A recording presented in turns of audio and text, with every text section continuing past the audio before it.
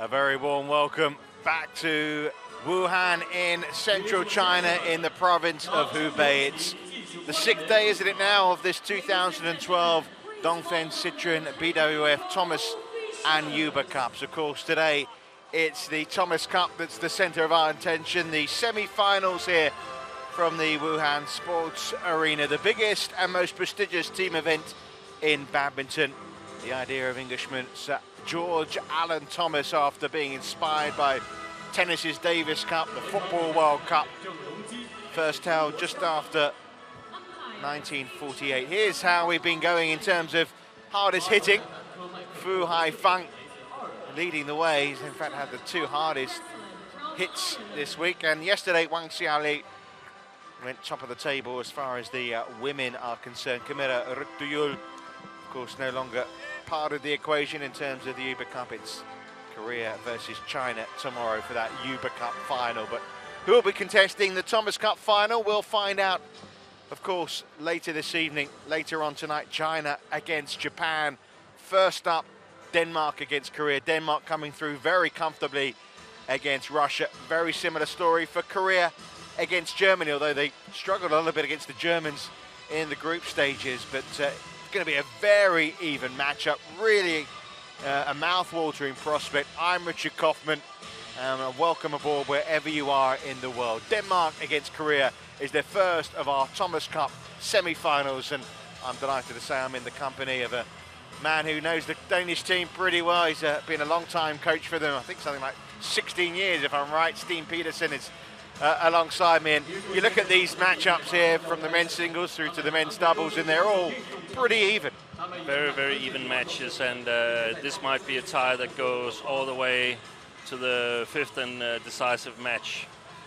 I've spoken with both the national coach of Denmark and the national coach of Korea, and both agree that this is very, very even. Well, as you can see, it's men's singles followed by a men's double. Men's singles, men's double before that fifth and final game, the third of the men's singles, the youngster Victor Axelsen against Lee Dong-kyun. Will it go down to that wire? It could well do, you know. All the pre-match preamble going on. You can't see much on court, well neither can we either, but what we do know emerging very shortly will be Peter Gade and Lee Hyun-il, the two veterans of their respective sides. The 35-year-old Gade in his final year as a professional badminton player, his final Thomas Cup, up against the 32-year-old Lee Hyun-il.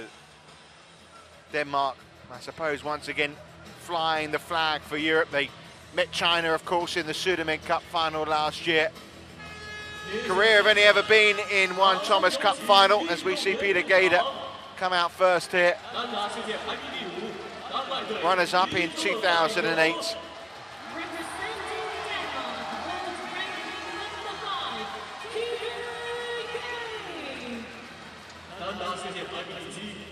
I make it this is his 9th Thomas Cup, Peter Gade. You're probably right. He featured the first time in '96, where he didn't get to play any matches, but he was with the Danish team who reached the final back then, and he's been there ever since. No, that's not correct. I'm sorry, I have to correct myself. In 2002, he wasn't part of the team because he was injured.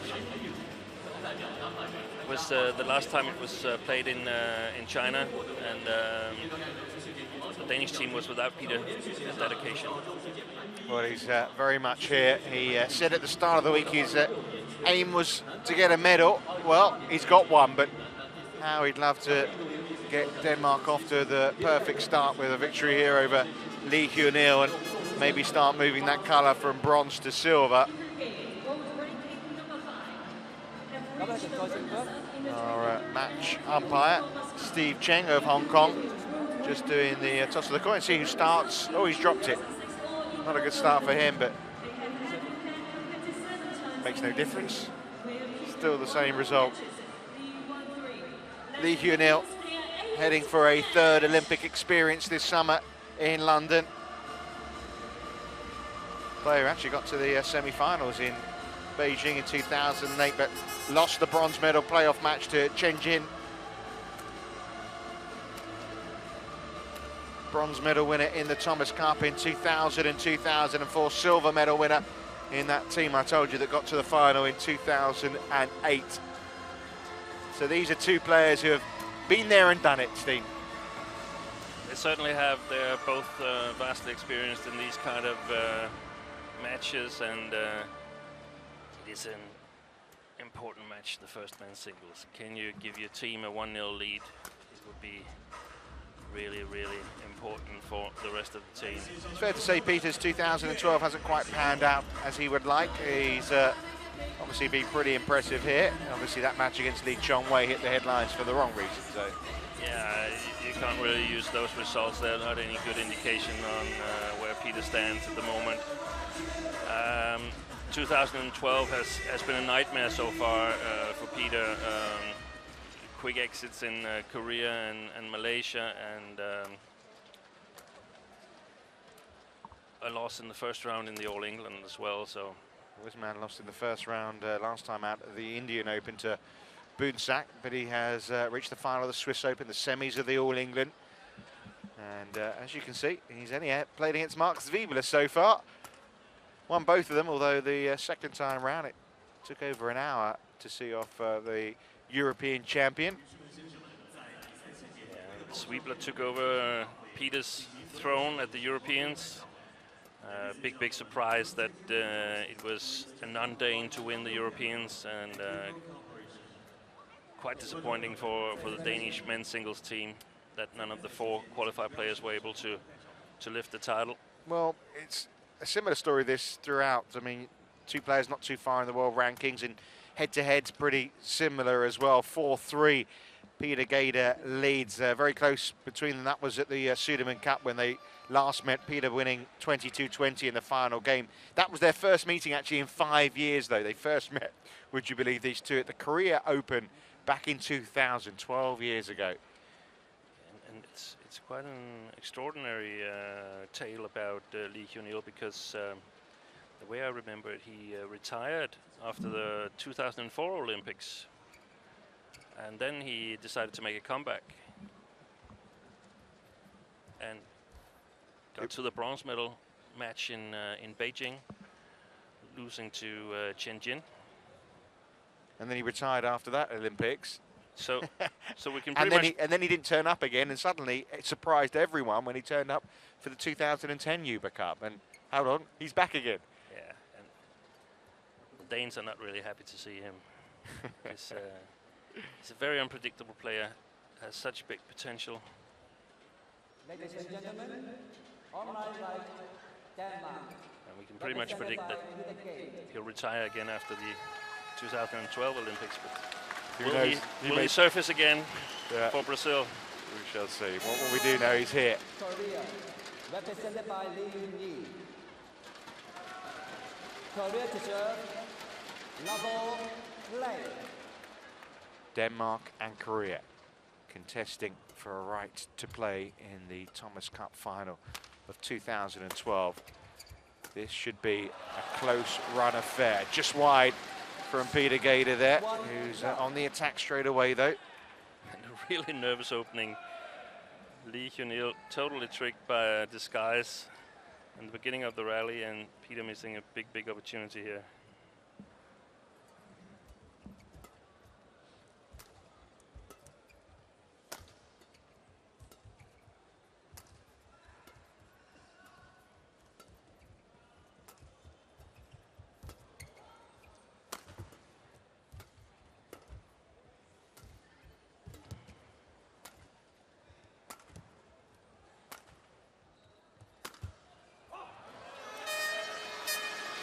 Service over, 1-all.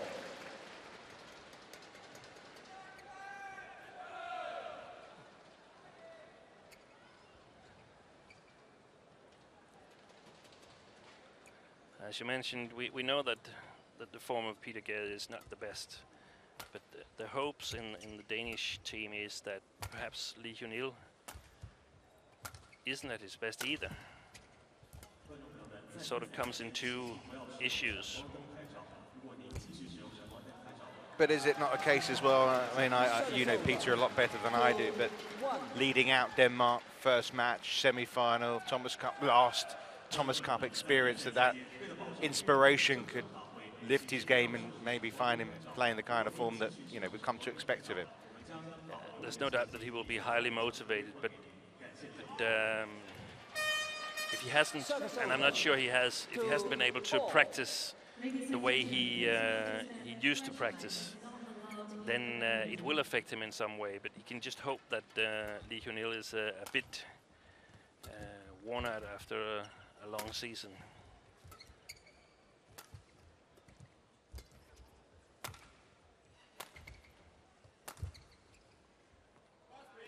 Well judged again by Peter Gade.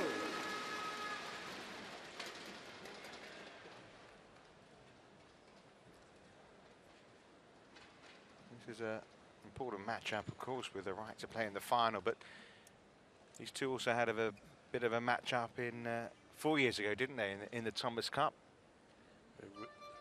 Really out for revenge, Danish team. I was coaching the Danes back then, and we actually had a quite good draw until the Koreans threw the match against England. Played with their doubles players playing single and the singles players playing double, because if they finished third in that group, they would meet Denmark in the quarterfinals instead of meeting China. And in that quarterfinal, Denmark were leading 2-0, but ended up losing 3-2. And we had Kenneth Jonassen injured, and we had Jan Jorgensen injured, but we had to play him anyway because we didn't have any other singles players that could play. So it was really a terrible match for us. So it hurt big time. Still remember. Forgive me for cheering a little bit here if it goes the Danish way. We'll forgive you. I'll try and balance it up.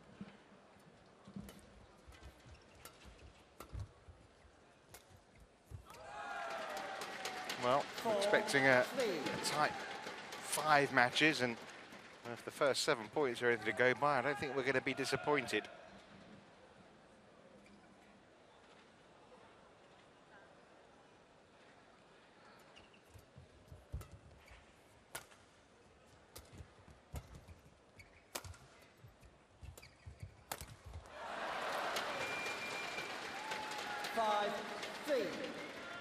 Unfortunately missed a couple of good opportunities, Peter, here in the beginning, and that's not really what you're looking for playing Lee Hyun-il. Il normally very solid in his defense and basic game.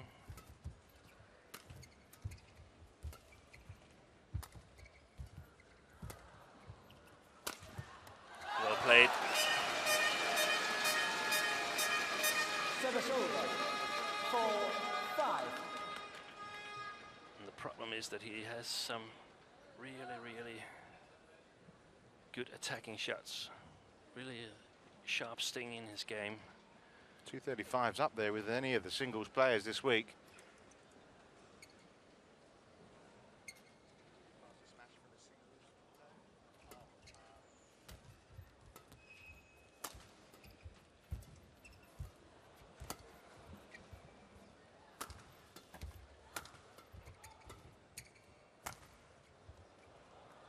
It's in. Well, it's in, according to the line judge, but Lee Hyun-il is still standing his ground because he's convinced that that went out. That's in. It was in. He's wrong. The line judge was spot on. But interesting show of dissent. Yeah. In terms of how, I mean, you can understand it at 18-all, but to make it 5-all, it's an early sign of how important every point seems to be. It's preparation. Be a little unsatisfied with the ruling in the beginning, and then you might get a close one later on.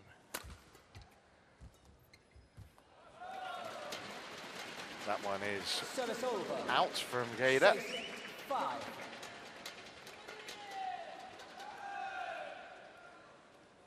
So while Il is trying to play a little bit of a counter-attacking style here, the key for Peter is to control the game, to play a little bit faster than Il.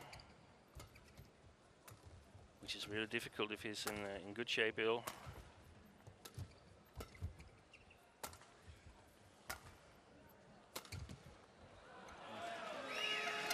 Service over. 6-4. Quite a bit wide, actually. Yeah, no disputing this one.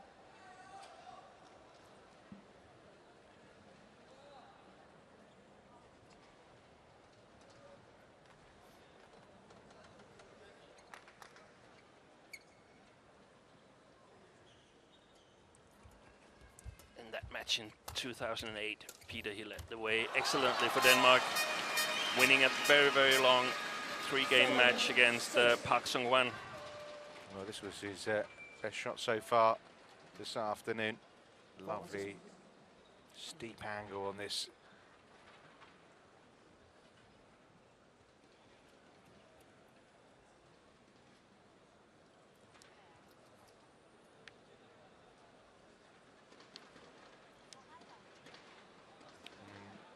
Obviously lost his number 4 spot in the world ranking, did Peter, with that charge from Chenjin. Coupled, of course, with Peter's loss of form as well. Yeah, he hasn't really scored that many points here in 2012, and at the end it came down to not being able to defend his second place in India Open 2011. Good shot. 8-6.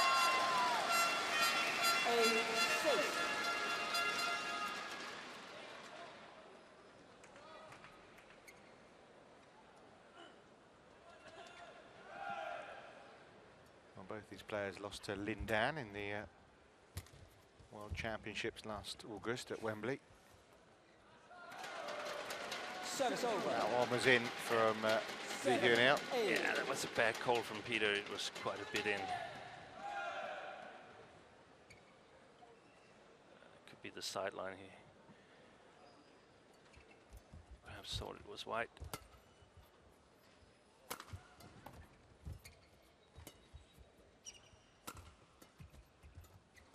Oh, tripped a little bit.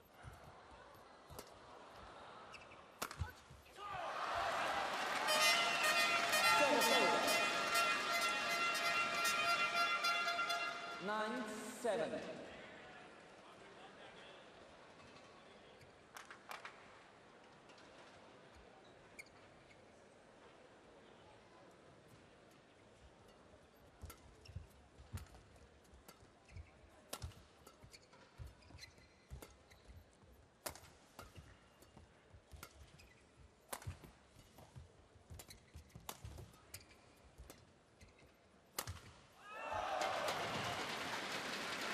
Service over. 8-9. Korean ladies obviously have booked their final place against China, and many assuming that it's going to be China who overcome Japan tonight. But the Danes trying to make sure it's a different lineup for the Thomas Cup.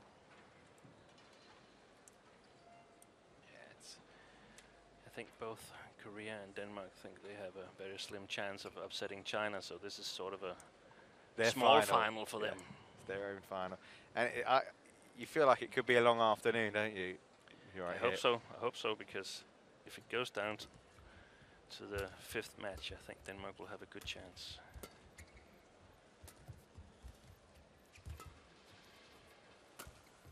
Good shot.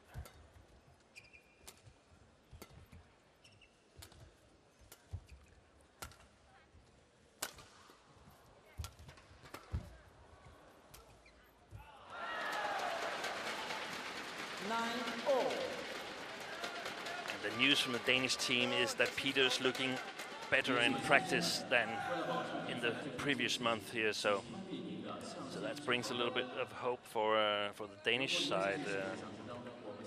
Jonil has not been able to sort of raise the speed, raise the pace of the game yet.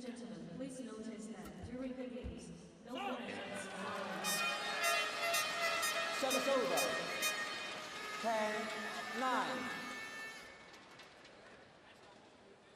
It would be really nice if Peter was able to to make some changes of pace once in a while. Score some fairly easy points.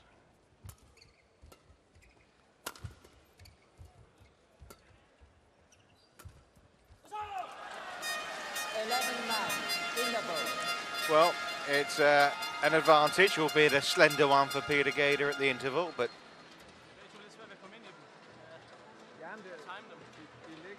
shot into the net right at the end there from Lee Hyun-il. I mean, they have a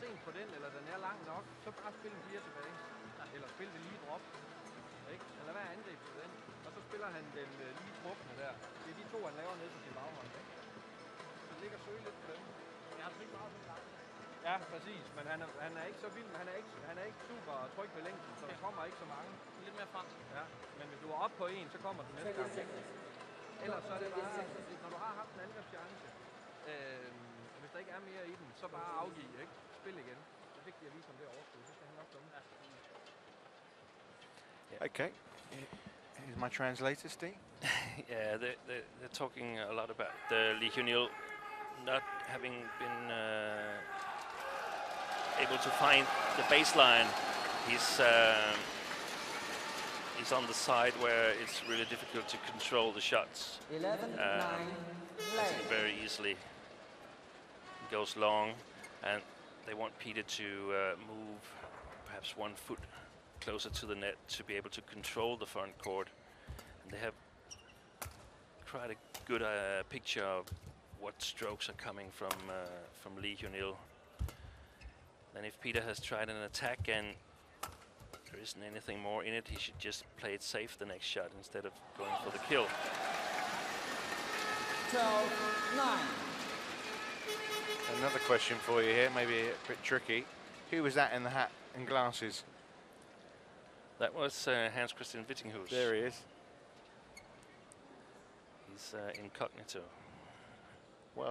Well worked out, though. Good call. He must be disappointed, though. I mean, he's all dressed up for the occasion, but you know, he's not played a quarter-final, not picked again for the semi-final. 14-9.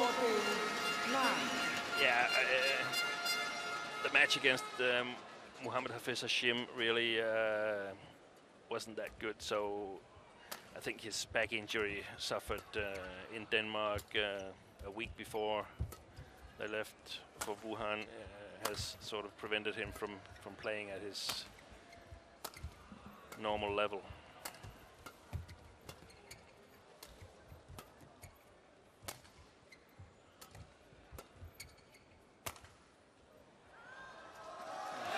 This is just great. 15-9. Not so great for Lee Hyun-il, of course, but great for the Danes. There's a lot of easy points for Peter.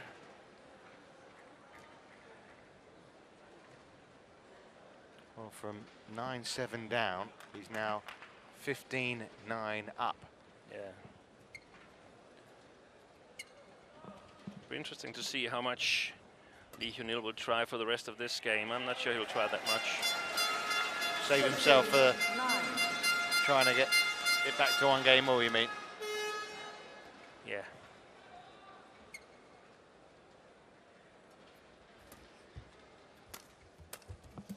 What? We've got a point back there. Service over. 10-16. That's a run of 9 points in a row.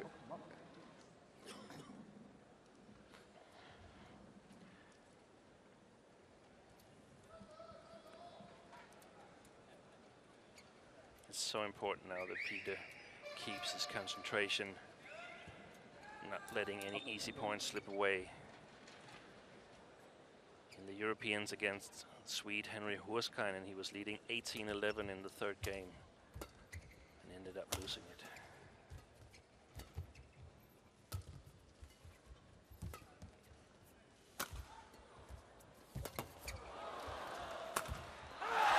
Well, it was worth the effort of that retrieval, wasn't it? It sure was, and even if it had 17. crossed the net, it would have gone wide.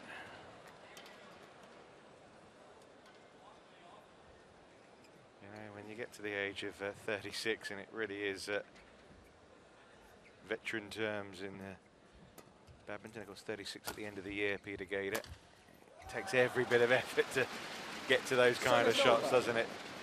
11-17.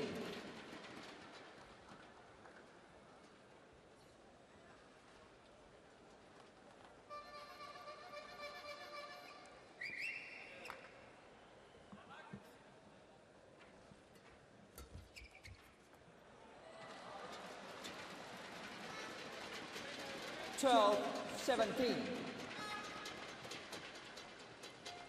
One line judge a little bit reluctant in making the call.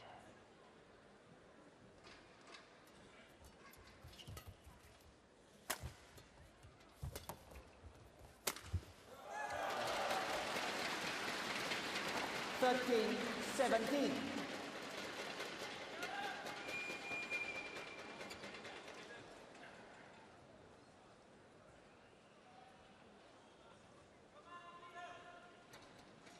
Koreans, I probably would try and play that backhand corner a little bit more. Seems like Peter's a little slow on it.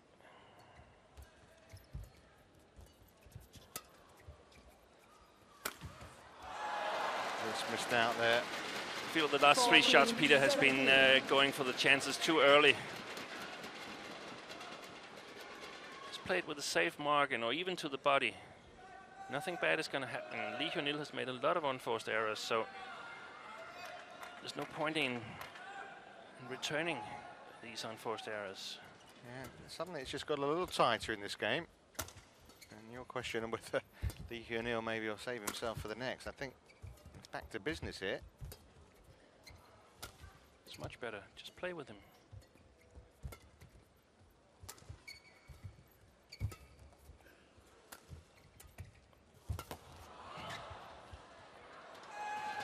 It's long though. 15-17. And that shot I don't like. Use the baseline instead. Get Lee Hyun-il moving. 5 points in a row for Korea's Lee Hyun-il. On the board number 7 here is making a charge back. 观众朋友们，在比赛期间请关闭你的闪光灯。如果使用闪光灯，我们将保留你的相机。Service over. 18-15. Well, an unfortunate stadium announcement, really. A crucial point of the game.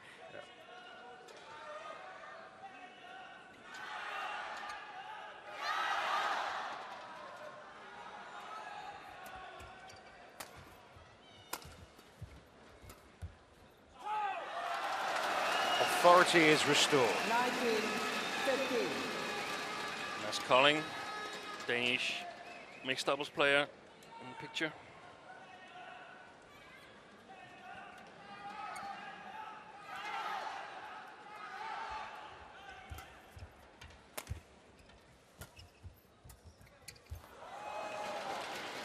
That was nice. Service over. And he's so good at these cross net shots. Lee Hyun-il, really one of the strong points in his game.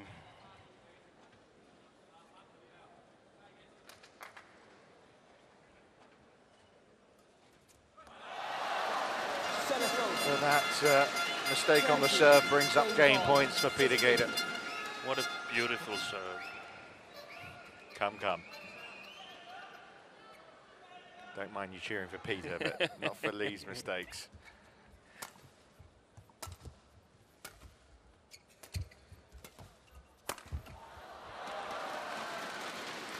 A little bit too short a lift from Peter and 70-20. gets punished. Yeah, I mean, I take your point about maybe whether Lee Hyun-il maybe would save something for the next game, but I think he'll take a lot of encouragement the way he's finished this game, even though obviously it looks like he's going to lose it. He's definitely going to raise his pace if he's not able to play in a bigger pace. Peter Gade gives a little fist pump to his teammates. First blood, Denmark. I'm off the mark. Come on, boys, we can do it, it seemed to say.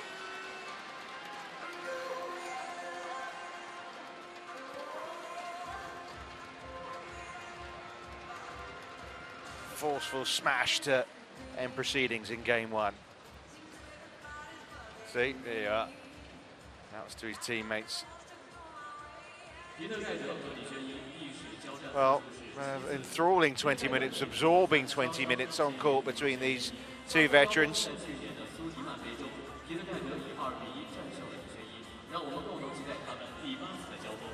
There's the stats from the first game there, and not much to separate them, even in terms of their fastest smash. But we can see that Peter has only made 8 winners, so Lee Hyun-il has made an awful lot of mistakes.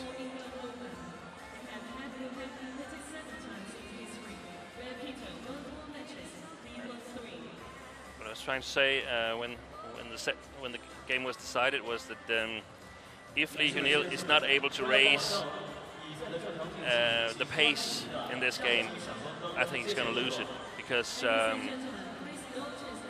don't think Peter will be troubled in this pace here. That's quite comfortable for him.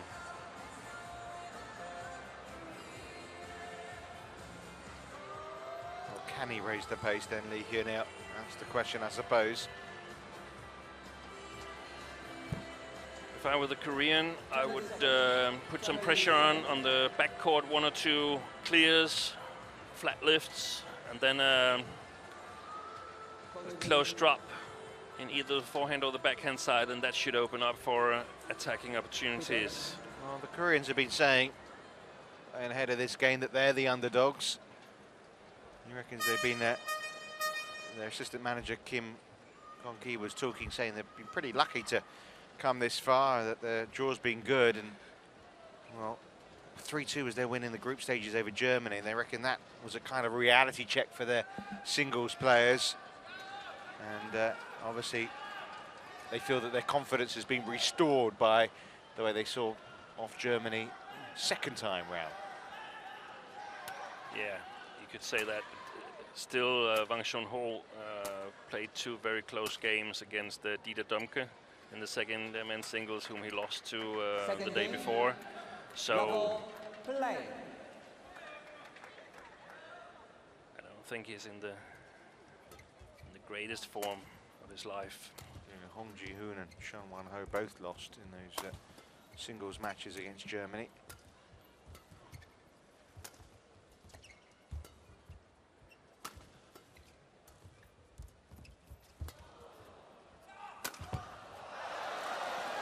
Service over.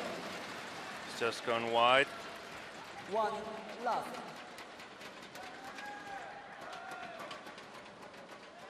I think Lee Hyun-il tried a bit of what I was predicting him to be doing, but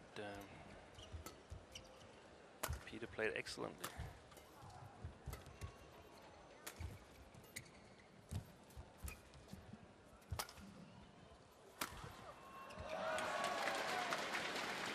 To love.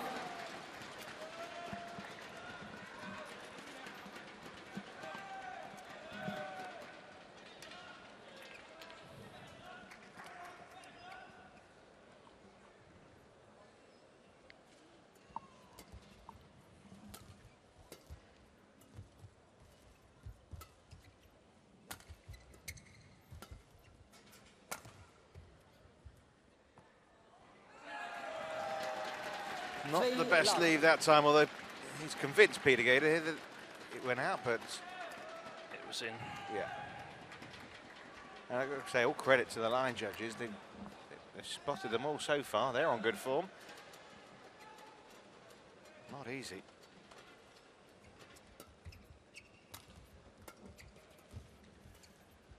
We have to say that spotting the shots on the back line is not one of Peter's big forces. That's in as well. Yes. 4 love. And well, already there's a Korean stamp on this second game, isn't there? And that's going to irritate. That's 2 points in a row like that. Plum on the line.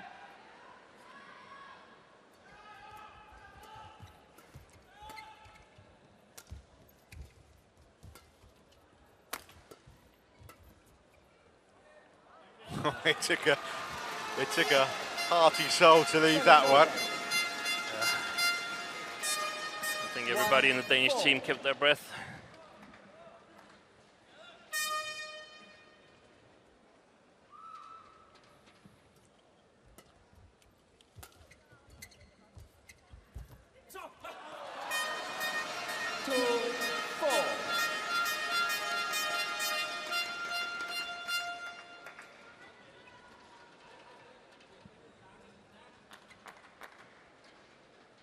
Cheered on from national coach Lars Ure. Good recovery. Great point.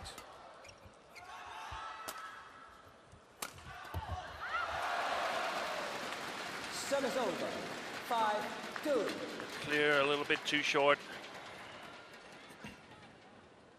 Look at the feet of Lee Hyun-il. Just touching the double service line. Thank you. And it's a little bit more difficult getting the right length on your shot from the side where Peter's standing at the moment.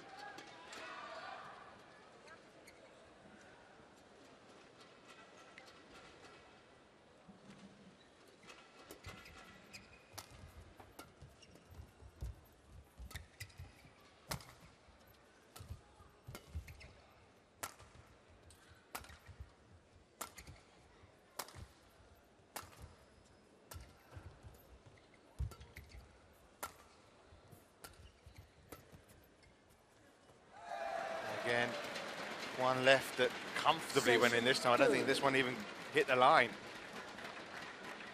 That's what's made the difference in so far in this game. Peter left 3 shuttles and everybody was exactly spot on the line.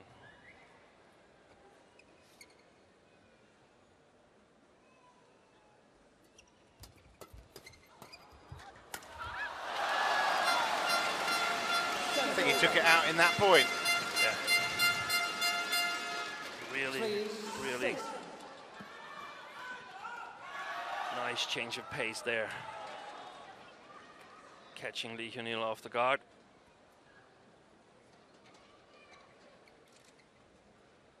Yeah, on the tack right away there, wasn't he?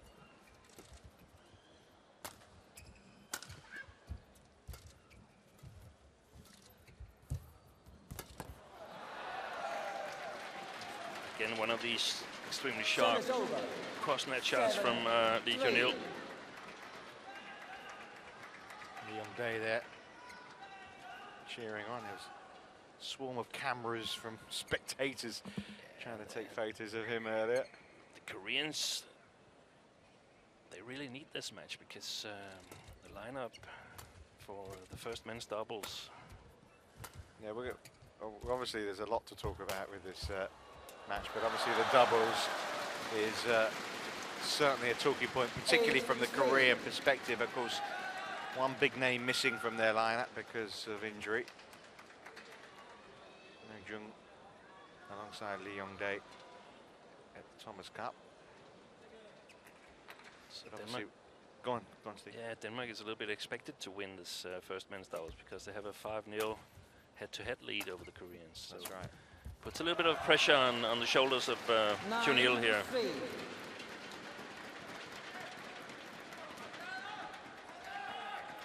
But they are a good doubles pair, that Bo and Mogensen. Excellent. You know? Excellent. But sometimes you have the Indian sign over someone, and mentally that's a big boost, isn't it? Good shot. Well, he's got to somehow try and claw his way back into this game, Peter Gade.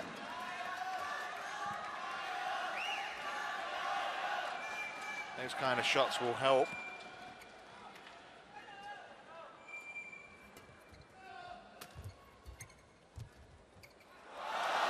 And more of those as well. A little bit of style.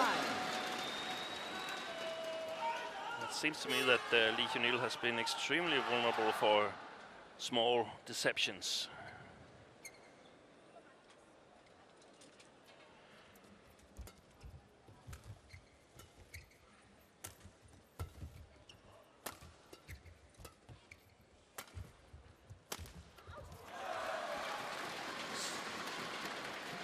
Service over.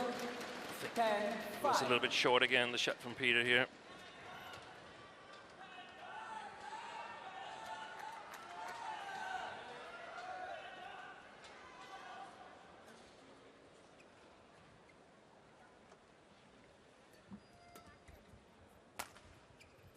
That's in. 11-5. Interval. Well, you'd think by now, I know you want to hear what the coaches are saying, and as soon as we hear the Danes, I'll stop talking, but you'd think by now he'd just take the shuttle, play it. Yeah. Yeah. That would be the sensible thing to do, but then again, you can't afford to let the shots. Og nede bagfra, der er det de der stik, du skal bruge. Den med hurtig afvikling. Lars wants him to use steep smashes. Masser af plads til at rykke på hans serv og holde den kort. Du har afgjort de 3 gange, du har rykket og trykket, ikke? Steep smashes and attack the short service from Lee Hyun-il. Now what I was saying is that you can't afford to play on in the rallies if it was actually out, but it's a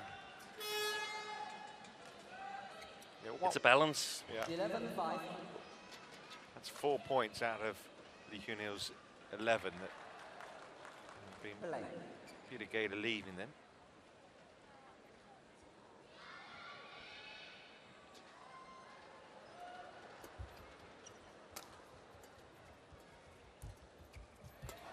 Good deception.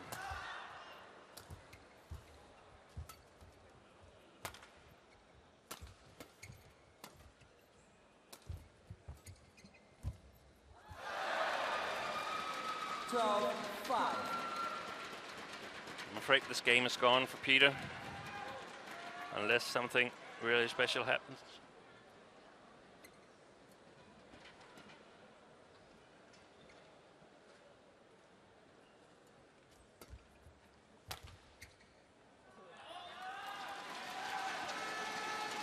Service over. 6-12. Why aren't you wearing a hat like that? Probably a great football fan. They tend to use these hats.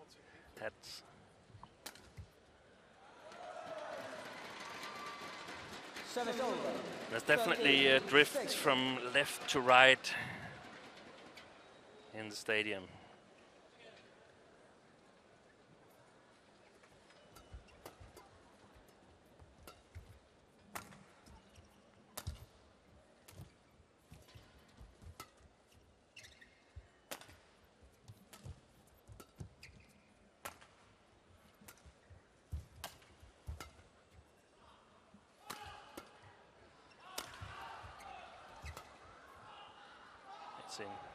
Now, finally a good call from Peter.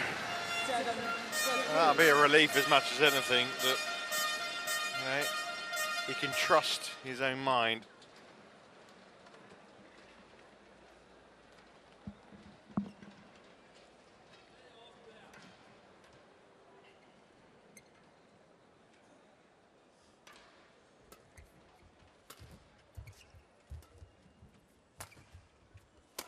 That's good.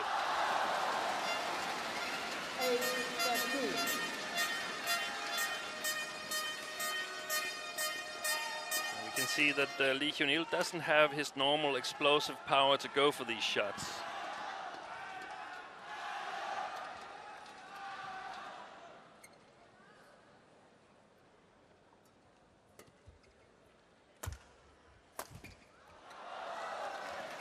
Very close call. Was called in. I think it was on the line. I mean, we'll get another look at it.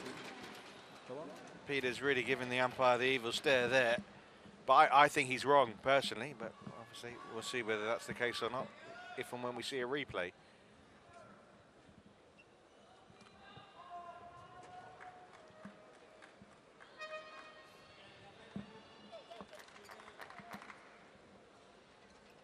It's a question of if, then.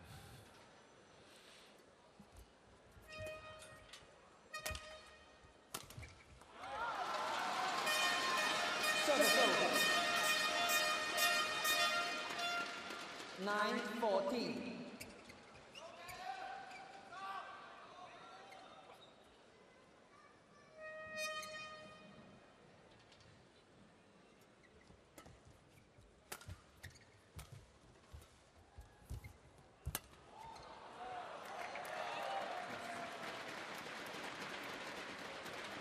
Service over, 15-9.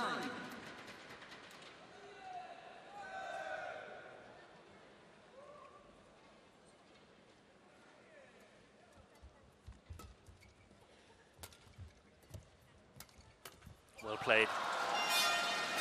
Service over. Well, it's like the situation in the first game where Lee Kyun-il showed some spirit, didn't he, coming back, Yeah. even though he didn't win the game. And I think Peter Gade needs something of the same here in this second game. He's keeping himself in the game, still with a chance of winning it. That's out. Service over.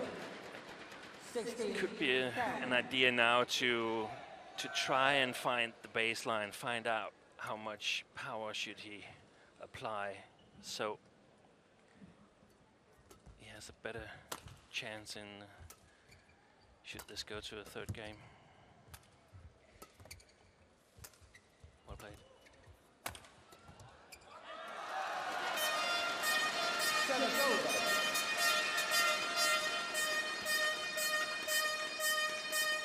11-16. I get a feeling up here that Lee Hyun-il is really not in that good shape, and he's trying to survive. Trying not to give it away and take his chances, for instance, at the net.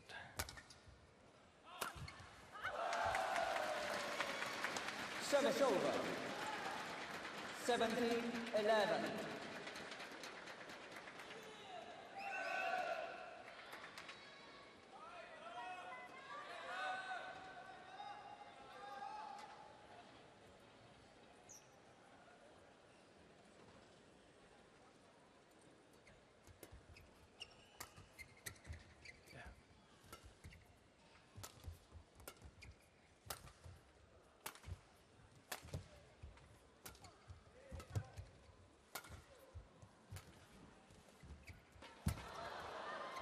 Retrieval. 18-11.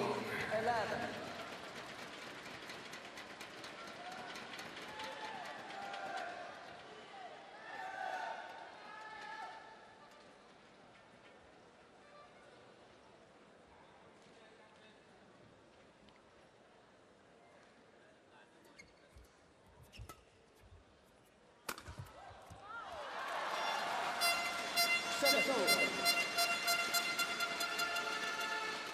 12-18. Well, very much looks like we're going to a third game here, despite that winning point from Peter Gade. There you go. I think that's all part of the indecision he's now facing with these calls that have not gone with him. I think you're right, Richard. It seems to me that whenever one of the two players are able to gear up, he will win the rally.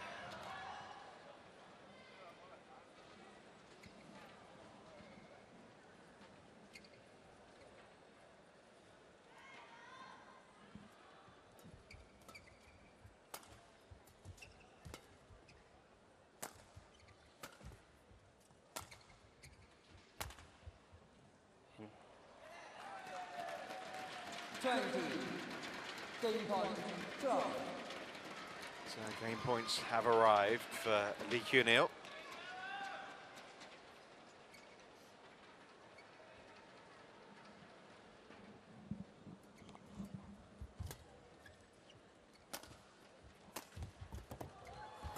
Great retrieval. And a lovely deft touch as well to follow it up. 13-20.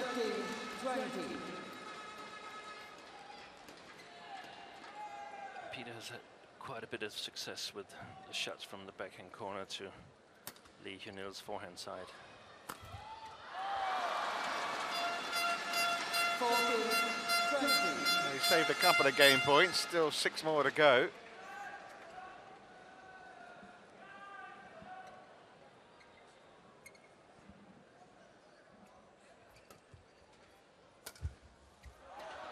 Game.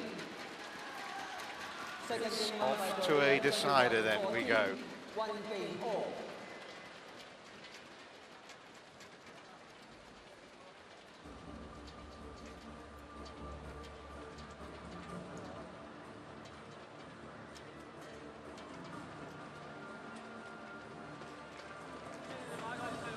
Ja, bestemt. Peter says he thinks it's okay in periods of the game. Sidst han var derovre. Og så stadigvæk have overskud til at give ham den ekstra overspilning, ikke?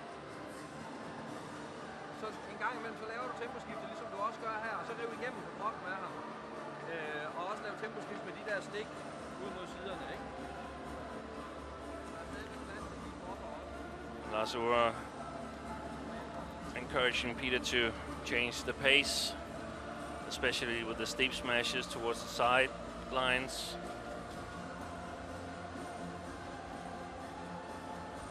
Eleven overhead winners in that game from Lee Hyun-il. That's a start figure, isn't it? Yeah, and then we know there's 4 misjudgments on the line from Peter as well.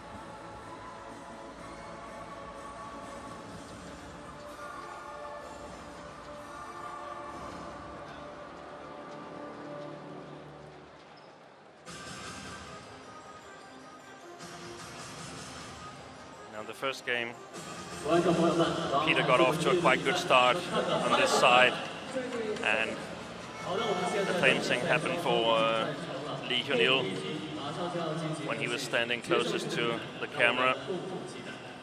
But now things are a little bit different, because you must expect that the other player has a plan for what he's going to do when he's on the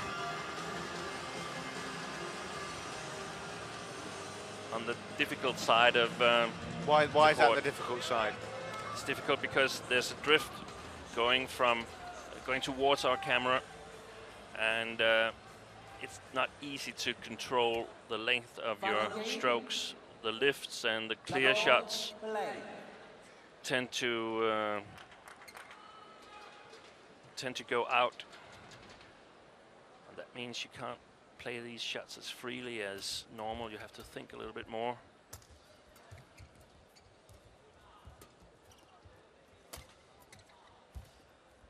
Normally Peter's very, very good at controlling shots on that side because of his excellent technique. 1 love.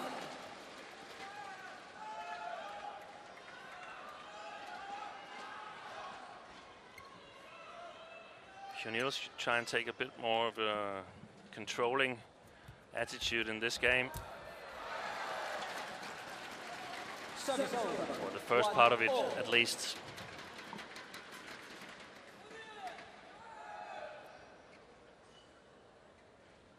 Good rush.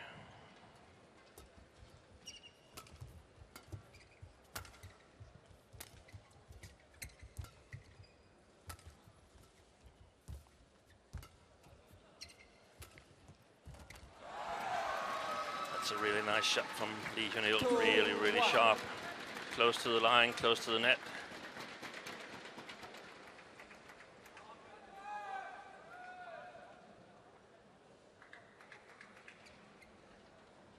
Well, everyone always says in these team events that first rubber is so important. Well, 1 game all. Early part of the 3rd game here. These are big points.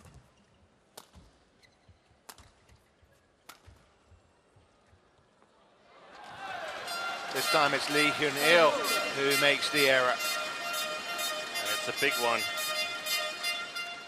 2-4. It's nowhere near the line. Nope.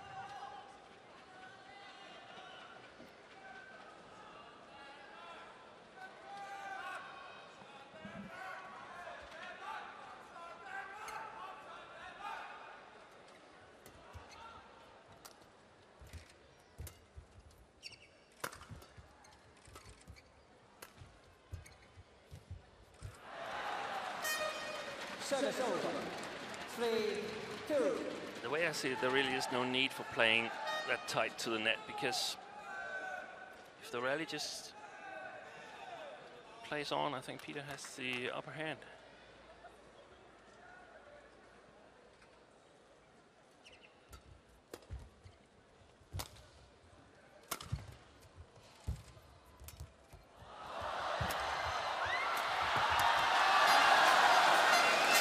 Well, that was well watched, wasn't it, more than anything from Peter Gade? He played the delightful little lob. Kept fully concentrated on the job.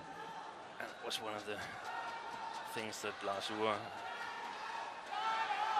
emphasized between the two games, that when you're at the net, push it to the back line. A little bit of deception on here, and we saw that Lee Hyun-il wasn't really ready for it, tripping a little bit before he was able to move in the right direction.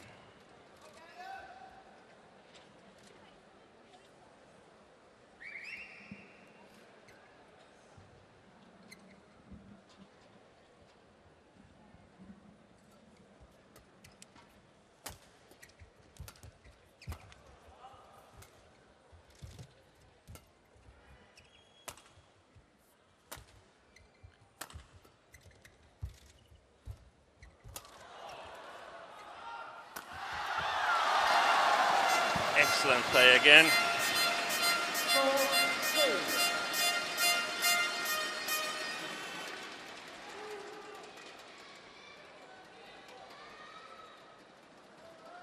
Again, success with the attacking shot from his backhand to Lee Hyun-il's forehand side.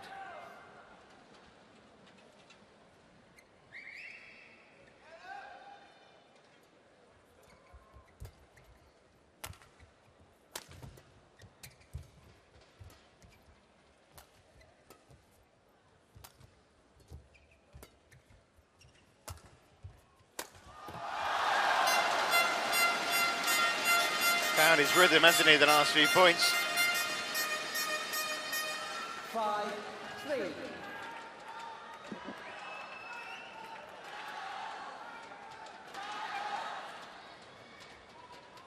That's what I meant. I feel that Peter has the upper hand when the rally goes on playing and playing. Chances will eventually occur.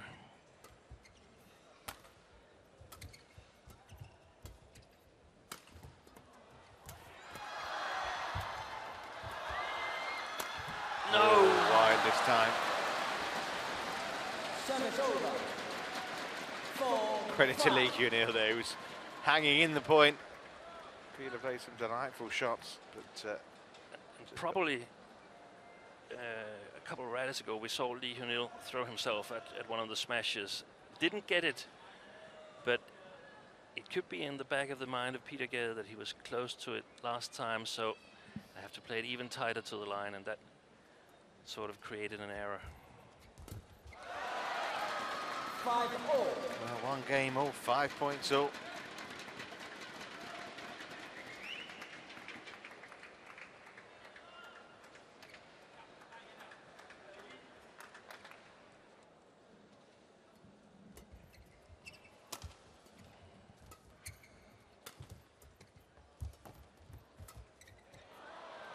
Yeah. A little bit too high, that 5. that shot from Peter. And Lee Hyun-il reaches it very early and can outplay the Dane.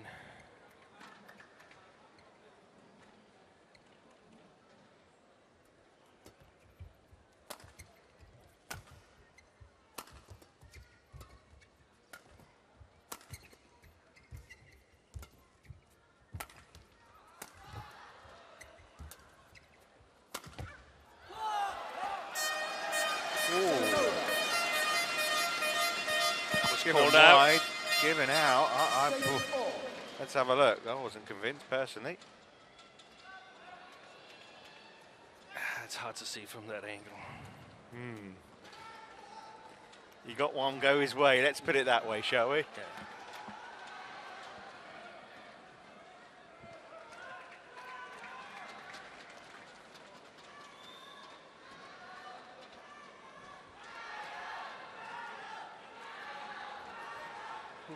Peter. Peter. Get close, please. Yeah. Thank you.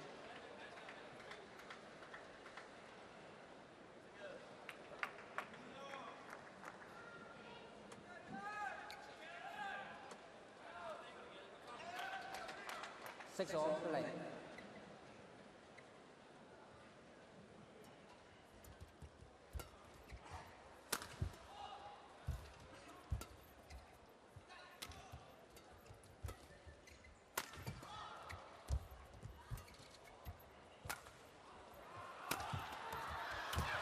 Oh my goodness me.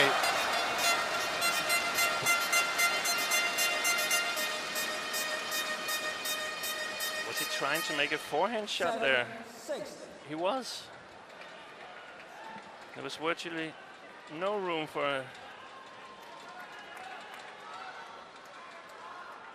a shot like that.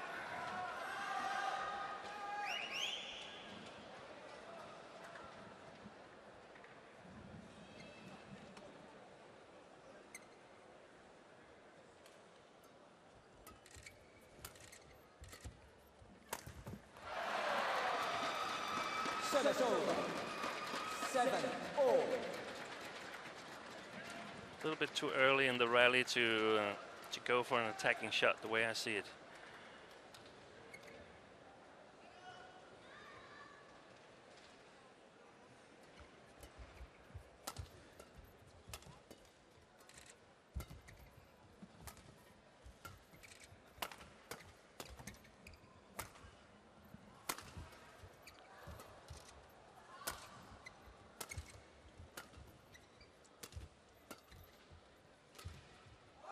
Oh, what a great deceptive shot from Lee Hyun-il. 7. Just a tiny little bit of reverse slice on that one.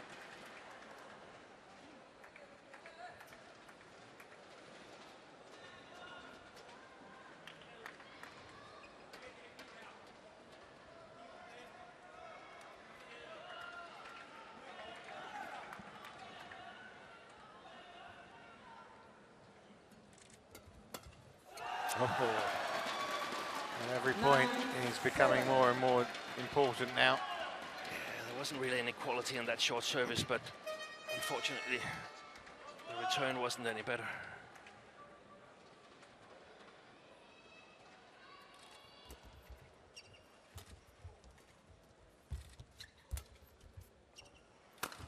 And now there's a distinct advantage here in this match for Lee Hyun-il. 3 points ahead.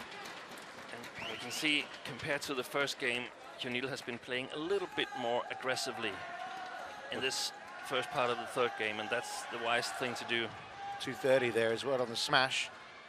His fastest of the game.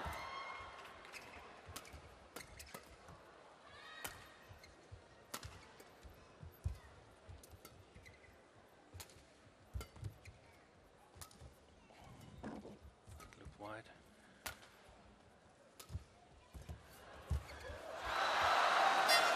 And he misses that one, Hyun-il. Service over. Well, Great retrieval of Peter. 8-10. well, we've said how important this match is, and you can tell that from the reaction from the players supporting their respective team leaders here. Every point is being very warmly greeted.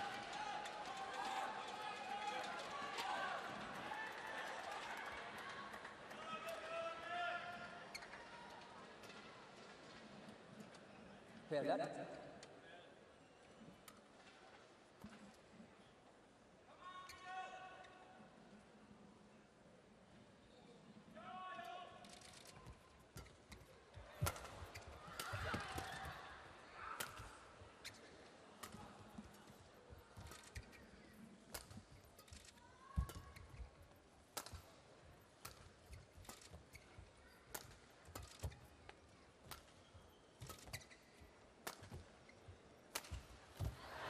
That's just excellent play by Lee Hyun-il. 11. And we can see here, compared to the first game, where he made a lot of mistakes on the baseline, I think he's only made one in this game, if he did that.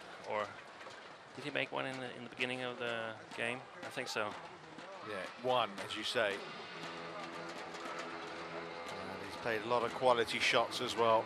And right now, he is the man who is looking most assertive and most likely to take this match, but there is still 10 points for him to win it. And you know that fighting spirit of Peter Gade surely will come to the fore, and this game could yet tighten up again.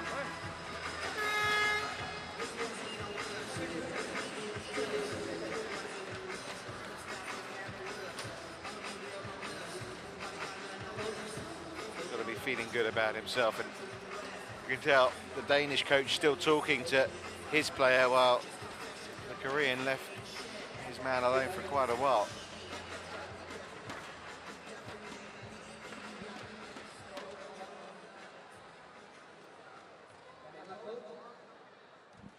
In fact, the umpire, Steve Cheng, is telling Lars Ure to stop the rabbit. They've been given the 20-second call, and now the referee's been called across to take him out of the way. But there's obviously a lot to be said here for Peter Gade. Yeah, apparently they had a lot to discuss there. Ure didn't look too satisfied when he left that court, but let's see now. 11-8, play.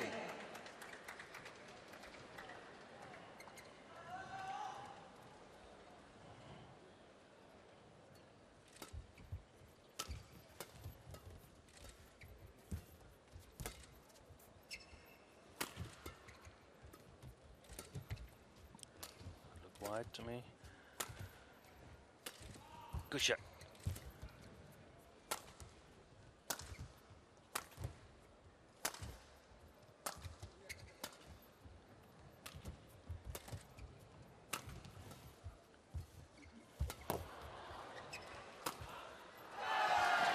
Brilliant from Lee Hyun-il.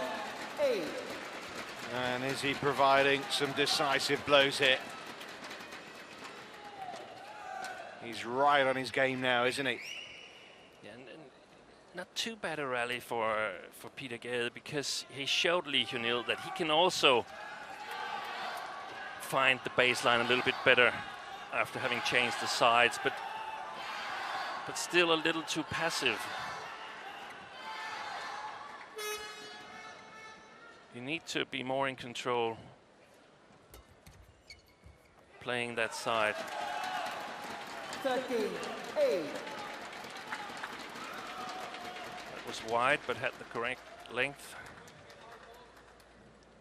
Well, from 7-6 up, Peter Gade here trails 13-8. Lee Hyun-il's on a bit of a run, but Gade won't give up on this just yet. 9-13.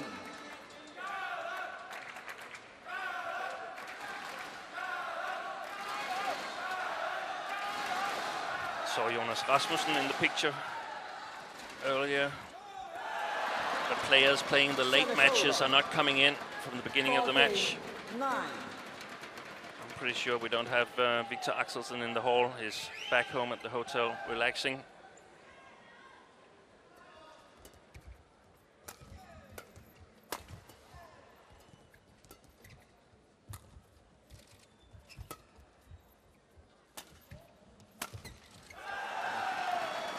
Well, the finishing line's getting closer for Lee Hyun-il here. These are desperate times for Denmark. And he really got his smashes tuned in the first game. He made some errors in the side, but they've been spot on since then.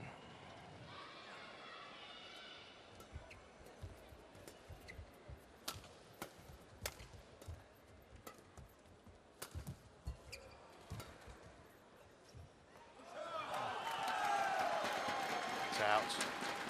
16-9.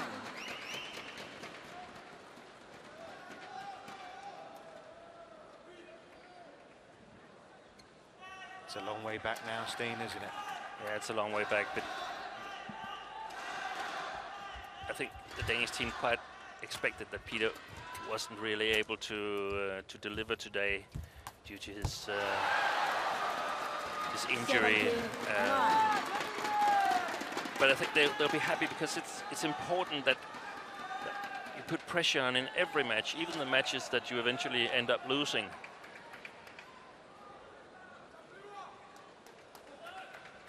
Still want the opponent to know that there's no easy matches for them.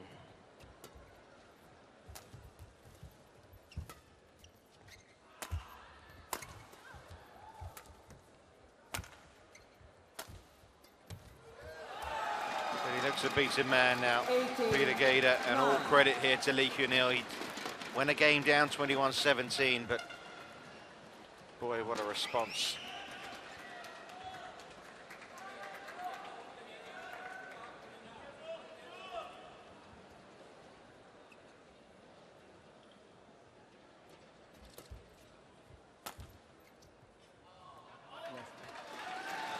Service over.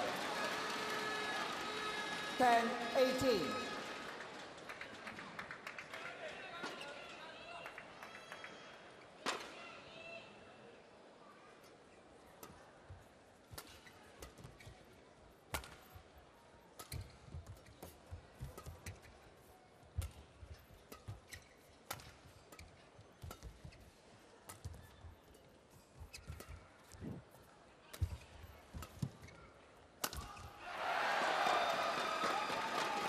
Service over. 19-10. And errors are creeping into the game now of the Dane.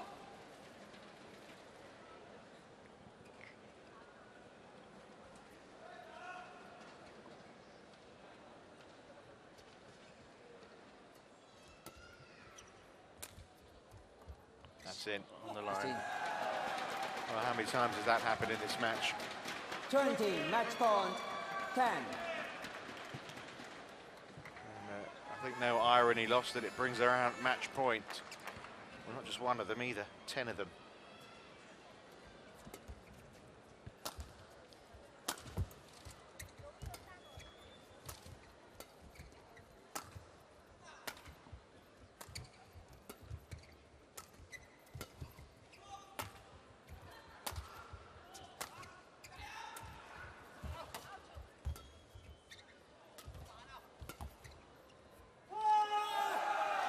Game. Well, is that to be Peter Gade's final match in Thomas Cup? Or can his teammates salvage things here and turn them around? Because Lee Hyun-il has given Korea the perfect start in this Thomas Cup semi-final. A brilliant performance from the world number 7. He retrieved his own personal situation. Very commanding in those last 2 games. Yeah, Peter was really without a chance in the last 2 games as Lee Hyun-il got his game together. Pretty impressive by the Korean.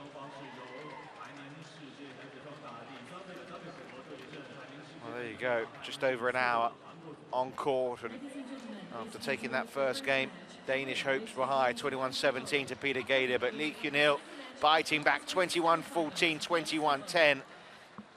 And you can see overhead winners in the last game, 11 from Lee Hyun-il, 8 more there, and smashing at 230 as well.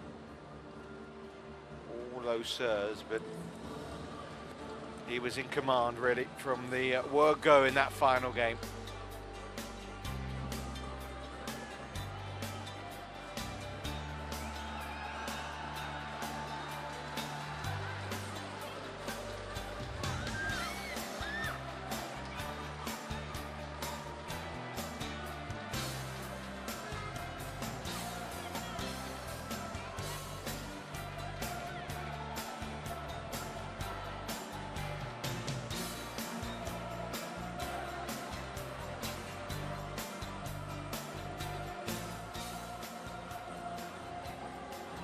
So confirmation, Denmark 0, Korea 1.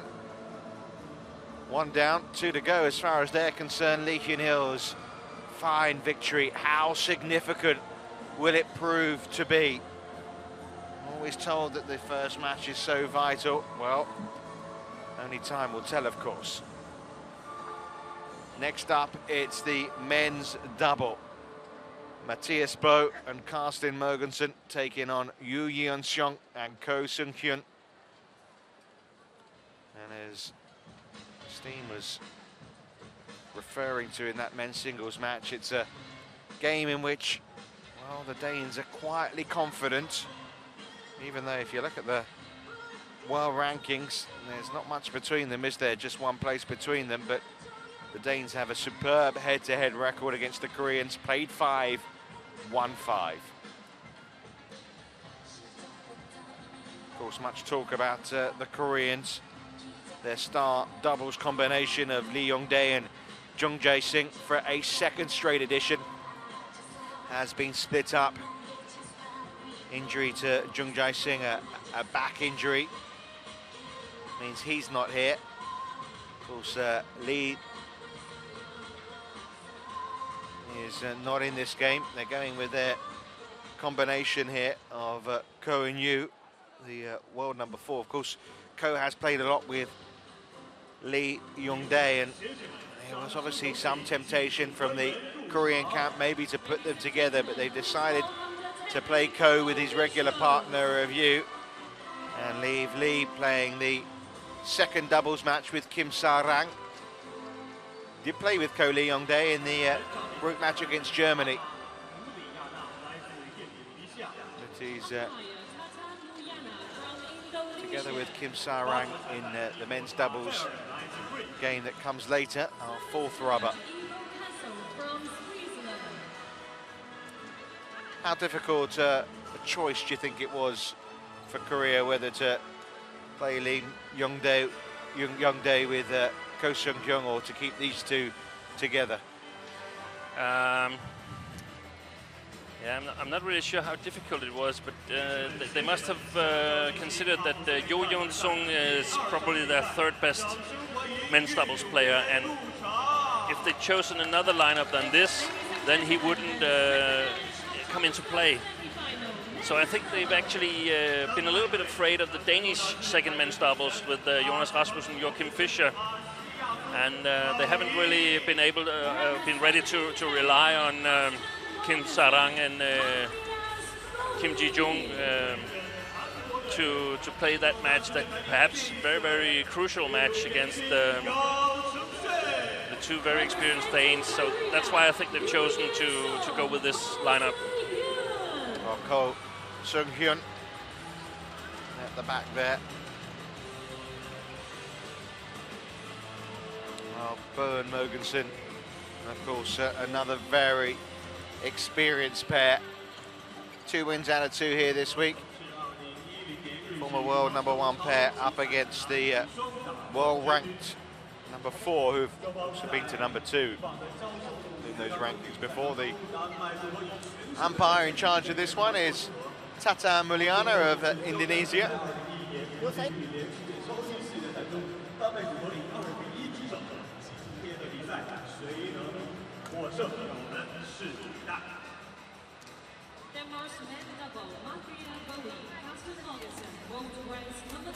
Well, you look at those head-to-heads that we've been talking about, 5 out of 5 going the Danes' way.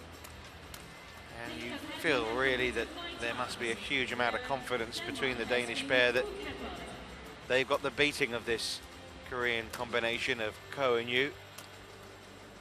But given the scoreline after that opening game, they're going to need to win this one as far as Denmark are concerned if they are to make the final of this Thomas Cup.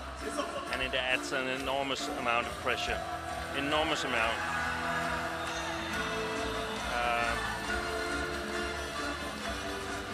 Given the score and the overall tie, I would say that this is a totally 50-50 match now. Normally, the Danes would be big favorites, but the dynamics have changed a little bit. They play not only for themselves, but also for the teammates cheering for them. Well, as you can see from their win-loss ratio this year, they've only lost a couple of times. One of them was to the Korean pair of Lee and Jung, though that was at the All England. On the Super Series finals at the end of 2011, 4 titles last year. And as you can see, they have taken to 3 games by Tan and Hun.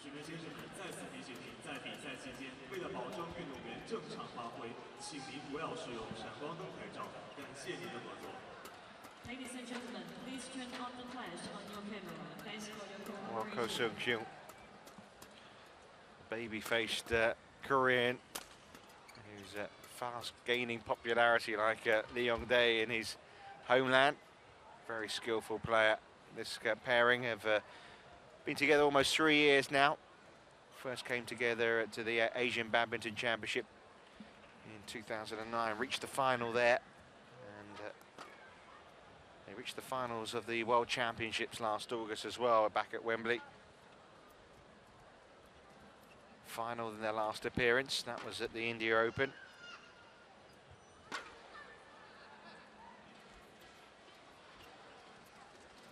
lost 7 matches in 2012. That's quite unusual. You can see their game so far.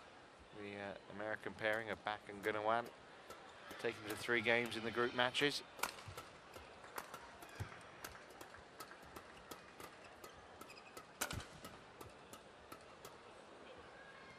Well, nervous times in the Danish camp. Can their top men's doubles pair here do their best and do what they've done in their previous 5 meetings here against Yu and Ko and win the match?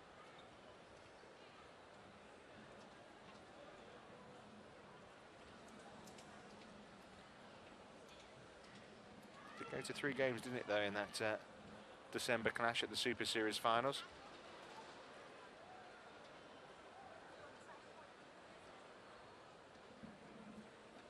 Umpire just waiting for the players to do their final preparations.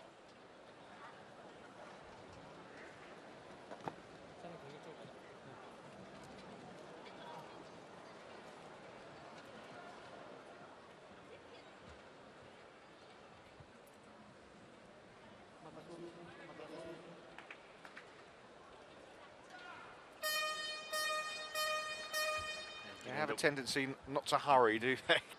Carsten and Matthias, they take a lot of time between the rallies. They're taking a bit of time to get on the court here at the moment as well. They emphasize a lot on the service situation, and that's of course going to be very, very important who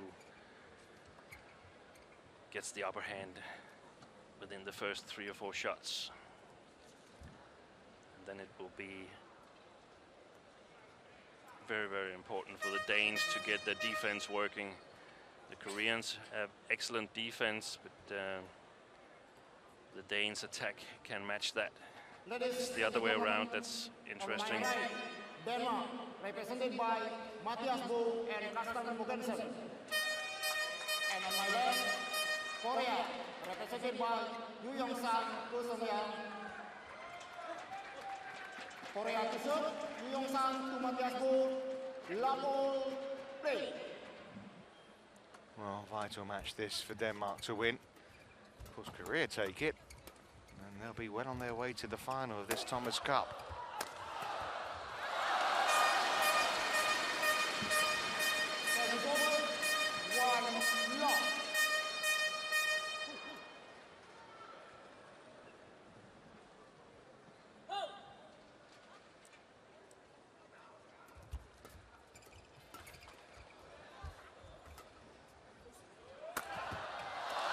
It's a fine start from the Danes.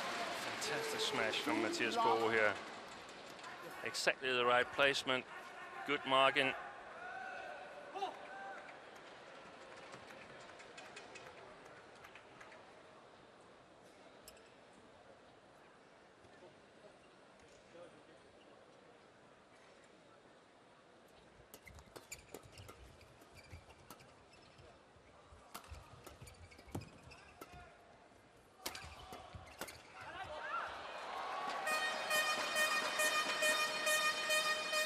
Carsten Mogensen got himself out of the way of that pretty sharply, didn't he?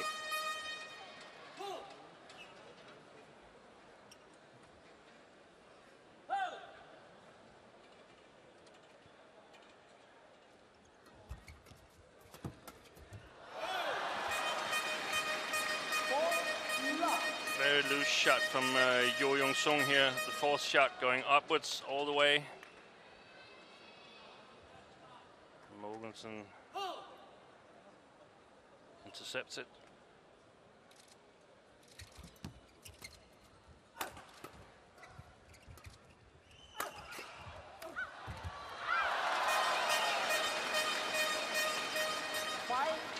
They haven't got going yet, have they, you and Co?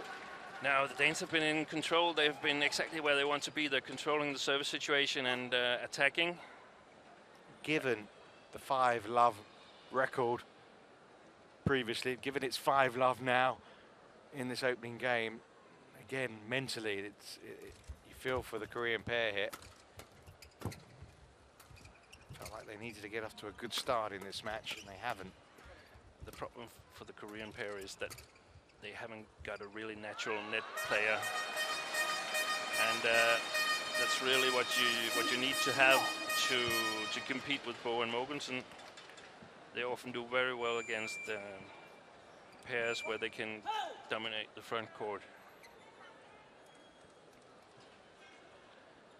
It could very well be a preview of Olympic medal match.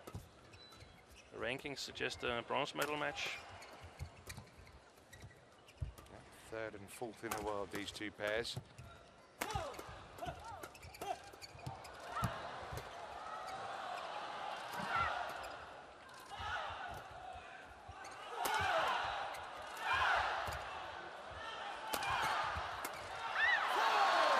They're off the mark. And this is another point that is going to be very crucial. Can the Danes' defense take the pressure? No doubt that the Koreans are going to target the left hip of Mathias Bo.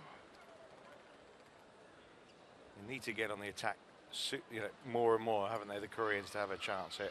Definitely.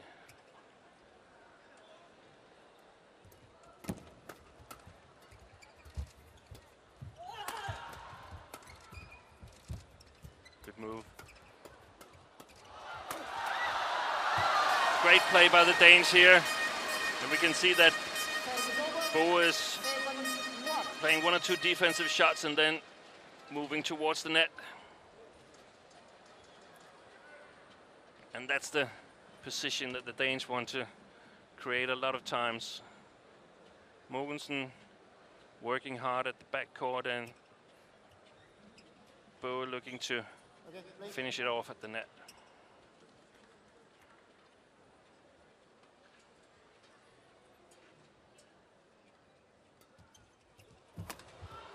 What a great return.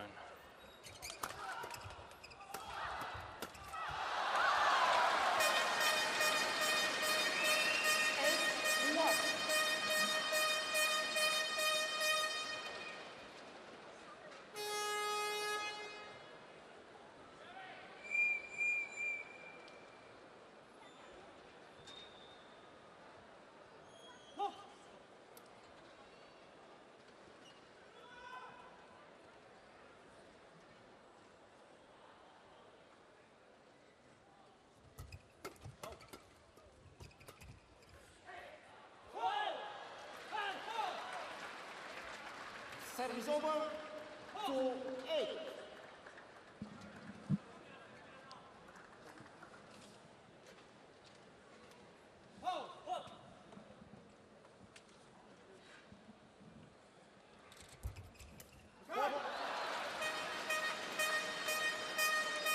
Service over 9-2.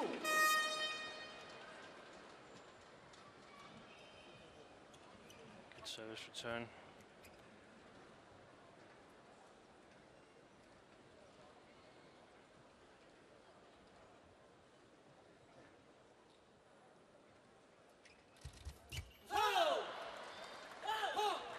Service over 3-9.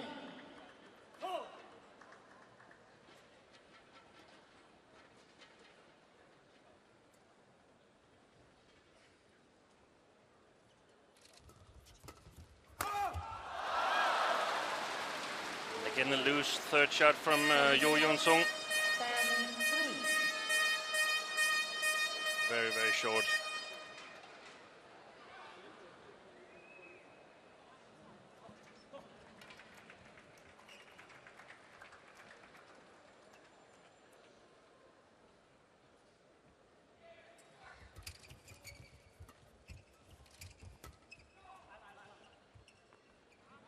Good call by Mathias Bo. And this is just what Denmark needed at the start of the second match. Saw it long all the way. Just the pick-me-up required.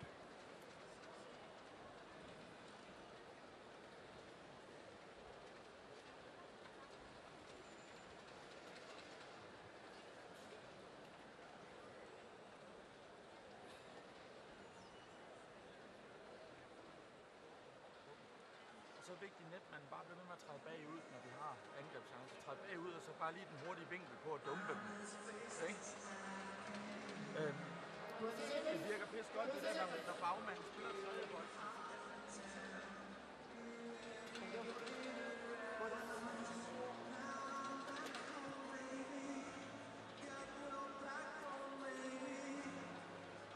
Yeah, the only thing I was able to pick up was that when the Danes are attacking, they want their net player to move a little bit away from the net. Apparently there's not a lot of low defense from the Koreans.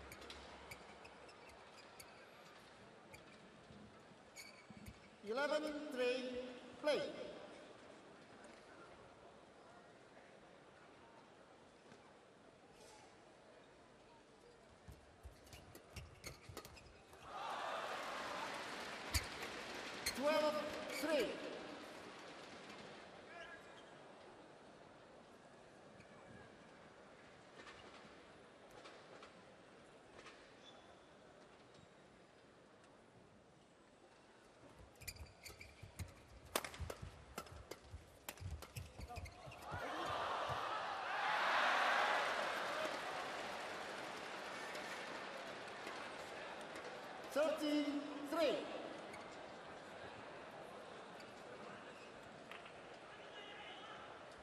Nice play by Bo here. Perhaps the last movement not so nice, but good defense.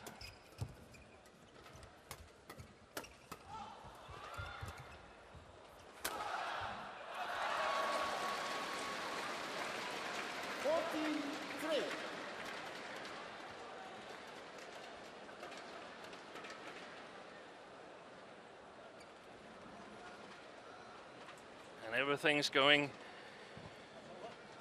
exactly after the Danish game plan.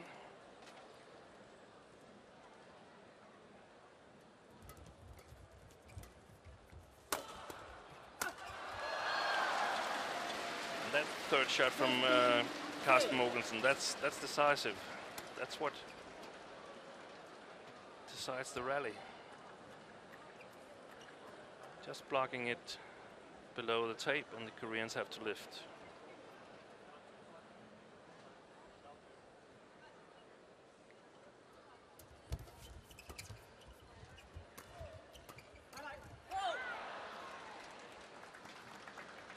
Service over, 4-15.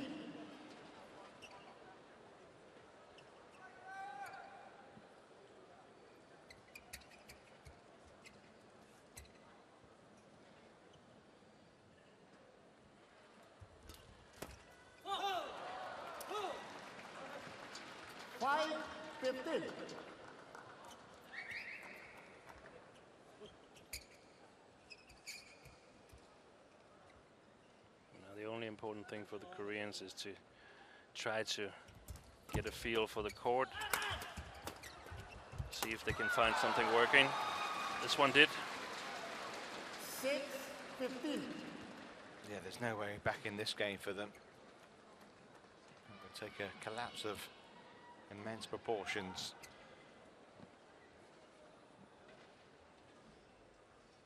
But they've already had one comeback so far this afternoon.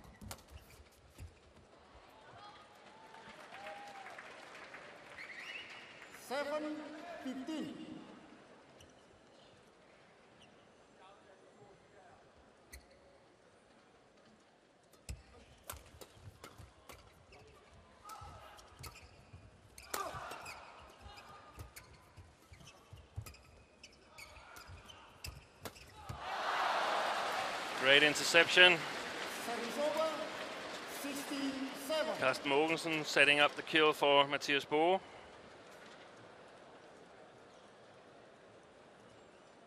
we can see that the read from the Danish coaches is correct. The Koreans are not trying to block any shots.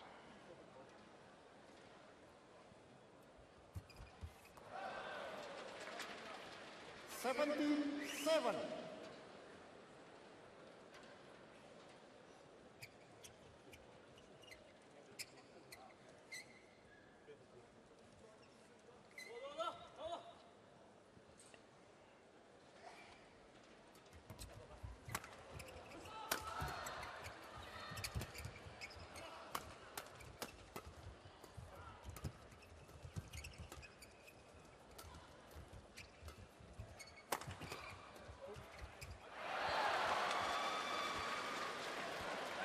Service over, 8-17. And from where I'm sitting, I can see the Korean coaches, and the way I see the hand signals, they want them to move a little bit forward, and that would really be a great idea.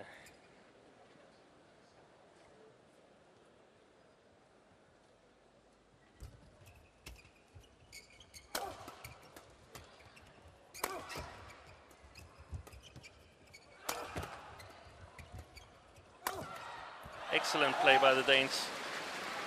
Totally according to game plan. Whenever the net player gets the shuttle and is not in a commanding position, just blocks it below the tape, and that is so efficient against this Korean pair.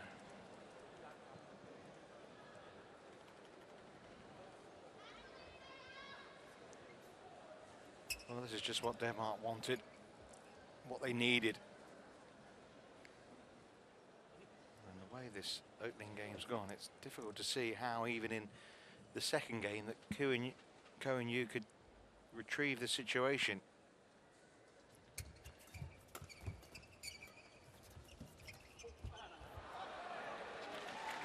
You can see that's not the shot of a natural net player. He doesn't like to be there.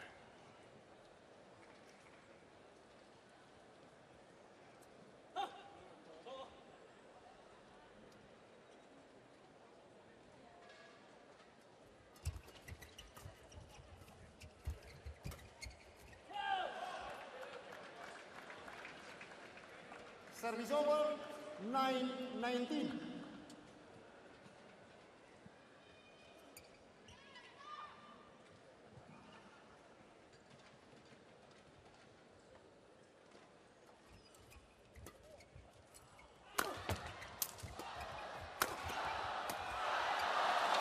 Well, game points have come already. It's pretty incessant, relentless.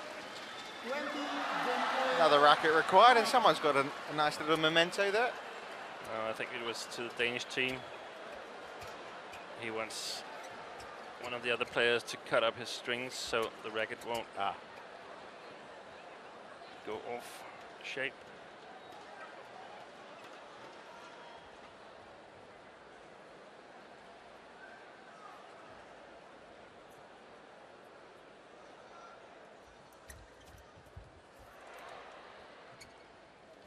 Service over, 10-20.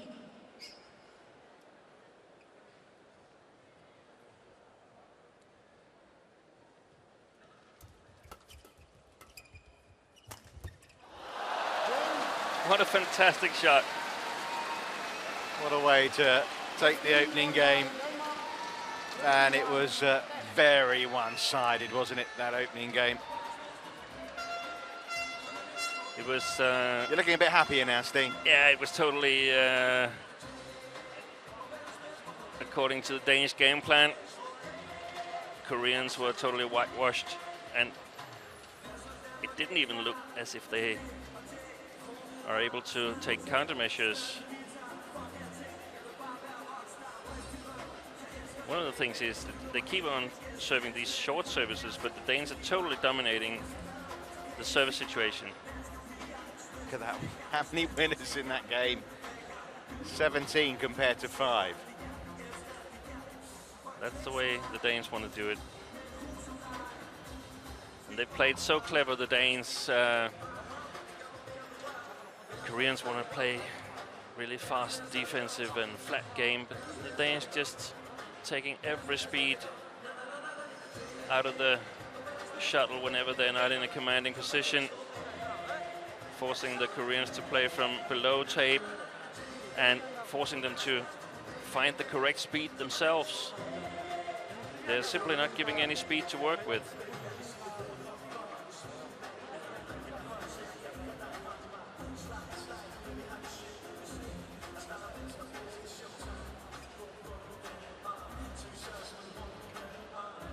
Well, we've changed sides now, and that should bring a little bit bigger confidence in the Korean defensive game, because they should have an easier time finding the baseline, but they have to be aware that the Danish attack is also coming a split second faster than in the first game, because the drift is going from the Danes towards the Koreans. Second game, level play.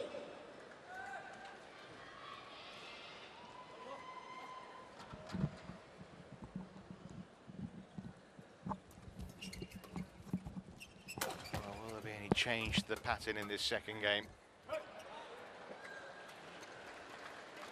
We saw Jo coming forward to the net extremely fast, extremely quick here, but wasn't able to make a good shot.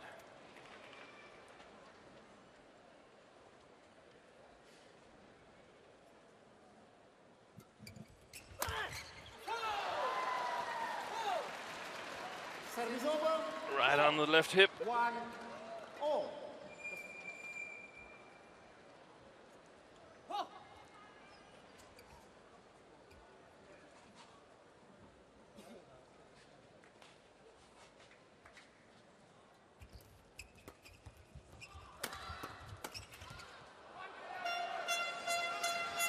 Service over. 2-1.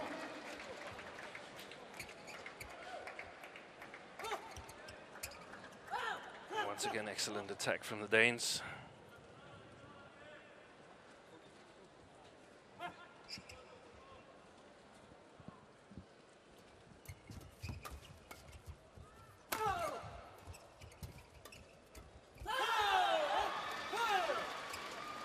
Service over.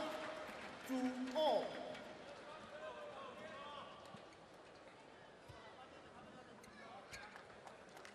That was more towards the Korean game plan. Let's play some quick, fast-paced, flat game.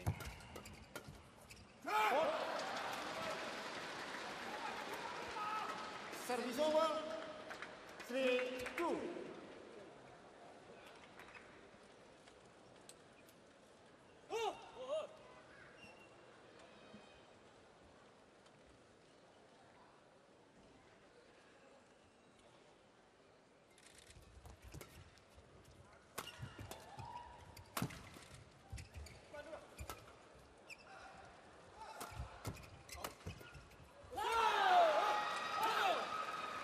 They don't want to offer any encouragement, do they, really?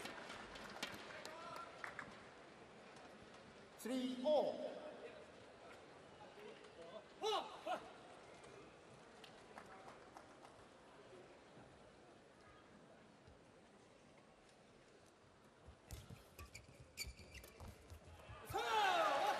They're ahead. That was well played by Jo, and he moved a lot closer to the tape there, taking the shuttle early.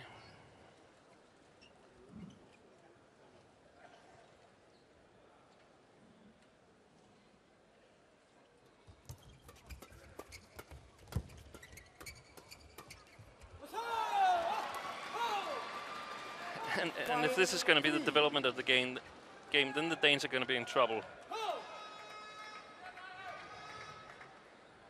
So they need to lift it if they're in a bad position. And some unforced errors are starting to slip in as well, as if they're getting a little over anxious. Well, credit to the Koreans here for turning what seemed an irreversible position into something where they've got a little bit of hope now. And probably the Danes feel a little uncomfortable lifting. Matthias Bo with another one into the net. What was that, 5 strike point? 5 strike point? 4 straight points.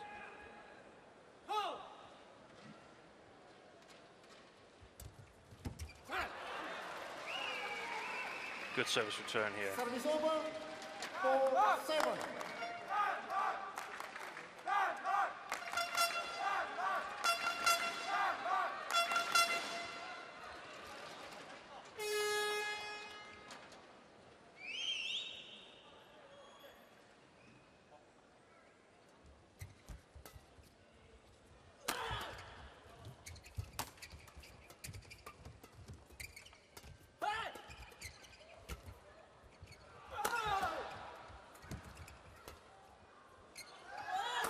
There's a spring in the step, isn't there?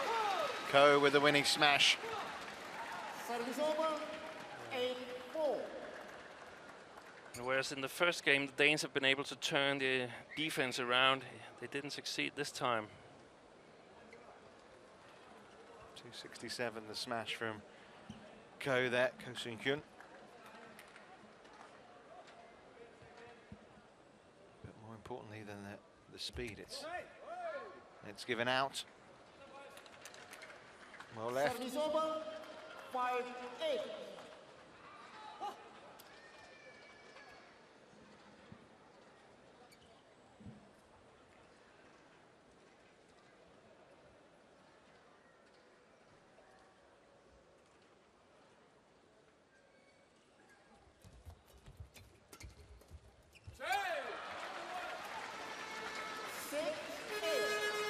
Mistake here from Ko, but the Koreans clearly more alert in the service situation, and they were actually about to work their way to attack.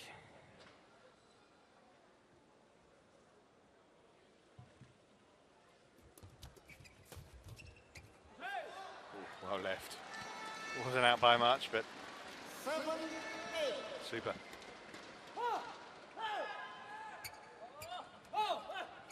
It's great for the Danes because they haven't started this game so well, but they're still very much in it.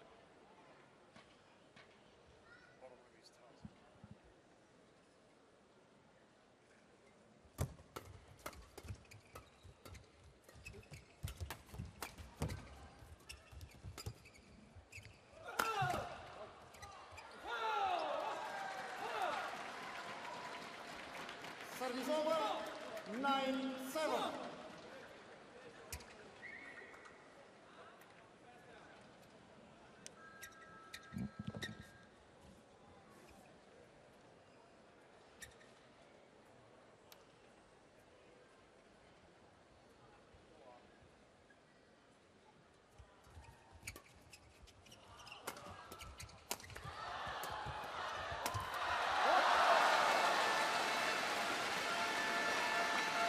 Good follow-up from Jorgensen here.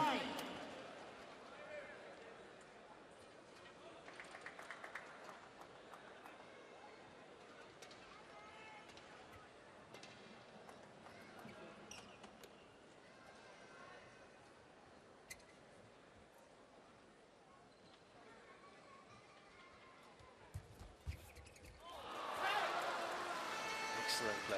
9-all. Well, we're back level pegging now in this second game. And he's just not ready enough, Ko, because he should know that it's gonna come to him again. The Danes are not just gonna give that front court away.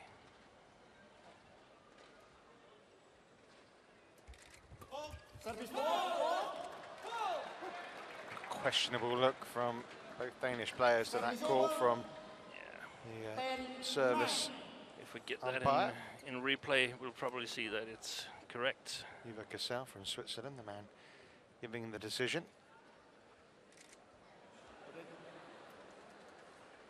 An insect being swiped away there.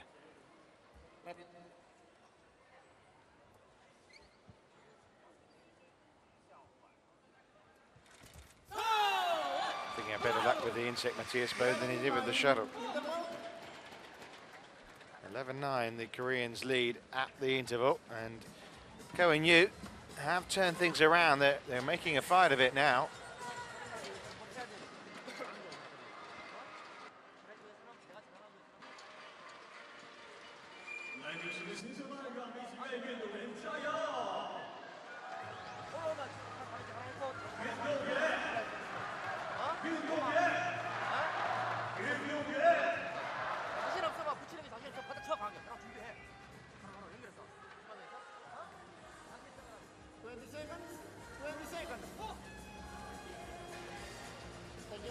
And the Korean coach probably said that you have to be more ready at the net, but you've gotten into the game, so it's good, guys. Keep it up. So important who wins the attack. Well, no Jung Jae-sung here, but 9, play. I think it's fair to say Koreans historically anyway have seen Olympic year and treat that as the number one. I mean, winning an Olympic gold means so much to Korean players. It would. All medalists, gold medalists, assured a lifetime pension for starters. And that was an incentive enough. Also exemption from army service.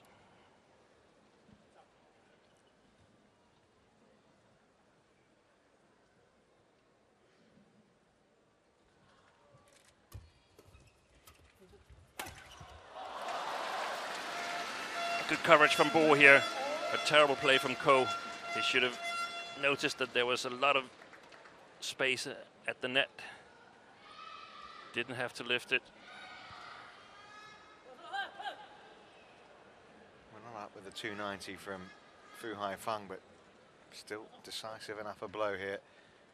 Back at level pegging again. First 2 points since the interval, won by the Danes. Make that 3.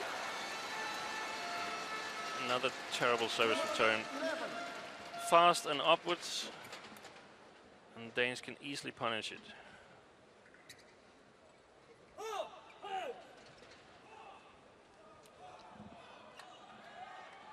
definitely not want to play those shots against Carsten Mogensen, probably the best technical player together with Lee Young-dae.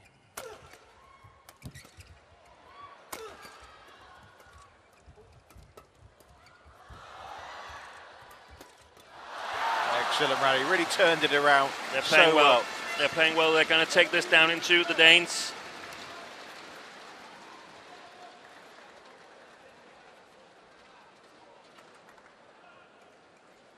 What a difference an interval makes. They're leading 9-3, I believe, in the last 12 rallies.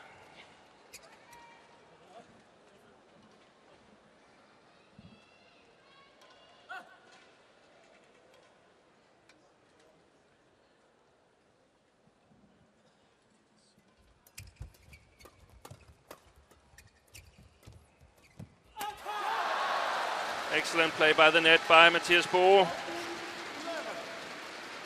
Mads Kolding agrees with me.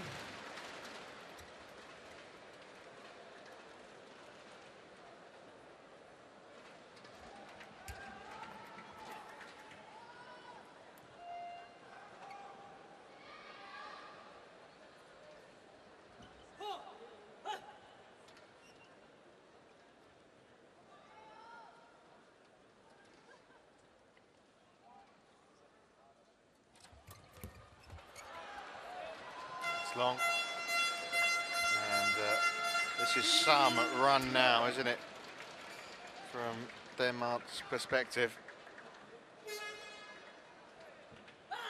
6 points in a row.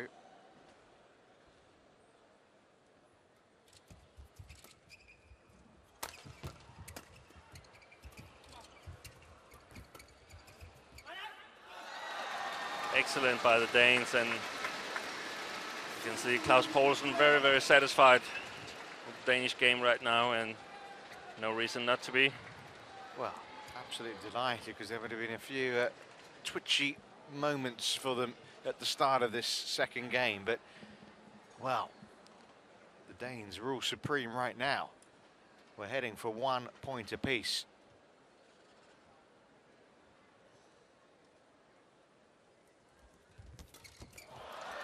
we've seen earlier that these two Korean guys, they can really play men's doubles, but they're getting outmaneuvered tactically.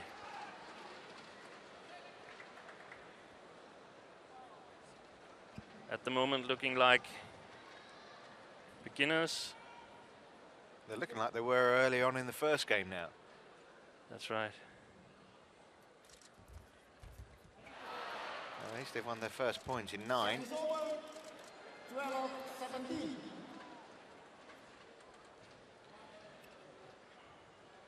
They know now that they're going to play. Lee Yong-dae and Kim Sa-rang. We just had in the picture. And as we said earlier on, we wouldn't be surprised if we saw Victor Axelsen and Lee Dong-kyun as well later on this afternoon.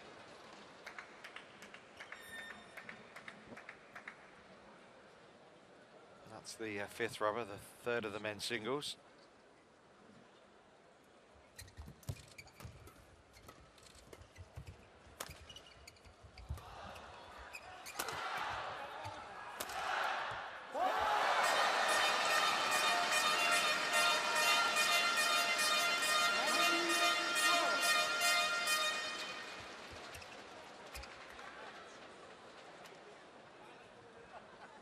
It's been an absolutely brilliant performance by the Danes.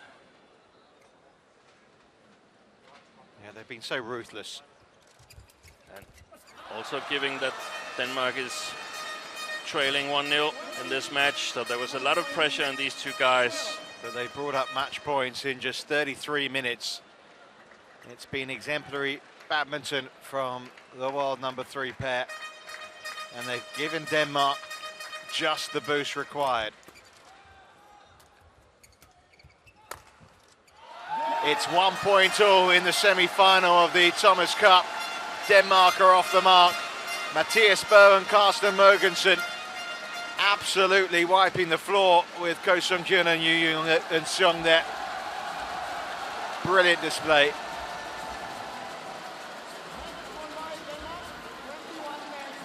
Just that if Denmark wants it after Peter Gade lost out to Lee Hyun-il. All to play for.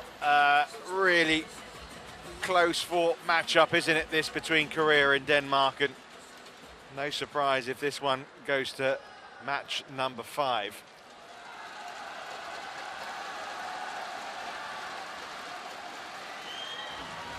All to play for then, Steve. Sorry? All to play for now. It's difficult to say. 21-10, 21-12. The victory for Carsten Mogensen and Mathias Bo over Yu and Ko.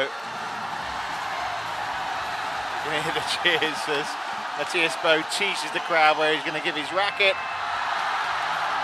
In the meantime, we can tell you the winners from the net, absolutely dominant for the Danish pair.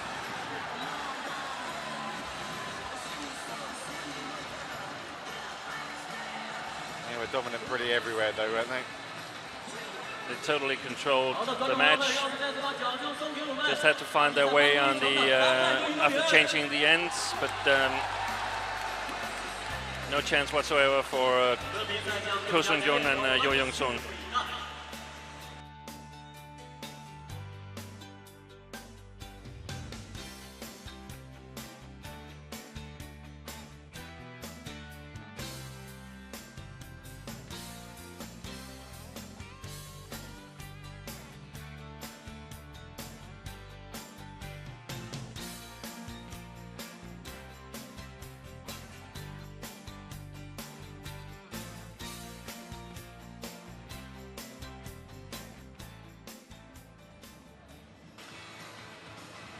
Well, there we have confirmation that it is 1 apiece after the first 2 matches in this Thomas Cup semi-final. Well, what an extraordinary run of points after the mid-game interval there by Carsten Mogensen and Mathias Bo, and that will undoubtedly have lifted the spirits of the Danes. Well, next up, of course, is the second men's singles. Jan Jorgensen up against Sung Wan Ho.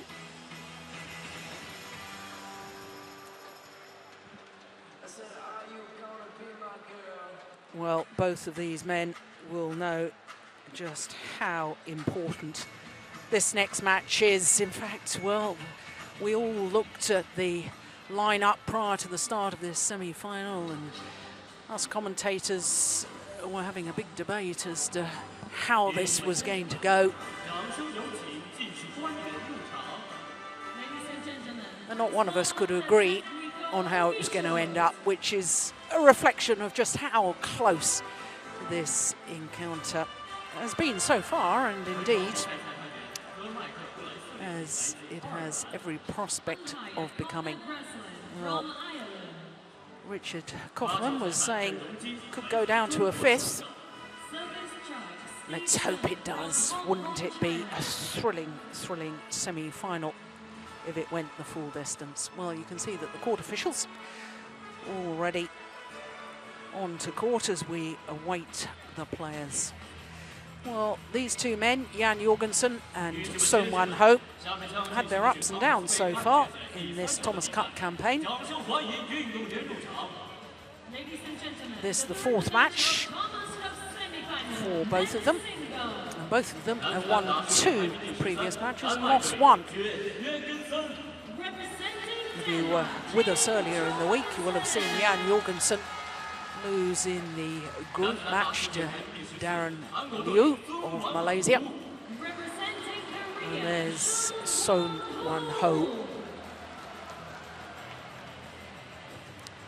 Arrives here in Wuhan on the back of his first ever tournament title, the Indian Superseries event, where he beat, of course, the world #1 Lee Chong-wei in the final in 3 games.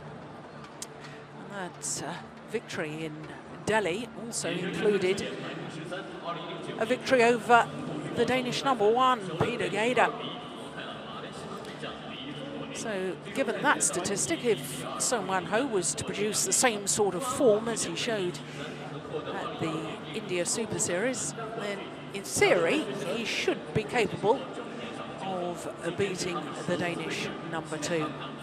Now, it's a little bit of a surprise to me that these two men are meeting each other for the very first time. Both very established players on the world tour. Well, after the toss of the coin by umpire Cormac Breslin from Ireland, players change ends before the start of this contest. Well, I thought Jan Jorgensen, the 24-year-old from Aalborg, when he was playing against Darren Liu of Malaysia, seemed to get very, very annoyed with himself. Well, here's another 24-year-old, but only just by a week and a day. Just celebrated his birthday. So it should be a very good contest when you think that you've got the #13 ranked player in the world in Jan Jorgensen and the #14 ranked player in the world in the form of Son Wan-ho. Well, his win-loss record for the year, Jorgensen, translates into a couple of semi-finals and a couple of quarter-finals as well. And there we can see what I was telling you just a moment ago. 2 wins, 1 loss so far in his Thomas Cup campaign. Ivan Sozonov of Russia, his victim in the quarter-final. So for the Korean, 1 place lower in the world ranking. Well, he's had a mixture of fortunes so far this year. I've already mentioned winning the India Superseries event, a couple of quarter-finals as well. And of course we were faced with the extraordinary situation after the team competition of Korea and Germany being drawn against each other in the knockout contest from the quarter-finals onwards. And that's why, of course, that he's played 2 matches against the German Dongfeng. Lost the first encounter in 3 games, but got revenge in the quarter-final in 2 straight. Well, the final preparations. There's our umpire, Cormac Breslin of Ireland, service judge will be Steve Cheng of Hong Kong. And Steen, I was just saying that it was of great concern to both of us, actually, that Jan Jorgensen, when he was playing against Darren Liu, seemed to get very, very angry at himself, beating up on himself. Now, hopefully, from a Danish perspective, he's got his mind in the right place for today's match. Yeah, I think he has. I spoke to him before the match here, and he said he felt ready, and it was nice to get his game back together against Sosunov. Denmark, represented by Jan Jorgensen. And on my left, Korea, represented by Seong-Won Ho. Korea to serve. Level. Play. So every single match within this semi-final tie goes without saying it's absolutely crucial. Jan Jorgensen. When you spoke to him, Steen, did he admit that he had let his emotions run away with him a little bit against Darren Liu?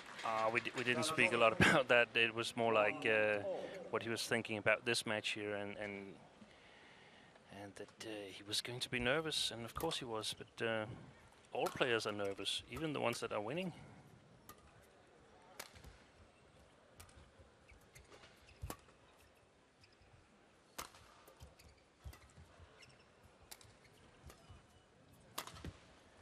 Oh, that's a wonderful smash. Finds the line. And I think the Danish team is feeling that this match is sort of crucial. If Denmark can win this match, they're really strong believers that they are going to the final. And of course, the last time that they were in the final of the Thomas Cup in Tokyo back in 2006, and the man sitting beside me led the team there. Yeah, it was a quick final, unfortunately. I wasn't going to mention that, Steen.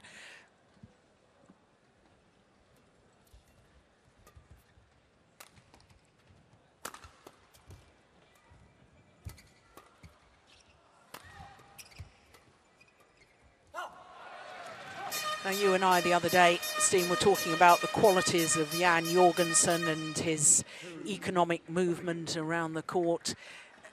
What about Seong-Won Ho? I mean, to me, him winning the India Super Series event was one of the biggest surprises perhaps in the last 12 months. He just seemed to produce form that I hadn't seen from him previously. Yeah, it was very surprising to me as well. I mean, being the last Olympic qualifying tournament, surprises could happen, but he needed to do well, and he did, and that's amazing. And just wide.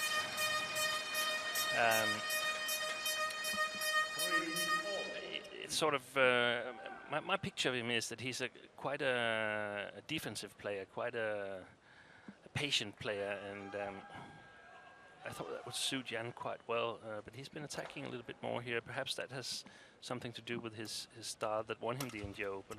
I'm not sure.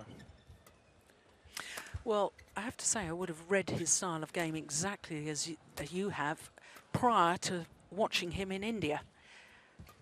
Whoops. Oh, dear me. I hope he's all right. Oh, well, now there's a dispute over the call. Slip as he... Oh, yes. Oh, dear, we've seen one hideous injury already this week with world #1, Lee Chong-wei. But he doesn't seem unduly bothered. I thought Seong-Won Ho in Delhi was playing a more attacking game than I think I've ever seen him in the past, and it really did serve him well, and it makes me wonder why he hasn't played and taken more initiative in his matches previously. It might be a way of development. I remember once I saw Dongfeng, who originally was a very attacking player, play really, really defensive style for 3 or 4 months. And on the other hand, Sun Jun, who was a very originally defensive player, playing extreme attack for 3 or 4 months. So probably it's sort of tactical development that's going on.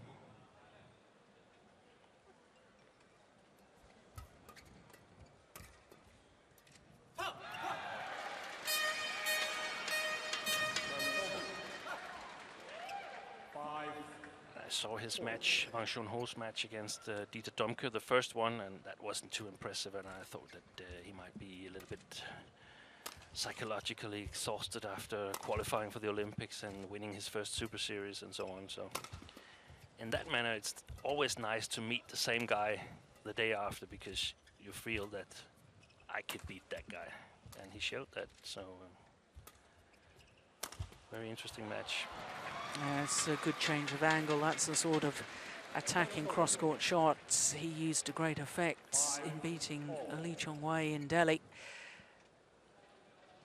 And of course, you talk about Olympic qualifying. Prior to winning the Indian Super Series event, Sun Wan Ho wasn't even in the top 16 in the world. And of course, this week, just yesterday, reached his highest ever ranking of 14.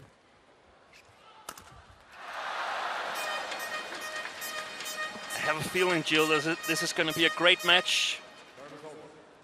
I think both players can be patient in their game, and eventually they're going to have to attack in the rallies, and that could spell fireworks.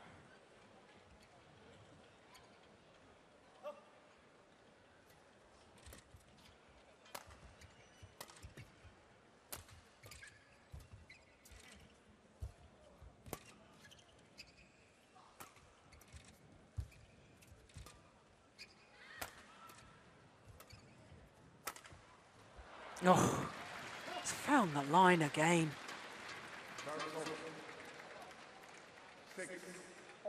Fantastic shot.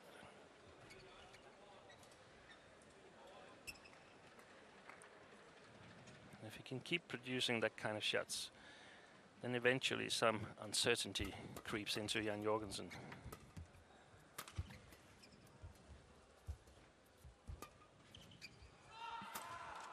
Oh. And then he makes one back.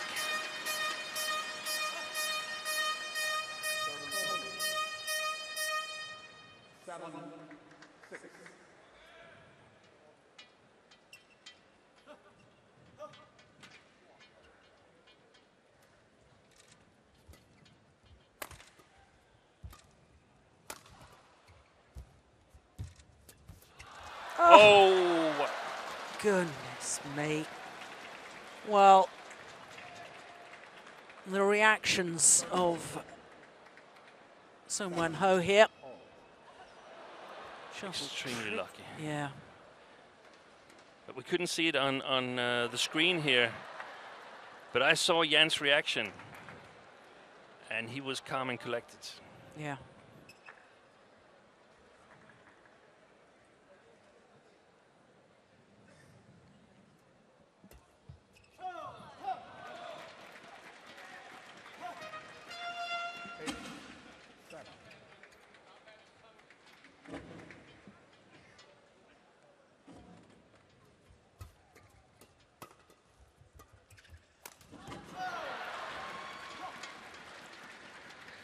Well, perhaps trying to force a little too much pace too early on in the rally. Yeah, two easy mistakes here, and you don't want to give too many of those away, because you're going to have to work really hard to get them back.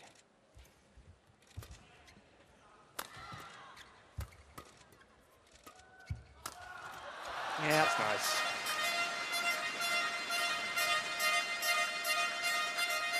Much too short-lived from Wang Chunho.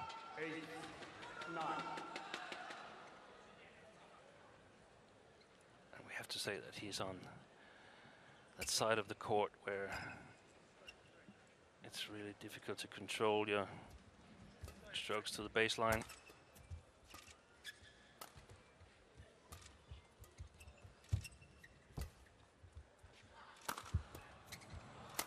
Oh yes, well constructed rally from the Korean.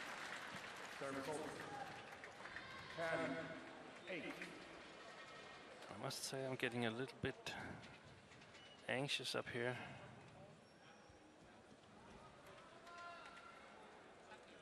That Korean attack is much better than I've seen Yes. Wang Chunho play before. And this is what I was referring to from India. I mean, it was absolutely astonishing. It was almost as if he had developed a whole new style. He was adventurous, he was positive. And to beat the world #1. Oh, that's quick from Jorgensen. No wonder Lars Uar just nods his approval. 9-10. He's so fast when moving forward.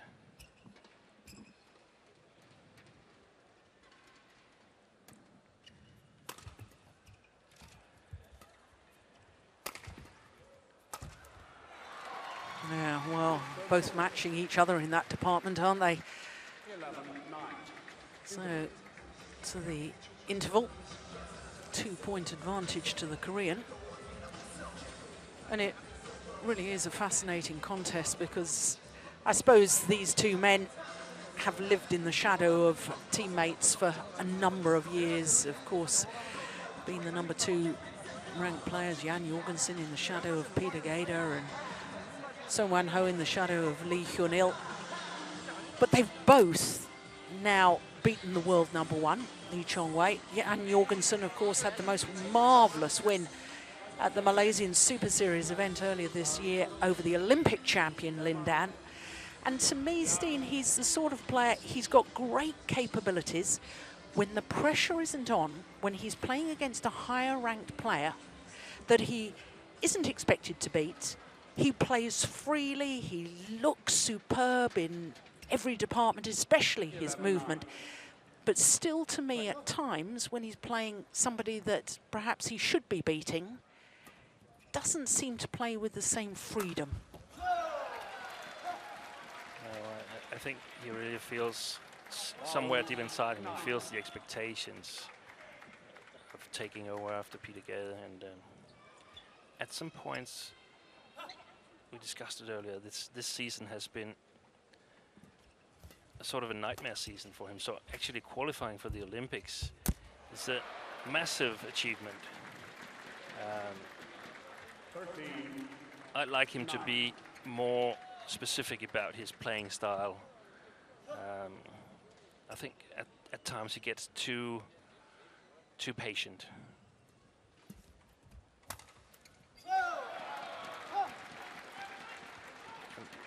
I don't like these loose shots here slipping away. Now it's a gap.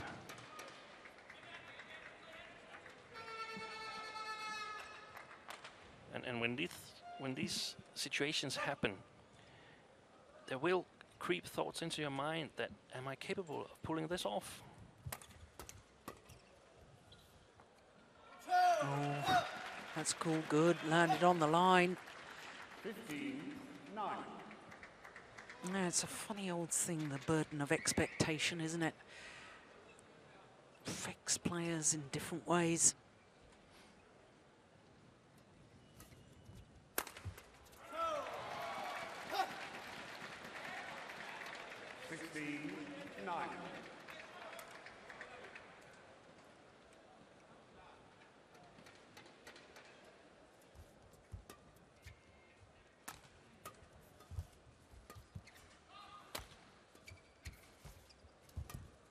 Well played, well played.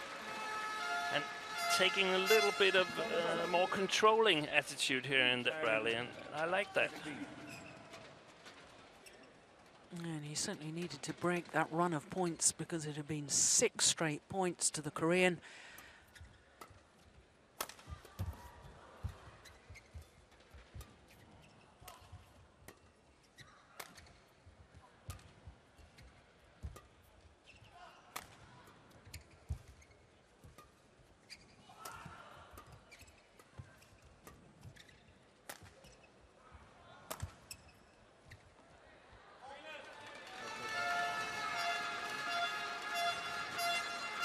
Just long, but I really didn't like that rally anyway, because it was like Jan wasn't doing anything, and the Korean tried a little deception at the net, and you got to try some small changes all the time, and at the same time playing really solid.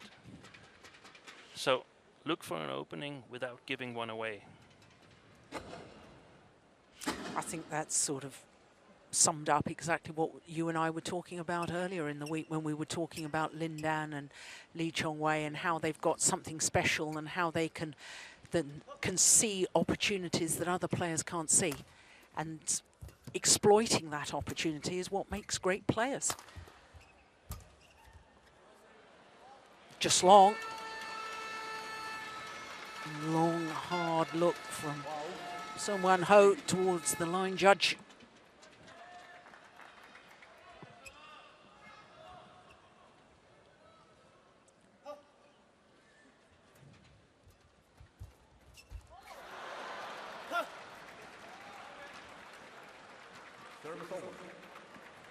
Stays on the side of Janno Jorgensen.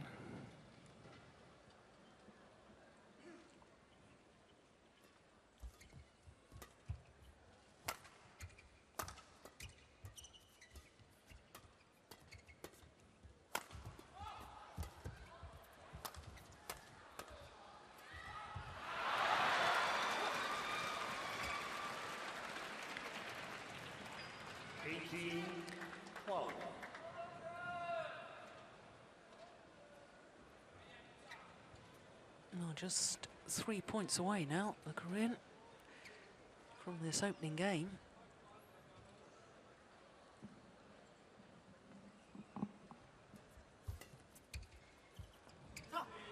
No, that's good.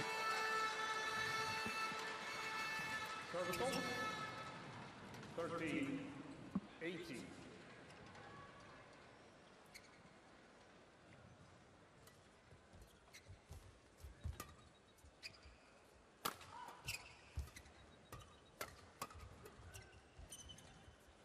Oh, that was going wide.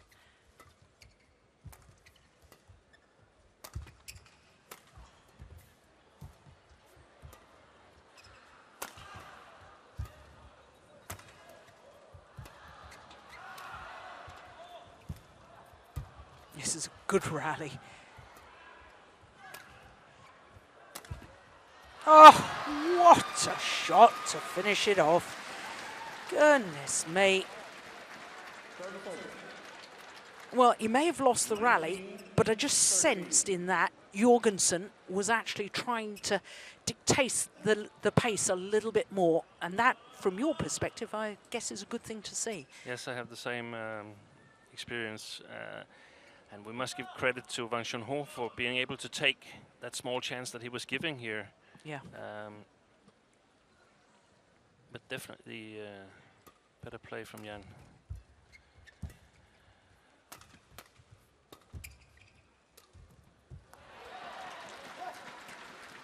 Problem is, I can't really see from up here what he's aiming to do. Where's he going to score his points? It doesn't seem like he's sort of exploring the possibilities. Well, he's at crisis point because it's 7 game points to Sung Wan Ho.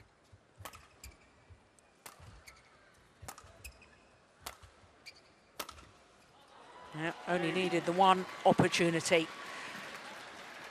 Well, very clinical performance in that opening game by the number 2 Korean. 21-13.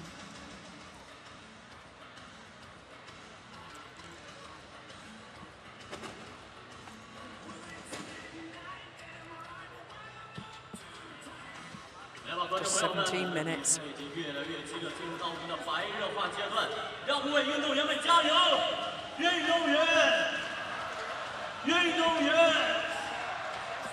Well, look at the number of overhead winners there from Sung Wan Ho.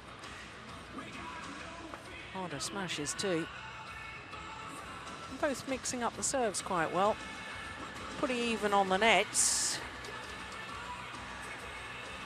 Did cross my own mind, Steve, whether Jan Jorgensen should be trying to use the net more in the build-up of his rally. I don't know what you think. Yeah, I think Wang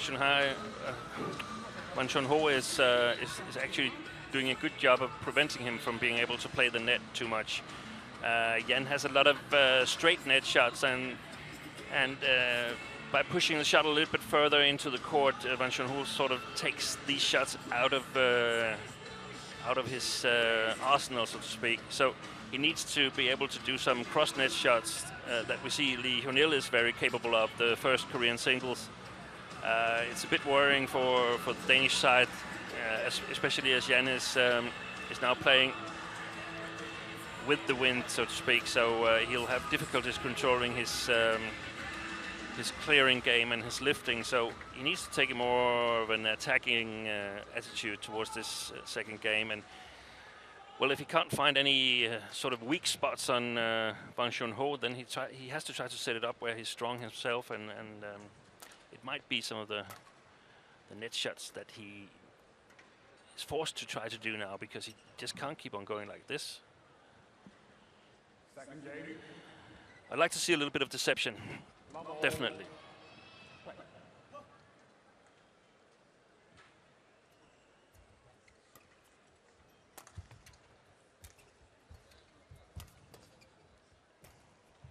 Oh, that is magnificent.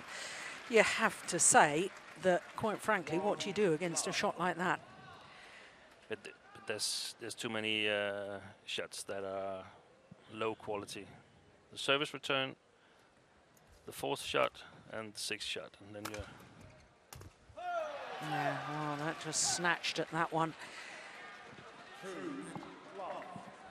And Jan Jorgensen is going to have to be awfully careful here, having dropped the opening game, that he doesn't allow the Korean to get too much of an advantage. There's another error. We can see he's returning with his forehand, and I really don't like that return, because it's so difficult to make a deceptive shot.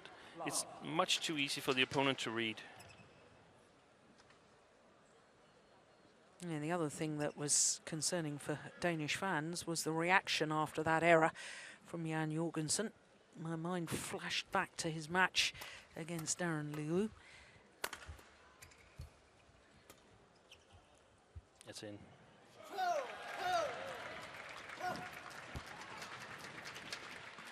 Yeah, now we're back to the body language of Darren Liu match.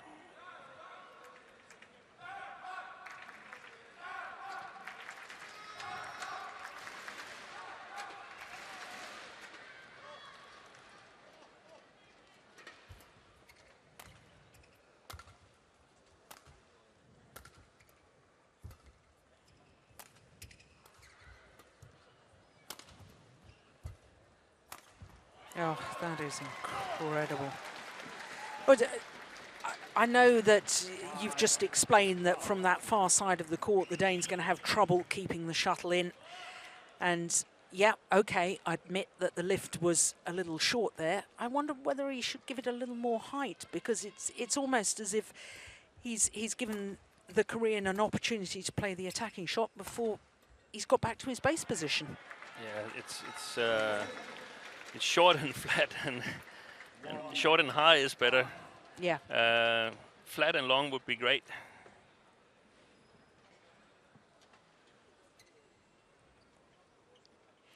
Well, this is where mental discipline and mental toughness comes into a match. It just seems that Wang Chunho is much more solid than Jan is. You know, you watch Sung-Won Ho today, and quite frankly, I'm wondering, how on earth did he lose to Dongfeng? Dongfeng is very, very tall player, so he can be very, very powerful, get good angles on his shots, and I think he underestimated him a little bit. Yeah.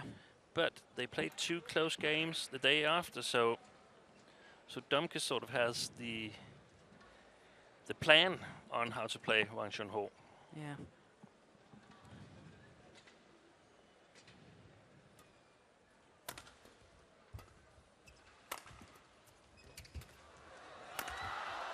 Yeah.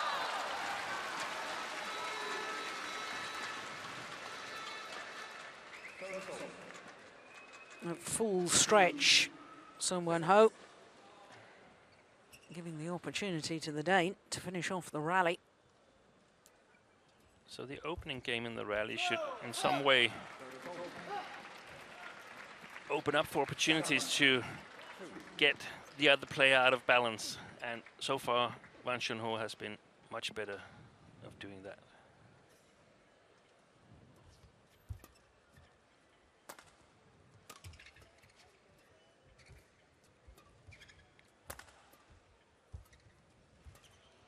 Wide.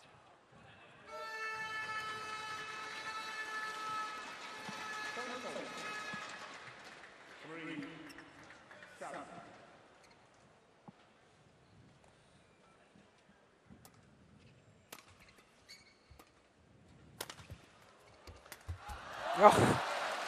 Now, that's the sort of rally that the Danish team would like to see more of.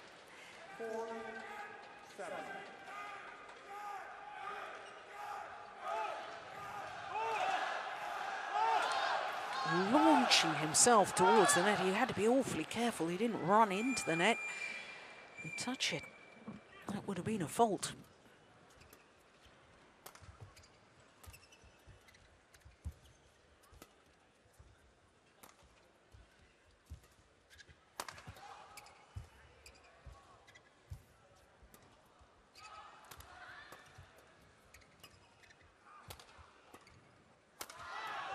Going wide. Well, all of a sudden, the downward shots are coming from the Danish racket.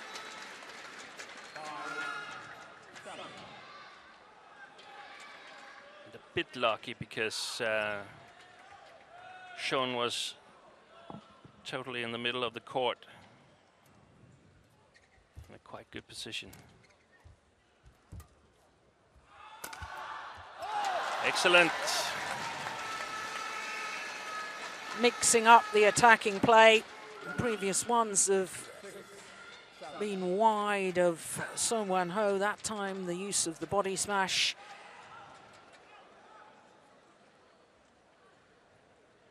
And now just 1 point the deficit.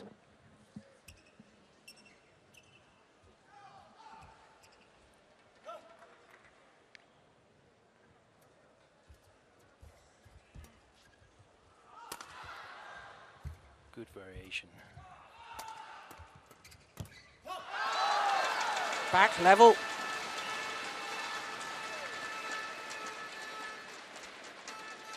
Five straight points.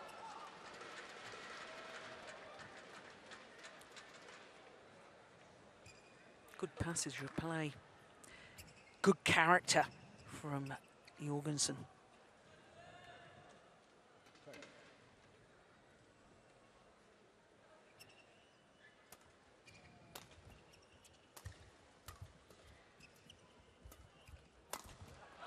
And indeed into the lead. Well, I've just said good character, Steen. I mean, you and I were just slightly concerned about his body language just a moment or two ago. He's got himself together. He's got his mind clear once again. And he's got himself into the lead.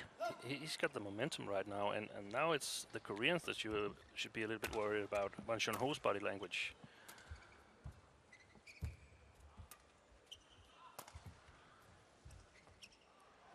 Oh, it's landed on the line. And Gade. And now the Korean will think now, what on earth is that? Where's the drift that should help me? And creates insecureness. 7 straight points for the Dane.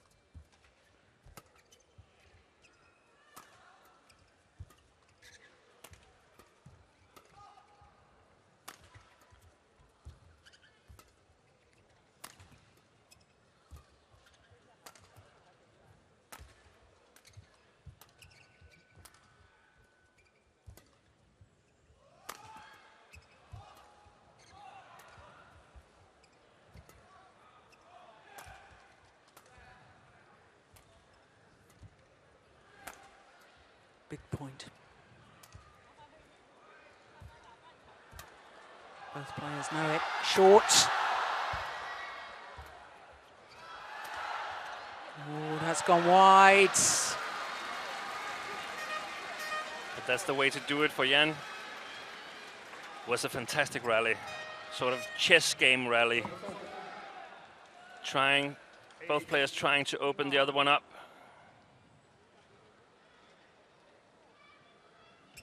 And should give Wang Chunho some confidence back winning this rally as well. Yeah, just indicating to the umpire that the court needs to be mopped of the perspiration. Opportunity for the players to have a quick break and a little towel down.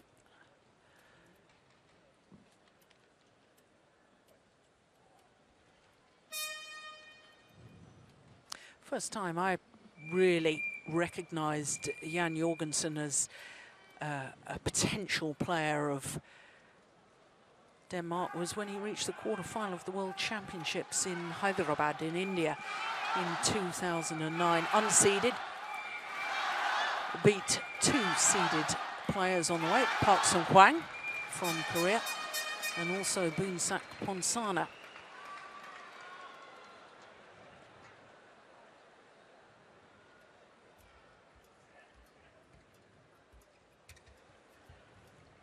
Oh, that's loose. Yeah. Looked as if he changed his mind. Exactly. And as you mentioned before, Jill, it's much easier getting to the top than actually staying there and being the favorite and take the matches down when you're supposed to. So that's what most players are experiencing. Yeah.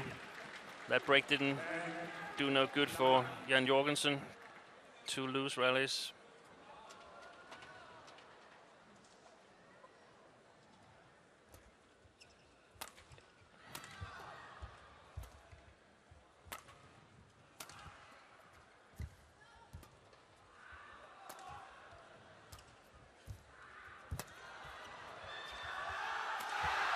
Great play. Amazing angle. And I think that Jan has found something that is working. Yes, I felt that whilst that was a terrific finish to the rally, I felt it was the net shot that had done the damage, set up the point.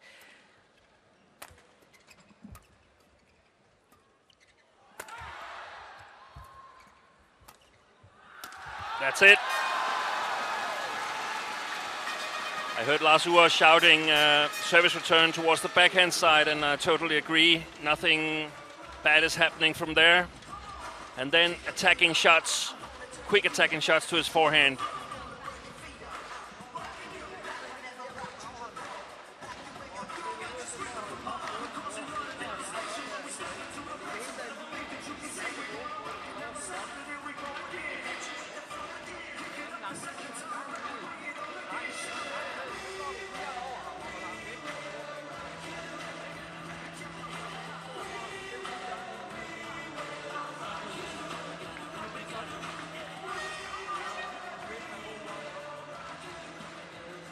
Wasn't they really able to hear what Lars Ure was telling Jan? Okay, so if it had been you, what would you have said? Yeah, the long backhand from Wang Chunho, that's sort of a safe place. Nothing bad is happening from there, unless it's too high and short, and then he will hit the cross, the quick cross smash. So that's a sort of a safe place, and try to target his forehand side in the attacking. That was a good one. Just like that, you mean? Just like that. I'd like to get the lifts in Jan's backhand side, because he can better cover the court after the attacking shot. That's okay, because we have to have a little bit of deception, a little bit of disguise.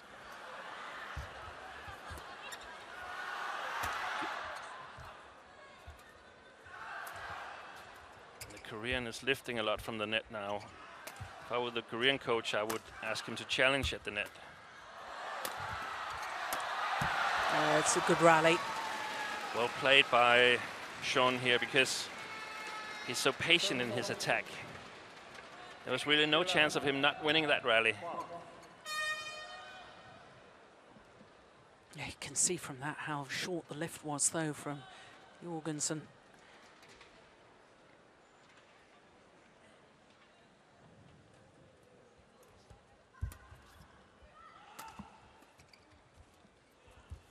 That's a tape.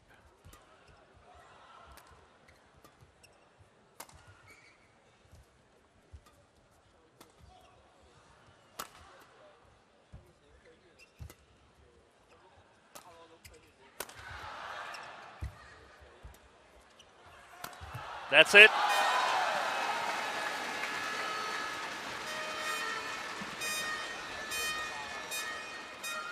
Well, badminton here started as a high level, and quite frankly, it's getting better and better.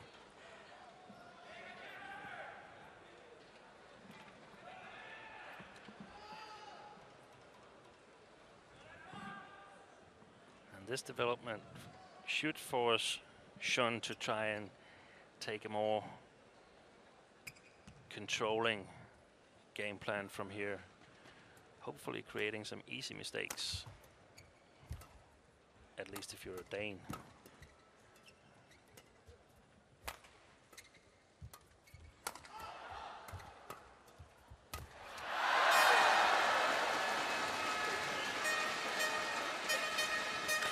Yeah, what was that you were saying about a little bit of doubt put into the mind of Son Wan Ho? And I think there, slight hesitation, not full commitment going forward, and therefore made the error. And Jan has created a 3-point gap, and I think that's really important because he's one set down. So if they were going neck to neck towards 21, it could be difficult.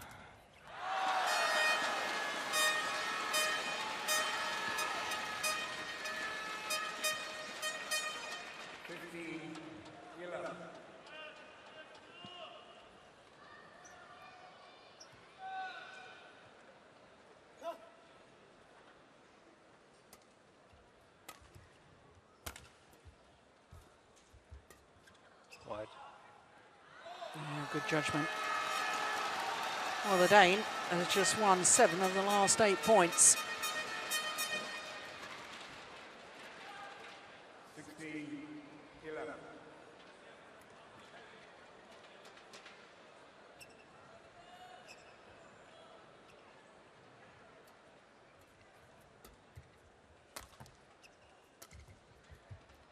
I like that shot from Jan. The long drop. He was a bit under pressure, or about to get under pressure, but that long drop sort of leveled the situation. It's, to a lot of people, they'll see that as a sort of nothing shot, but actually it's very, very effective.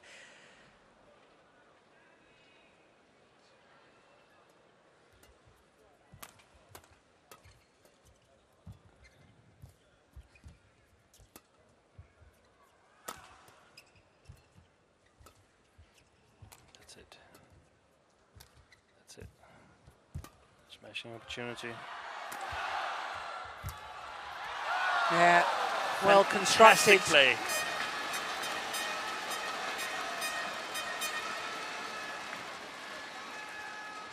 And it's so important to have variation in your attacking game. You must not be read by the opponent.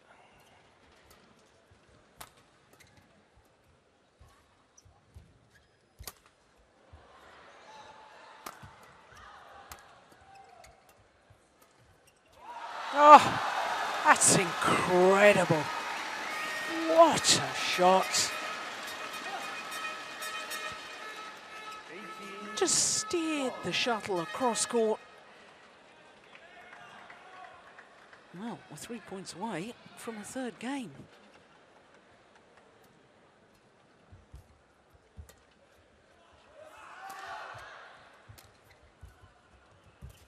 Deception.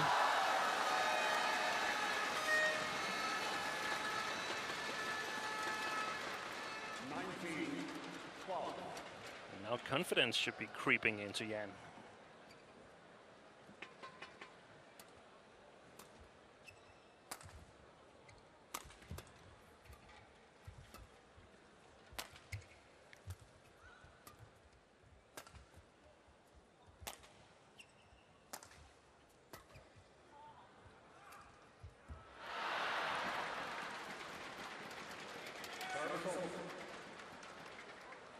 13-19.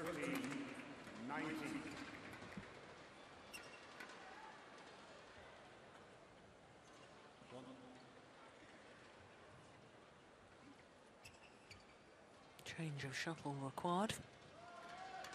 So what will the Korean coach tell Sean now?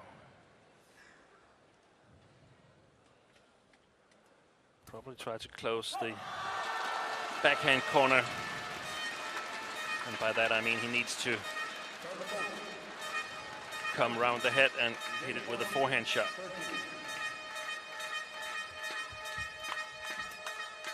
Game points. Oof.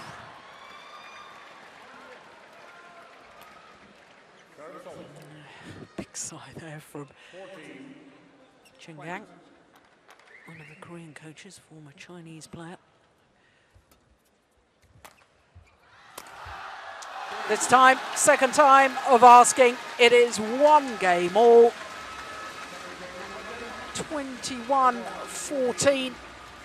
Yes, and there's a little more spring in the step of Jan Jorgensen as he changes ends.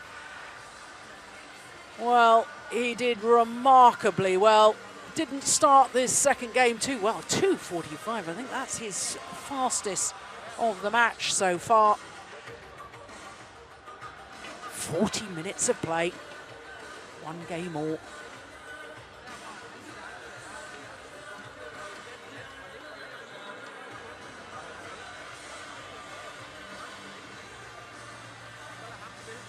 Yeah, look at 3 times as many overhead winners from Jorgensen in that second game. 3 times as many as his opponent.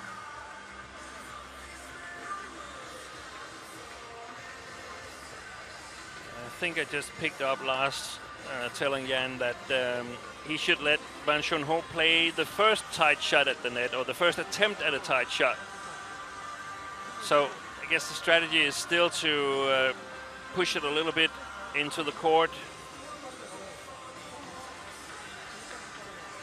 Now the Korean coach there, Sung Mo, who of course was silver medalist at the Atlanta Olympic Games, lost out to Taufik Hidayat in the final. That was quite a short coaching, given that Wang Chun-ho is in big trouble at the moment, at least momentum-wise.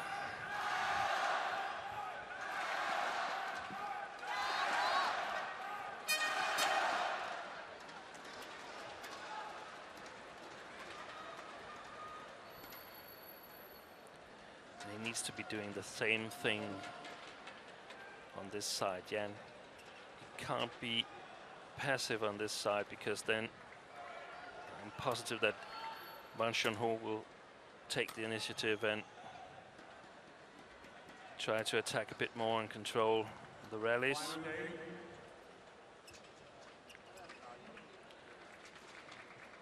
And in the end of the second game, we saw that also the backhand side of Wang Chun-ho was opening up.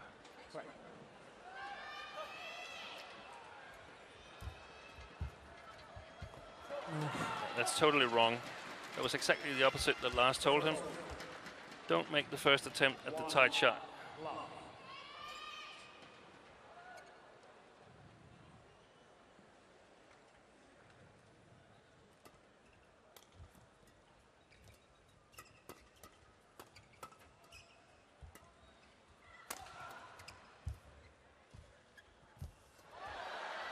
Oh, well, 2 beautiful net shots from Sung Won-ho.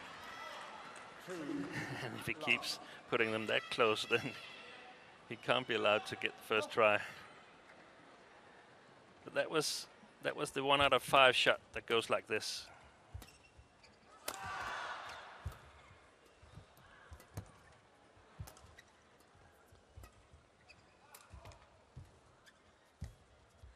That's it.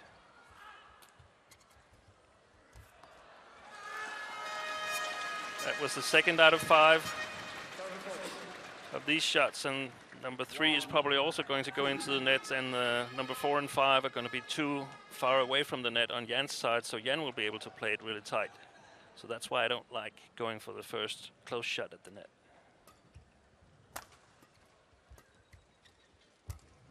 White.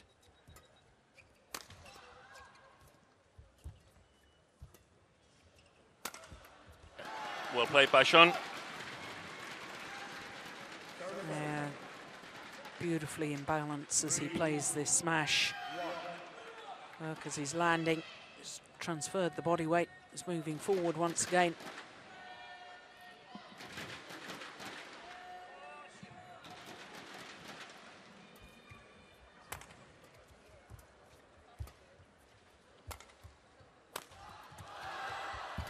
Good defense.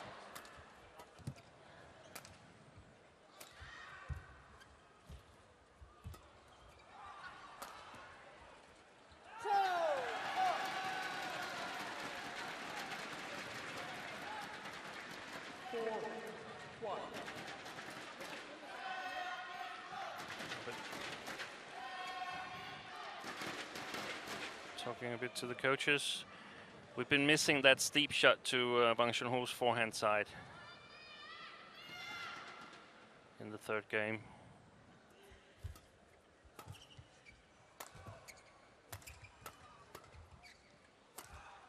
That one, you That's mean. it.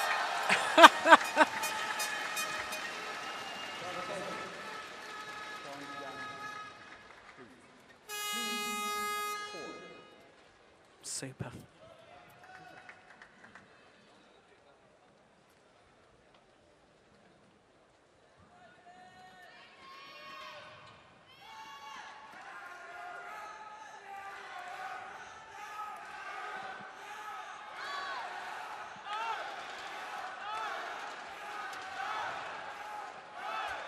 Yeah, good crowd in here today.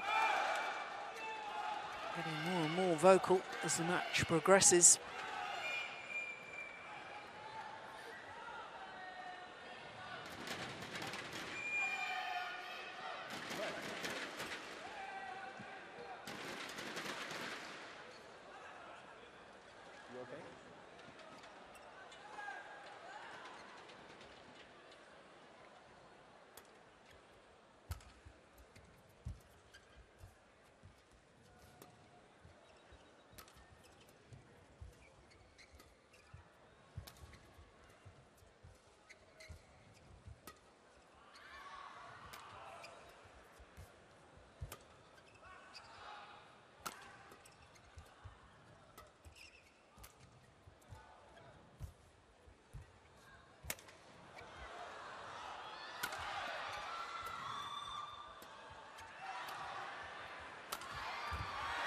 Whoa, what a great rally.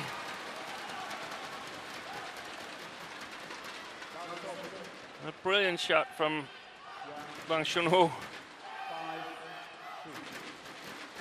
Yeah, and given the fact that the rally just a moment ago hit straight down the line for the winner, that time going cross court.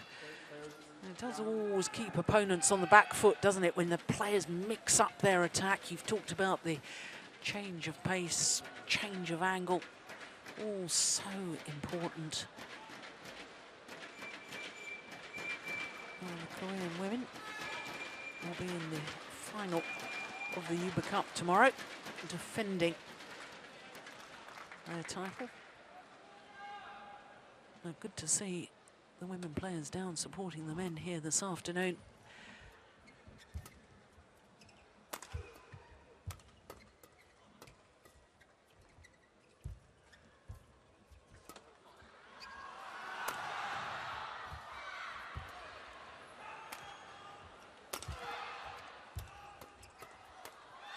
Yes.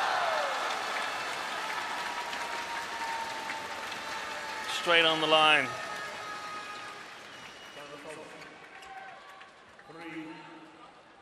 In this flag game here, both players are a little bit hesitating, in my opinion. Normally, if you move a little bit forward after you've hit a flat shot, you'll have a much better chance of winning the rally.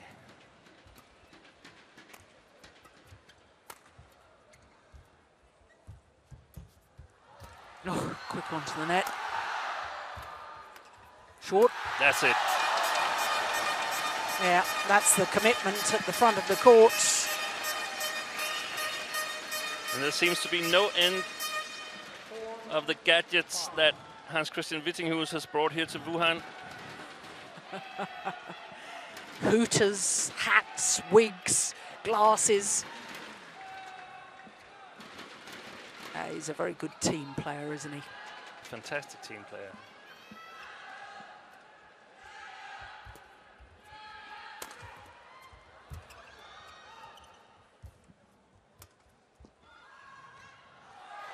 Yeah, calmly let it go long of the back line.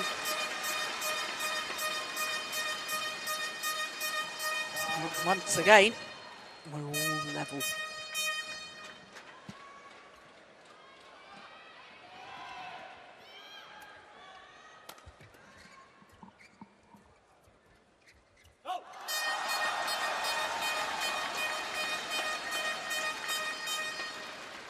I suspect that previous commitment at the front of the court from Jan Jorgensen, just putting some psychological pressure on Son Wan-ho and forcing him into error. Because they pretty much have the same game plan.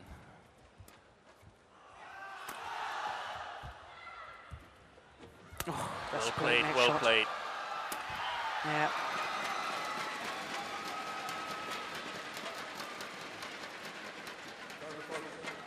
Bit lucky, but I like the way Sean is challenging at the net. He can't just keep lifting every time Jan has played the net.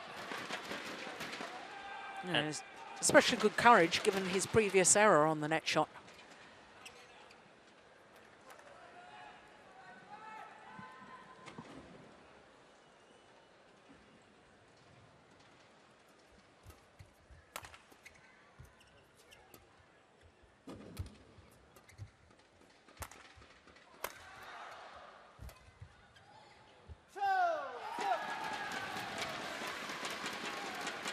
Judgment from Sean Wan-ho here.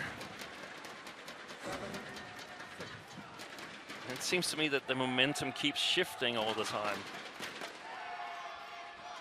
Jan clawing back. And now the Korean taking 2 points in a row. Yeah, well, it's making for a marvellous match.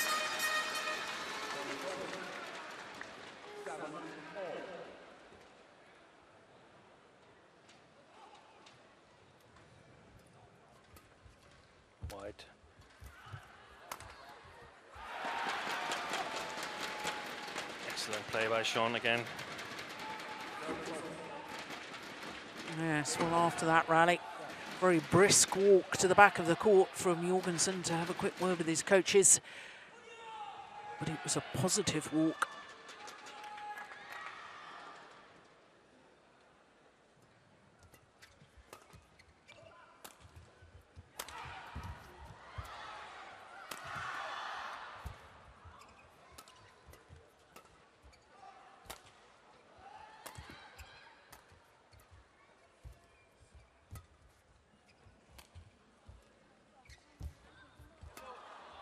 Good lift.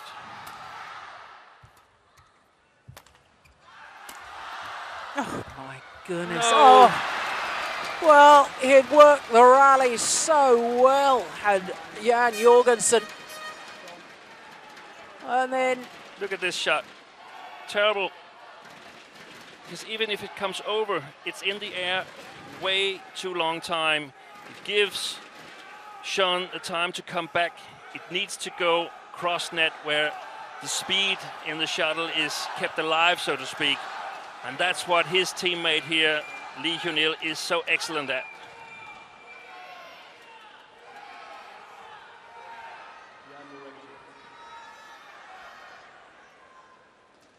the umpire urging Jorgensen back onto court.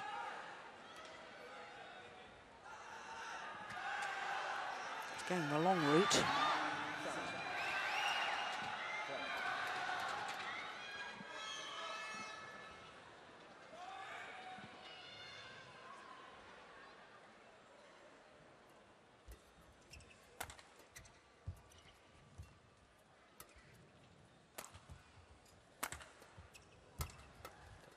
Long, I think.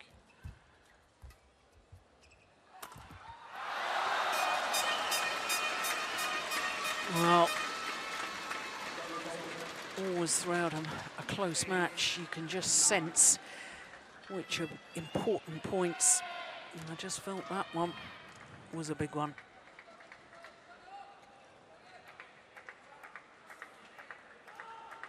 Psychologically, a huge difference between 7-10 or, as it is, 8-9.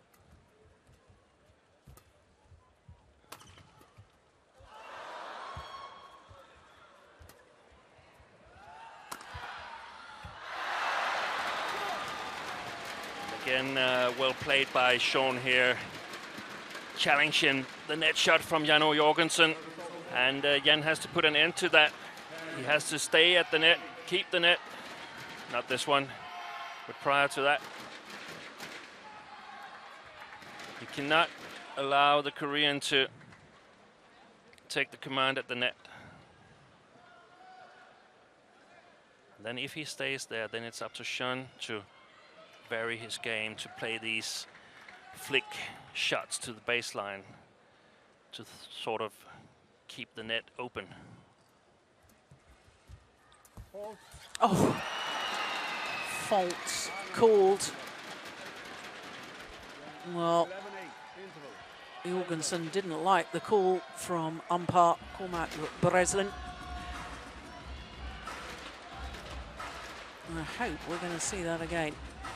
I'm not sure we can tell from this angle. I'm not convinced there was a fault there, but well, anyway, it doesn't really matter because, of course, it's sad to lose a point, but the important thing is that he was there, and that's where he's going to be, and he's going to show Sean that I'm going to be there at the net. You're going to have to lift to me.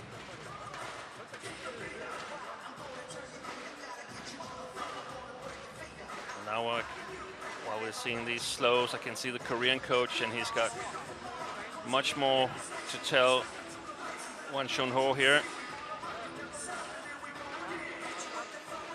And that's definitely a man that knows what it takes in tight situations. Winning a quite surprisingly Olympic silver medal, as you said before, Jill, in Athens.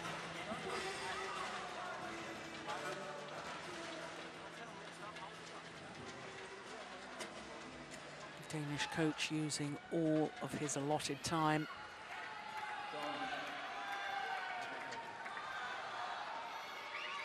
Well, I'm still slightly confused as to why Jorgensen was faulted on that last rally before the change of ends. Certainly didn't appear to take the shuttle before it had crossed over the net. And certainly didn't appear to hit the net with his racket. Maybe his leg hit the bottom of the net or something. Anyway, as you say, it's irrelevant. You've got to put that out of your mind, refocus.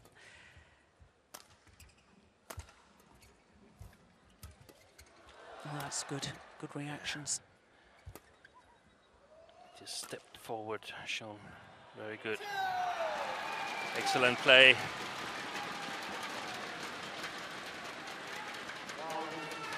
Yeah.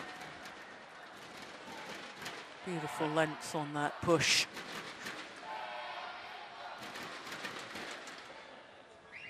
I feel that Jan has lost his game plan a little bit. Use the long backhand corner and the steep attacking to the forehand. That's it. There we have this challenge for control at the net. This time won by Jorgensen. Wow, that was a bit long.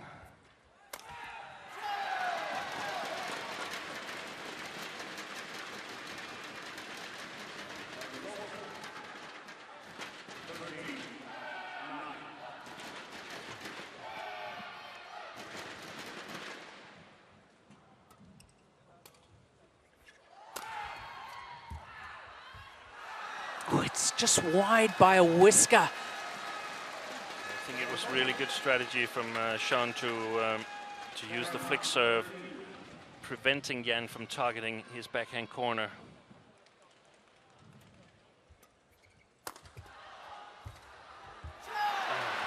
Oh, that could be a costly miss.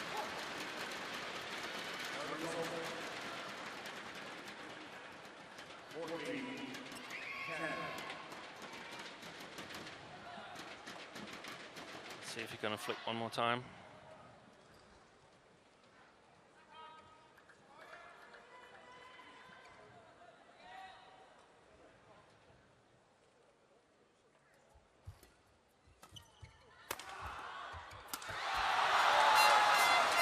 Yeah. That's what he was doing so well in the second game. Jorgensen. He simply has to gear up now. This is the speed that is needed.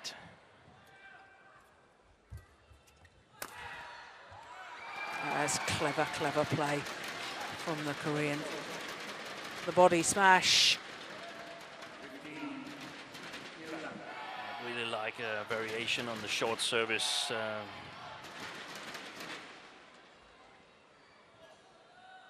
Perhaps to the forehand net corner.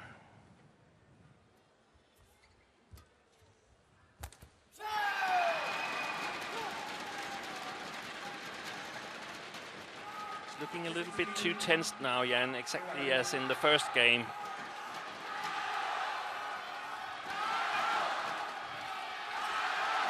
Needs to get his focus back.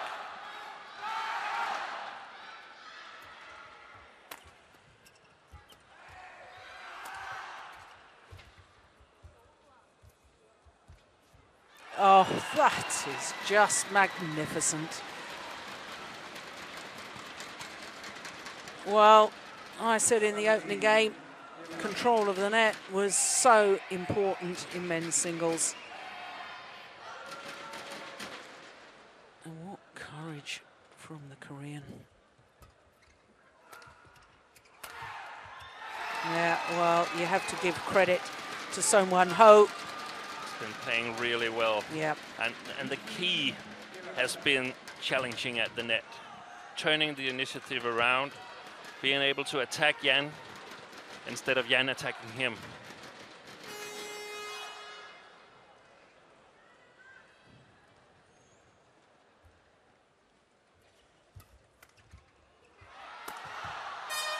Well, that's the return of serve that you've been urging him to use. Not actually. Yeah, I like him to use it, but he's been using it too much the way I see it. So I'd like a variation on it, a short variation in the opposite part of the court.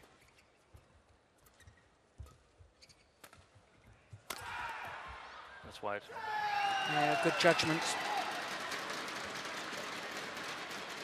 And Korea now just 2 points away from their second point in the overall tie this semi-final. I feel that they've read what Jan was trying to do. Well, not there.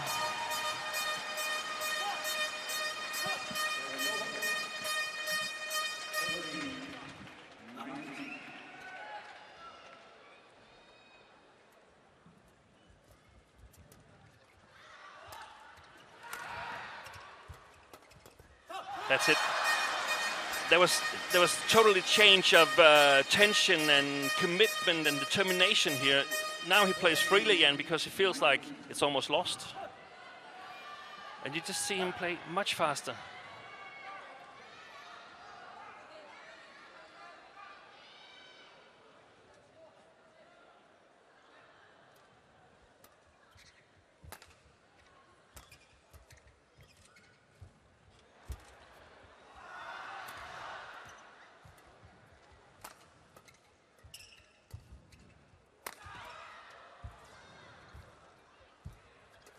Yeah, well, absolutely brilliant play.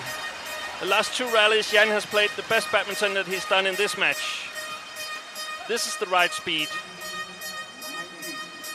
Well, can't help but wonder if it's too little too late. He isn't down with match point yet.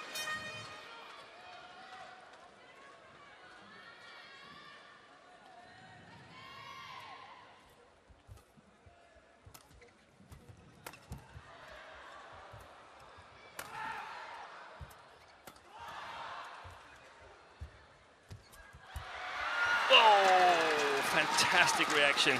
Yeah. And now he is down with match points. Yeah, 5 of them to be precise. But I do remember Jan Jorgensen saving 8 match points at the All England Championships in the first round against a Chinese player, Dongfeng Yu. So if anybody can do it, Jorgensen can.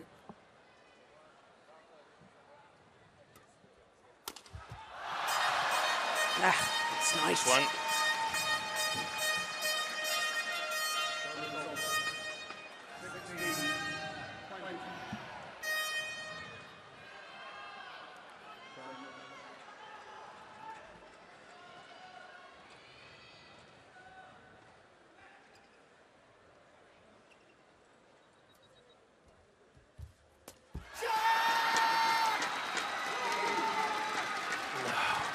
Well, I wondered initially if the umpire had called a fault on that.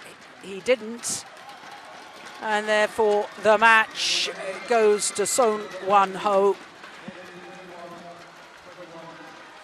The umpire confirming the score 21-13, 14-21, 21-16 in the deciding game in an hour and 5 minutes.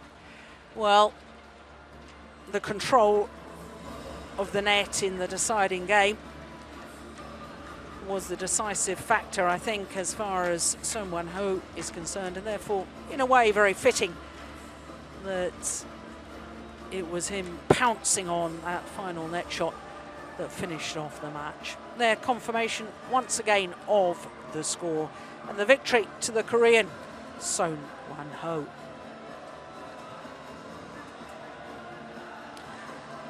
Well, his overhead winners in that second game, winners from the net, Yang and Jorgensen. I'm very surprised about that because I felt that Son Wan-ho was getting the better of the Dane in that final game on the net play, net exchanges.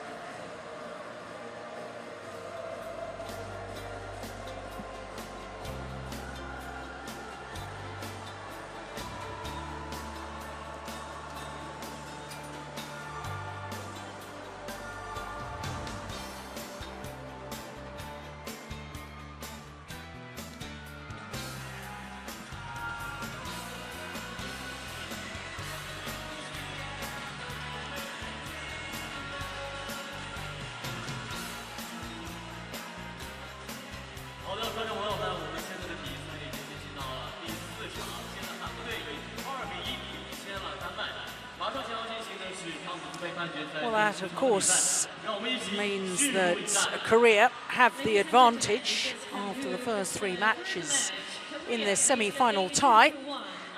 And it means that it's a must-win situation as far as Denmark is concerned with the second men's doubles, which is coming up next. So the 2 veterans of the Danish team, Jonas Rasmussen and Joachim Fischer-Nielsen, up against the Olympic mixed doubles champion, Lee Yong-dae, and the youngster, Kim Sa-rang.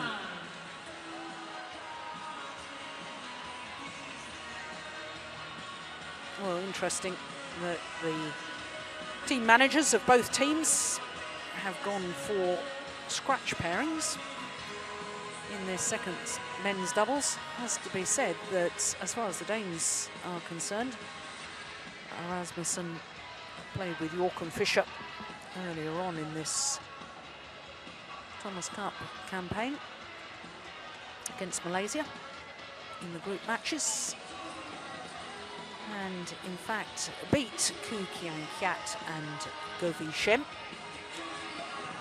and that gave Denmark the winning point against Malaysia. So they have a track record in this particular tournament, but of course Joachim Fischer-Nielsen usually just concentrates on the mixed doubles. Ladies and gentlemen, please welcome the technical officials.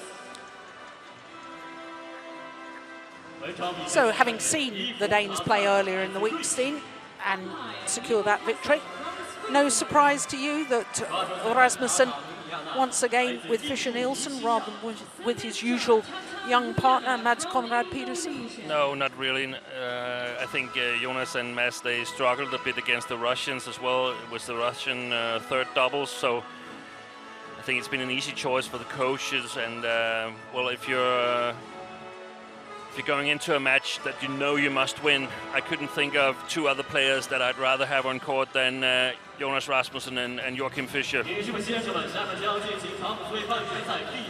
Because of their fighting spirit, or because they deal with pressure so well? They deal with pressure well. They rarely get affected by pressure. They love pressure, so to speak.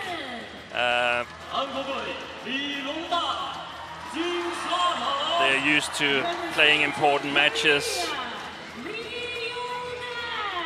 both on an international level, but also many occasions in the Danish team league, and they simply love it. And that's the kind of players that you want to have in your fourth and fifth match, if possible. Yeah, totally agree with that. Well, Jonas Rasmussen, he's a former world champion, of course, in men's doubles, won the world title with Lars Porska back in 2003.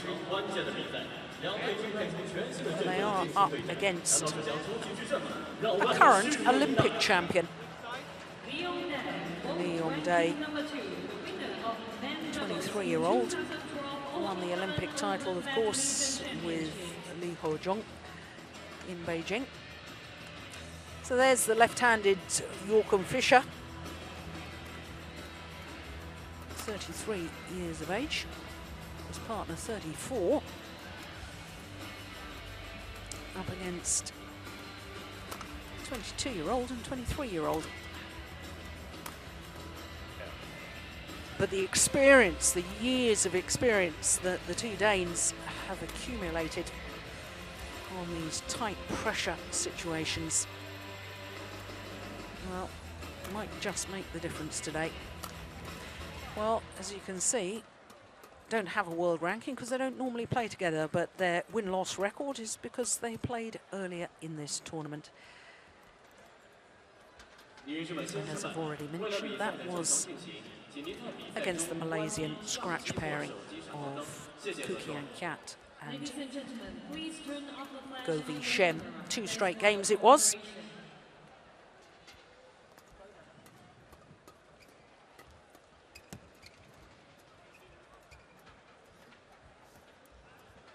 And there's confirmation of how they did it. It was quite an easy match. The Malaysian pairing was a bit disappointing. Yes, didn't look at home. Koo Kian Kiat not playing with his regular partner, Tam Boon Hyung. Well, as for the Koreans, well, there's Kim Sa-rang, the 22-year-old. Has been a very talented singles player as well. I remember him a couple of years ago, in fact 3 years ago, at the Asian Championships, defeating Kenichi Tago. I thought what a talented singles player he was, and perhaps going to take over the mantle as the leading Korean men's singles player. But this man, Lee Yong-dae, well, one of the most famous men in the whole of South Korea. Absolute megastar he is. Okay. And of course, Lee Yong-dae, reigning All England champion, with his regular partner, Jung Jae-sung. No, Jung Jae-sung unable to come to these Thomas Cup finals because of a little bit of a back problem, lower back problem. And I did think when I heard that news at the beginning of the week that it could be really quite a drastic effect on the Korean team. I have to say that because Korea have got so many very talented youngsters in the doubles, I think that it hasn't caused too many problems. If, of course, they were to win this semi-final, and if China were to win their semi-final tonight, I think it might have a real influence on a final. But there's an awful lot of ifs and buts in that last sentence. Korea, represented by Gade and Kim Sa-rang. Eva Kassel of Switzerland, our umpire. Tatia Mulyana of Indonesia, the service judge.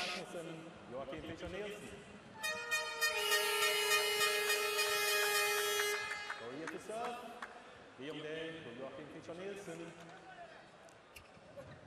Level. Play. So with Korea 2-1 up in this Thomas Cup semi-final. One more point required by the Koreans to secure their place in the final. Oh my goodness. Oh, you cannot be serious. How about that for an opening rally?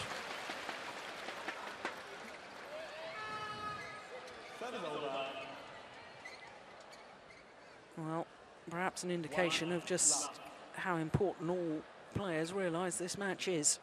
And he didn't just try to get it over, he tried to play a winner as well.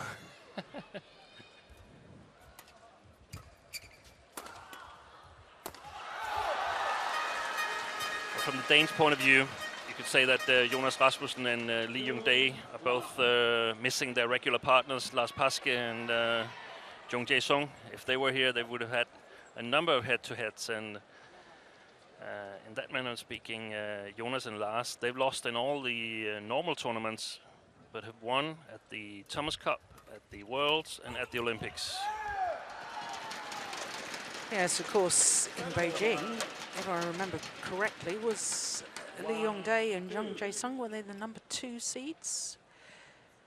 And of course, Jonas Rasmussen and Lars Paske ended 4th. They reached the semi-final and lost their bronze medal playoff match against another Korean pair. Now, on all these 3 occasions, it was the young Lee Jung-dae who looked a bit shaky, feeling the pressure. But now the score is 2-1 for Korea, and they will have another chance if they should lose here. So I think we might see a quite dominating Lee Jung-dae, but probably also the Danes picking a bit on Kim Sa-rang, as we see here. And of course, Kim Sa-rang and his regular partner, Kim Ki-jung, actually Asian badminton champions. Won that title last month in Qingdao. So he's a pretty accomplished men's doubles player in his own right.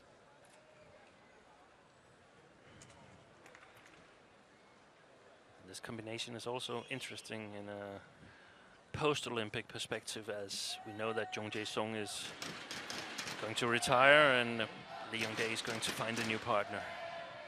Yes, and they've tried him in a couple of tournaments, haven't they, with Go Sung-hyun, who of course played men's doubles, the first men's doubles with Yu Young-sung.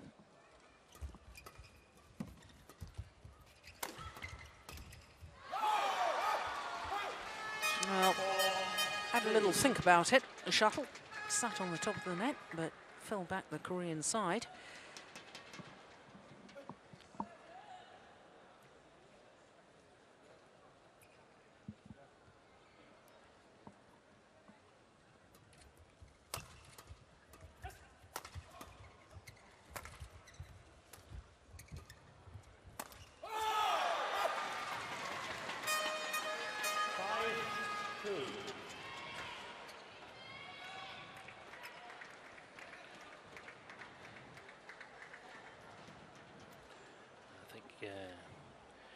One of the key issues in the match is that will the Danes be able to get the attack and eventually,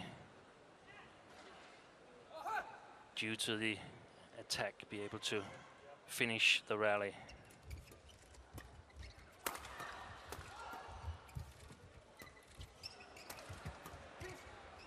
Or will the Korean defense prove to be too strong and force errors like we see it here? Yes. Koreans, of course, well known for the quality of their defensive play. And certainly within their normal partnerships, these two Korean men, certainly not defensive in their style, but it's a necessity now to be a world-class doubles player, whether you're talking about women's doubles, mixed doubles or men's doubles. You have to have a very, very solid defence. But it is still all about the attacking play. Here we saw Joachim Fischer making an excellent service return, and the Danes are not that impressed with Lee Yong-dae's short services, so they're definitely going to attack them.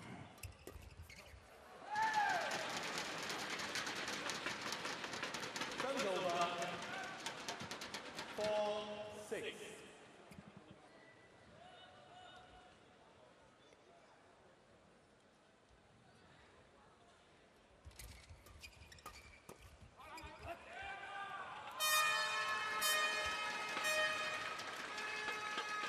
Service over. 7-4.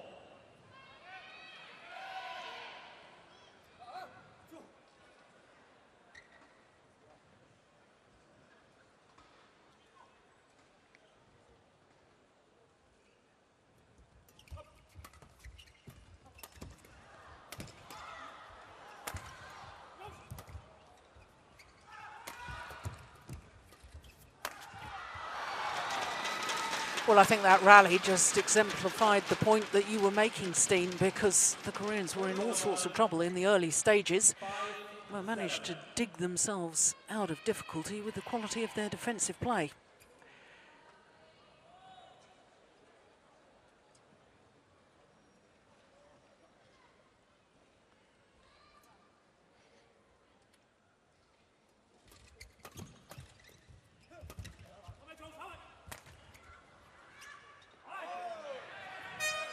Very interesting there when they saw that the shuttle was going over Kim's head. Rasmussen, as he's done so often throughout his career, encroaching in on the net, looking for anything played back to the net area. And Joachim was shouting on him, "Jones, get to the net." You don't have to say that. No, exactly. I remember when Rasmussen did, in fact, win that world title with Lars Polska. Polska, of course, to me, was one of the all-time greats of reading the game at the front of the court. But I think what was so outstanding in that final was the fact that Rasmussen took so many chances, half chances, and made them count when coming forward at the net.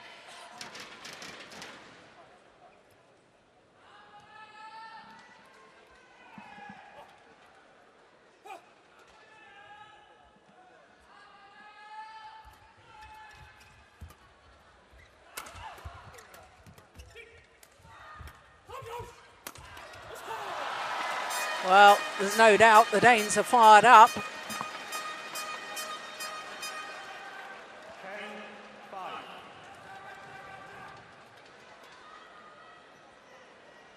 The intensity of Joachim Fischer-Nielsen on court is just marvellous to watch. And when you're a scratch pair, it's a little bit easier to sort of make deals about the attacking style. The defense, you have much less time to react.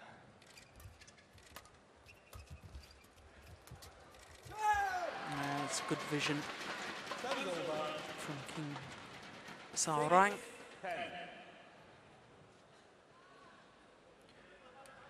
I have a feeling that the Danes really need this first game to have a chance.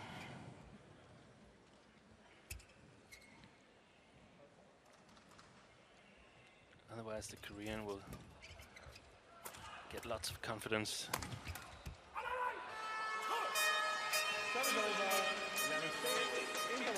Well, they have a 5-point advantage in this opening game.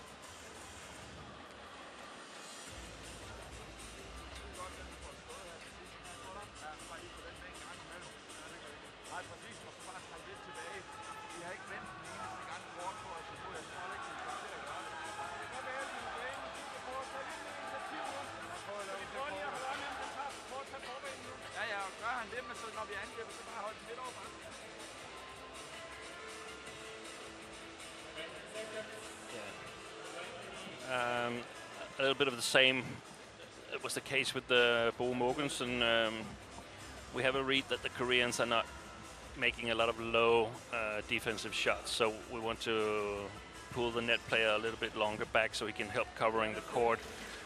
And Joachim said that they have a feeling that maybe Lee Young-dae will try to take the net now, and if he does that, they will be up for the challenge, and they will also play sort of the more non-shots. They will play them towards Kim Sarang. It's excellent game plan.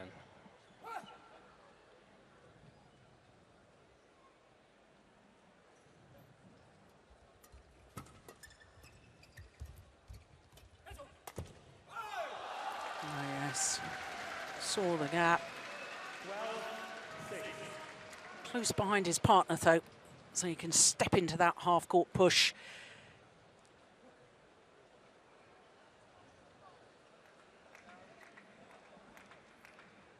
He has one remarkable record, Jonas Rasmussen, together with Lars Paske. They've never ever lost a Thomas Cup match. Well, that is remarkable.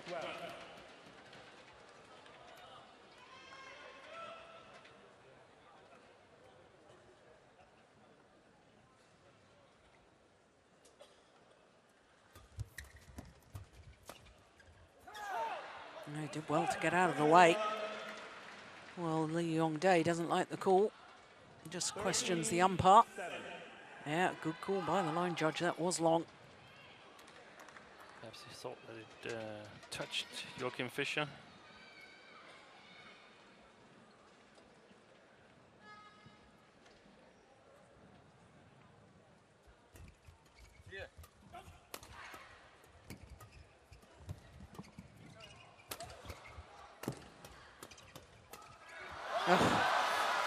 Fantastic interception by Joachim Fischer here, and we can see that the Koreans, they've read them exactly right, that they want to play from one side of the court to another, but they're not playing any soft shots. So had they played a soft shots, probably the Danes would have had to lift, because all their attention was backwards.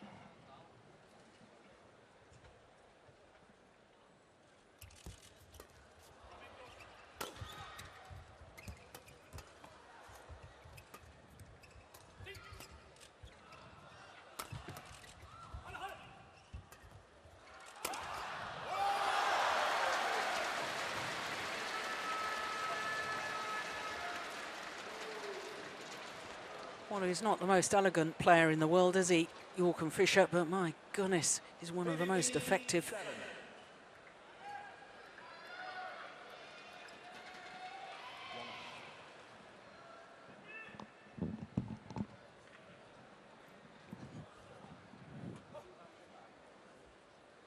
Eight-point advantage.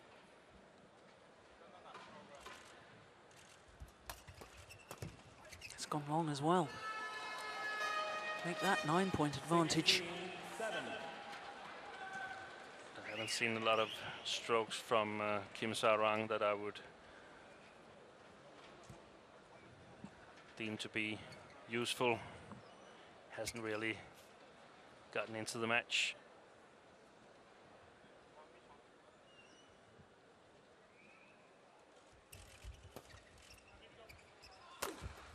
That's clever. Oops. No, it's landed in. That's that sort of half chance that I've been talking about with Rasmussen. Look how he moves forward. He's crouched down low. In he goes, drives the shuttle back. It's actually, they only played one match together, but it's a quite good combination because Joachim is able to cover a lot of the court. He's used to that from mixed doubles, and that lets Jonas take his chances. How did he get that back?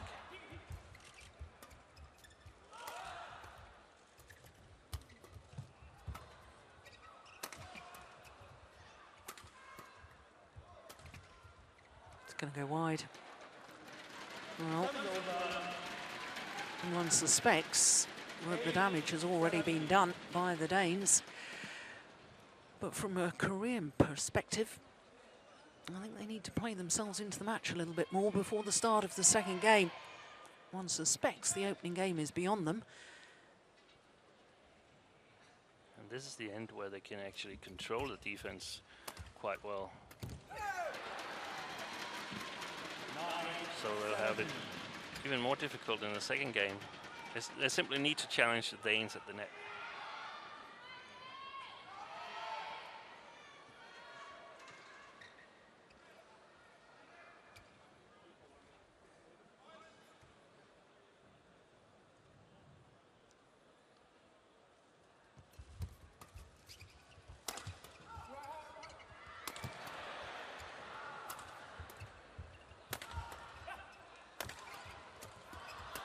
That's it. Well, despite the hesitation and the confusion in the Danish camp there, midway through that rally, managed to sort themselves out in time. 18-9. Yeah, no, from mixed doubles, when he does get himself to the net, York and Fischer, he is lethal.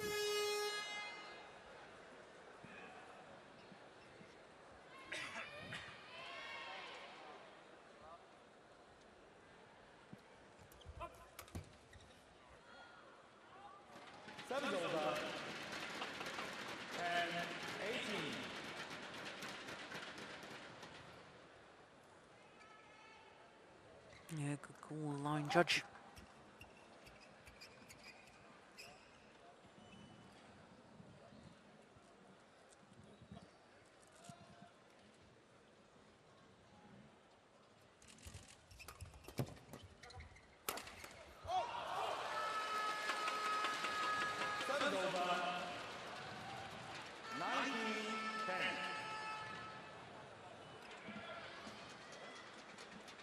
Well, Lee Yong-dae talking to Kim Sa-rang, trying to give him encouragement.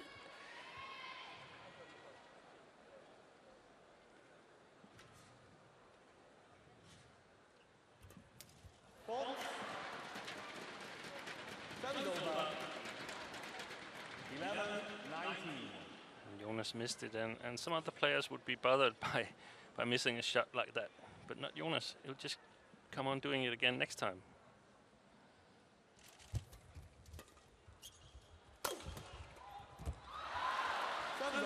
Yeah, he's really feeling the tension, is Kim Sa-rang.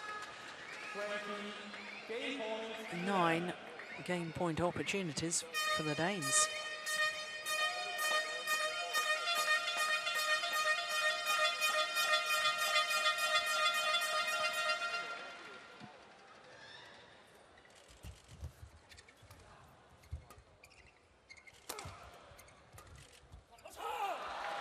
Yeah, first time of asking, and Denmark are 1-love up in this second men's doubles. And quite frankly, it was pretty comprehensive, that opening game. 21-11. And apart from one occasion, when there was a little bit of confusion, they looked like a very solid and polished pair. Just 17 minutes.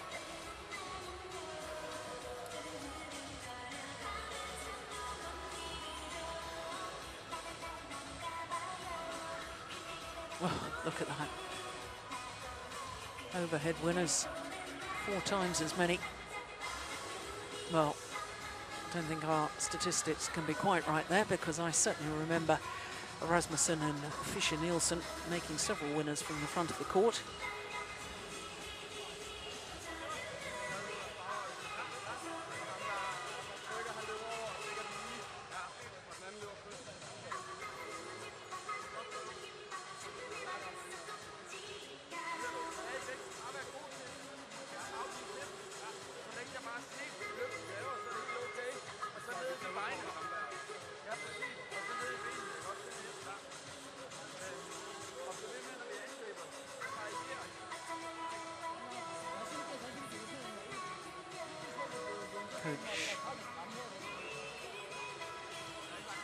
Klaus Poulsen wants them to vary their attack.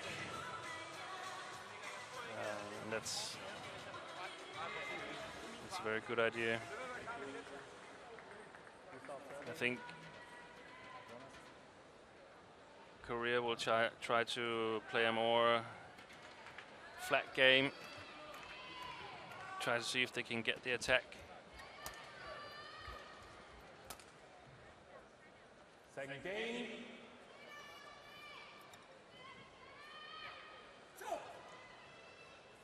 Level.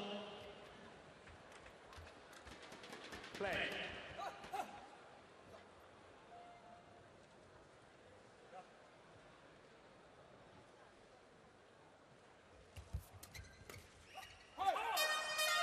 Yeah, hustle from the front of the court from Rasmussen. For the Koreans to win this match, it would take a total transformation of Kim Sa-rang from the first game, and Lee Young-dae to take over the net.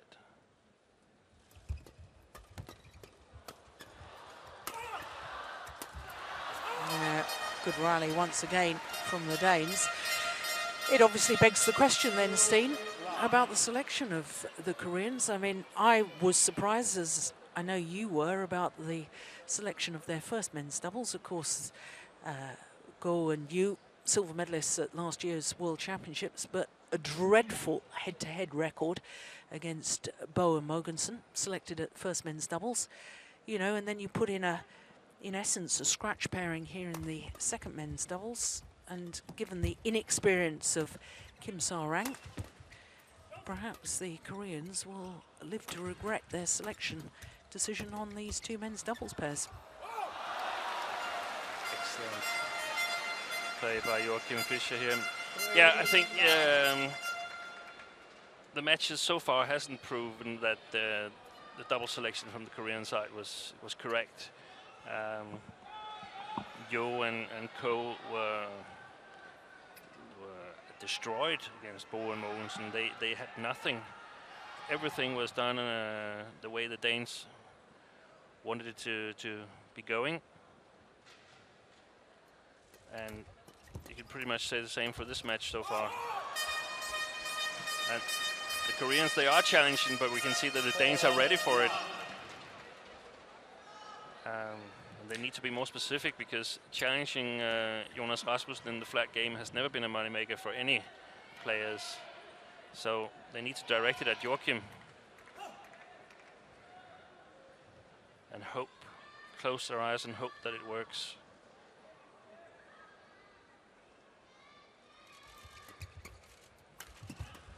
And furthermore, Jonas is serving really well so far. Yes, it's all out attack, and at the moment the Danes are hustling quite brilliantly. It's a shooting tent right now. It's 5 points every time you hit Kim Sa-rang.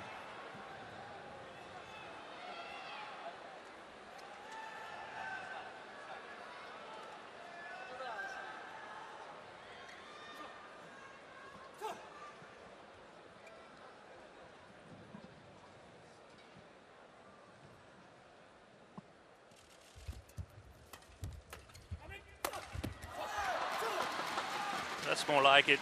They need to be able to put some pressure on the service returns to get the flat game going. A little bit of a loose shot from Joachim Fischer here, and Kim Sa-rang able to kill it. Kim Moon-soo and Kang Kyung-jin, two Korean coaches, looking very anxious indeed.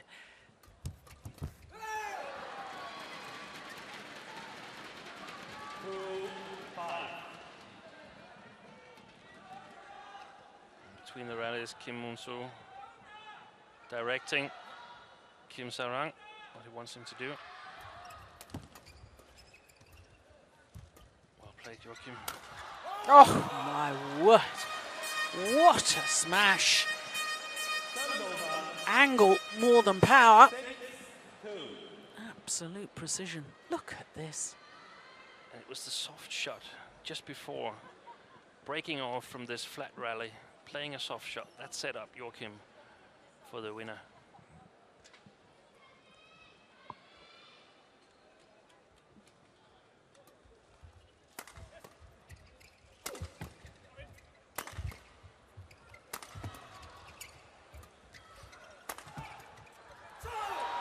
That's well played by the Koreans. That's the way they want this to go from now on.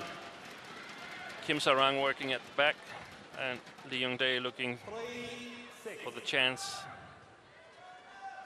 And here we can see that the Danes are not a regular pairing. They have difficulties as well in defense. Yes, especially when it's the channel attack in between both the Danish players, hit down the centre of the court, both hesitating on that last one, unsure who should really step in and take it.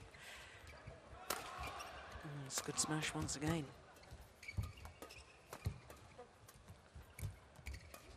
That's nice. Good shot. Yeah, it's that softer one again that initially changed the momentum of the rally.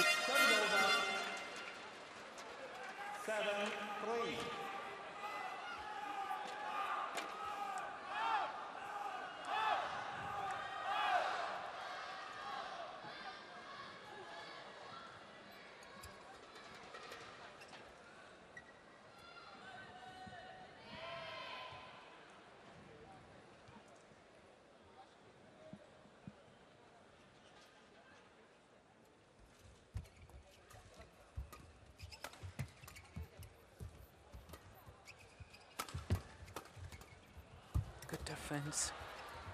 Clever. Oh my goodness me. Can you believe it? And they've won the rally. Lee Young-dae played 3 shots, I think it was, while he was down on the floor. Down, but certainly not out.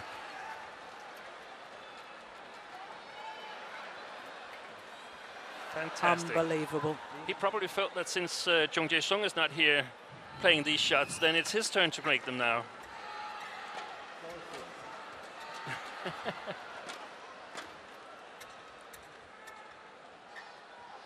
Extraordinary.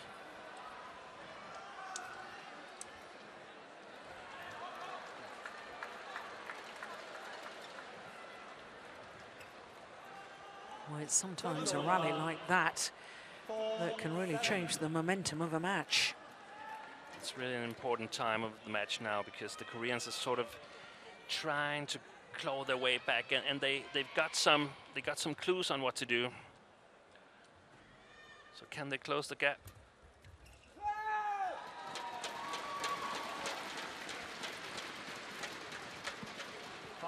They need to be very, very accurate in their shot making.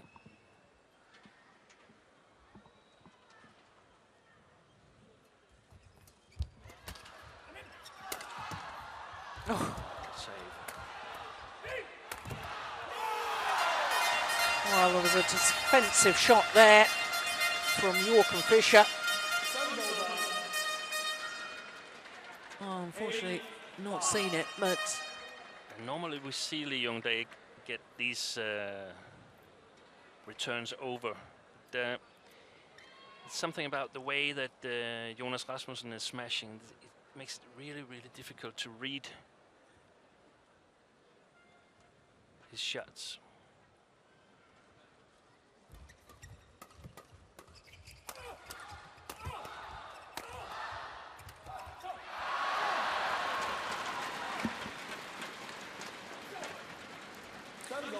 Well, there's signs to me that the Koreans are trying to keep the shuttle away from Jonas Rasmussen, especially away from him at the net.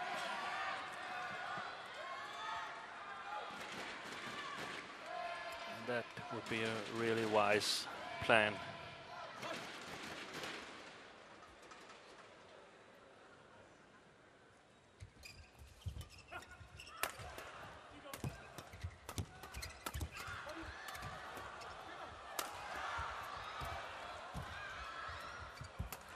Oh, wrong choice of shot there from Rasmussen.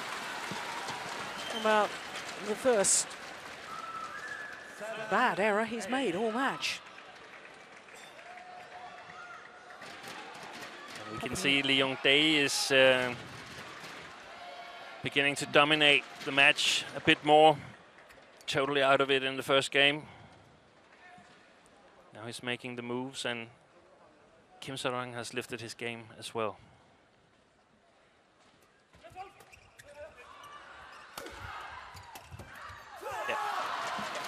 Wise flicker.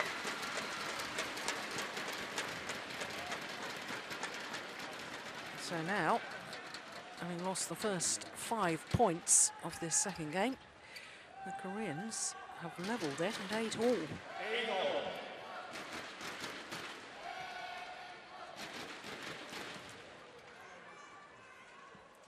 It fits very well into the plan of keeping Jonas away from the net, keeping the shuttle away from him when he's at the net, then first get him away from the net.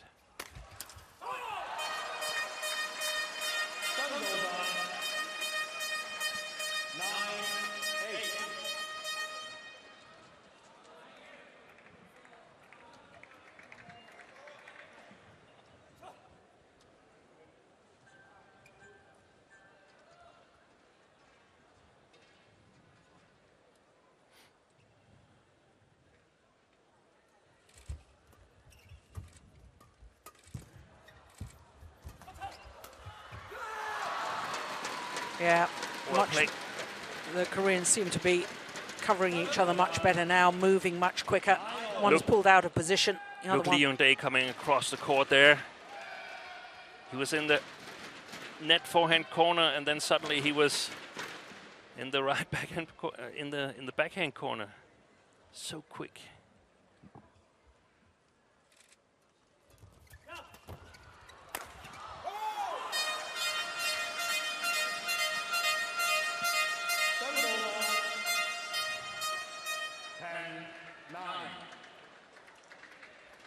Still a lot of pressure on the Koreans because every time they lose the initiative, they get punished.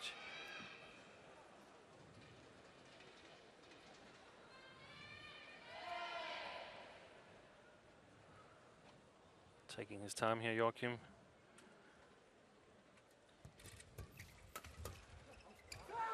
Pushed it long. Wasn't the best of low serves, has to be said. Yeah, exactly. I interpreted that hesitation as a little bit of nervousness. So who's going to have the advantage at the mid-game interval? This rally will decide it.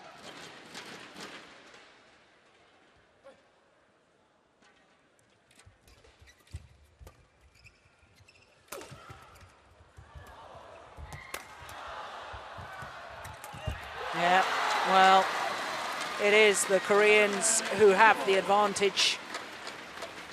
Narrowest of possible advantages at a mid-game interval. There's got to be at least 1 point in it, and that's all there is.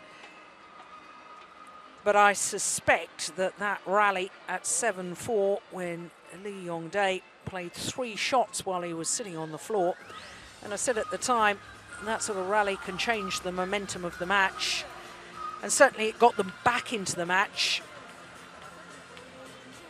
and it remains to be seen if that indeed was the entire turning point. Goodness me, look at the pressure put on that left leg as he lands.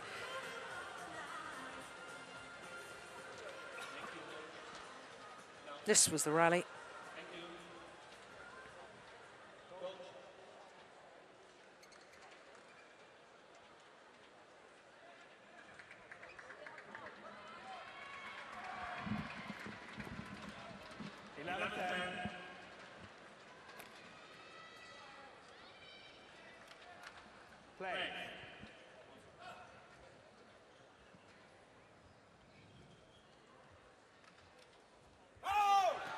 Oh, error on the low serve from Kim Sa-rang.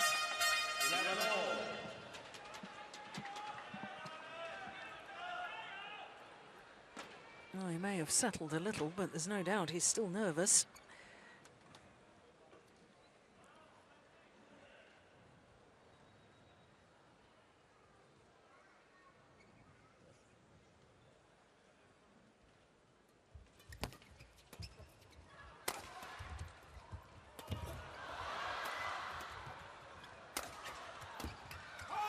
Well worked rally.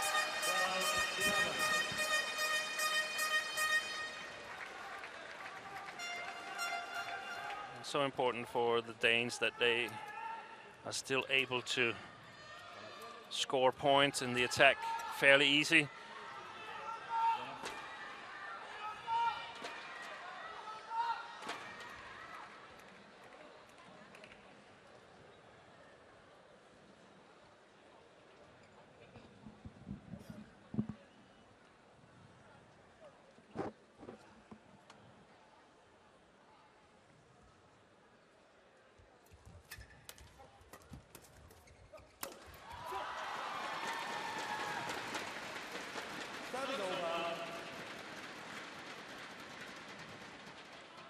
hard for Joachim to do anything about that, but also wise to direct the shots at him. Not that fast with his racket as Jonas Rasmussen.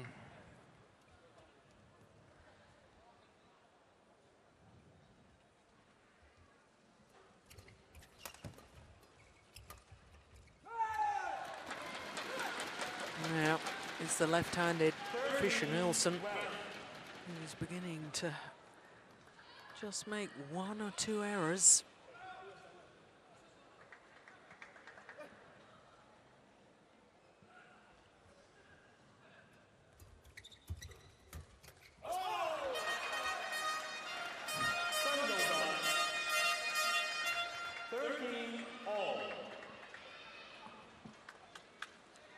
As the Koreans are trying to sort of take Jonas Rasmussen out of the game, I think the Danes should do the same with Lee Yong-dae. Try to direct most of the shots away from him.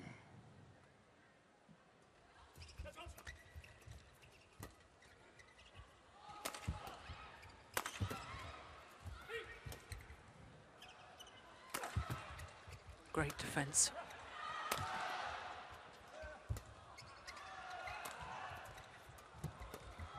White, white, white. Yeah, good rally.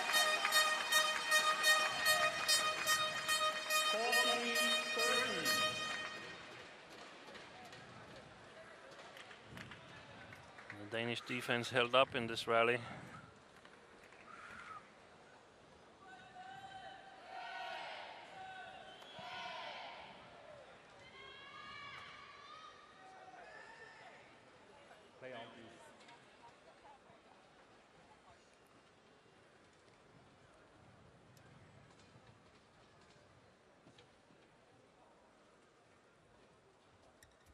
Well, slight difference of opinion as to whether the shuttle should be changed or not. The Koreans wanted it changed. Danes said no, it was fine.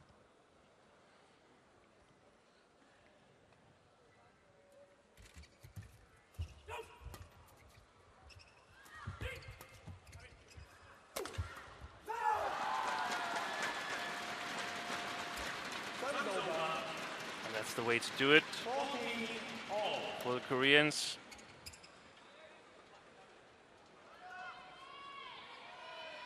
Get the attack.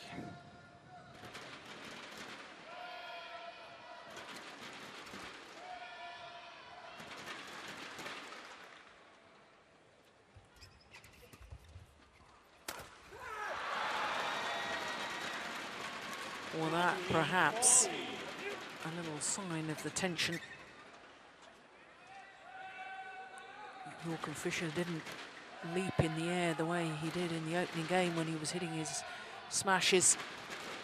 Right now the score is in this second game after 5-0, it's 15-9 for the Koreans, so troubling for the Danish side. That will help settle their nerves though.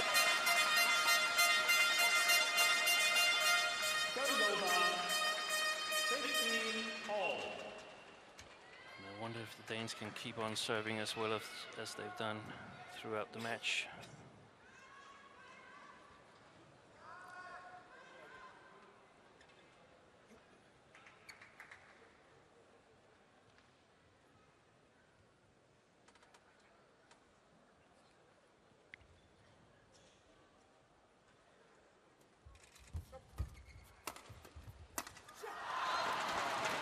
Well, varied the low serve by serving out wide.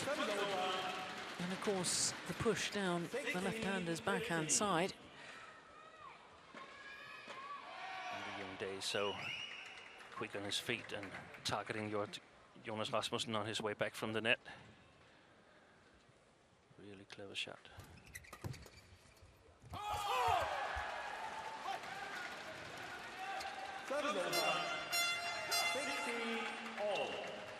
Well, as far as Fischer is concerned, has to hold his nerve on his serve. I have a feeling. Yeah, sorry. I was just going to say, I have a feeling that really the Danes, if they want to win this match, have got to do so in 2 straight games. So I don't need to say anything. The next 5 points are the decisive. Yeah, well, that's ominous for Danish fans.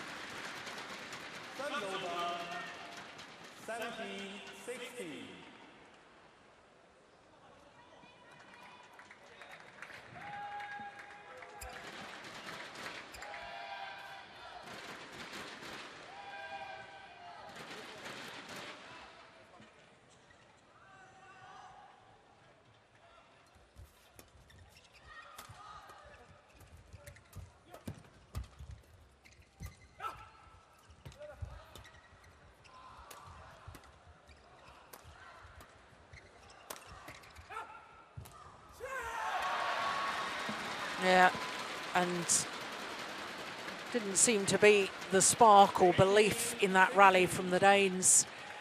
Certainly not the sort of style that they played each rally of the opening game. And they have to realize what you said, Jill. They're going to use all their energy on the next 7-8 rallies. Because if they succeed, the reward is enormous. And if they don't succeed, then it's starting all over again, and all the good work from the opening game, in essence, is undone. Well, there's only 1 point in it. The chance is still there for the Danes. And as a neutral, I would just love to see a 5th and deciding match in this semi-final tie. I think we're going to see a flicker here from Jonas.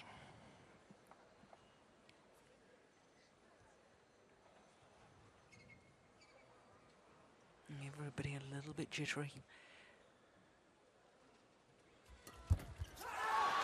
Now, might as well have been a flick serve because it wasn't a good low serve. Very loose indeed, and that got absolutely pounced upon. The flicker was a little too short.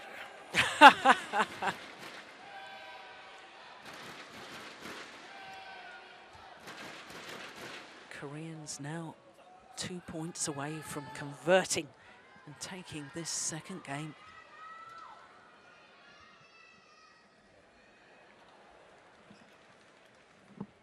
Bit of a mental game here between Lee Young-dae and Jonas Rasmussen.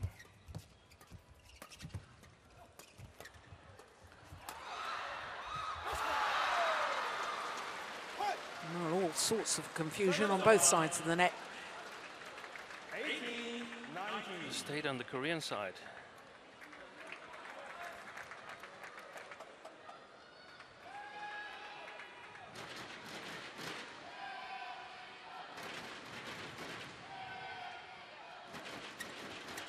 Yeah, he's thinking long and hard about what serve he's going to play.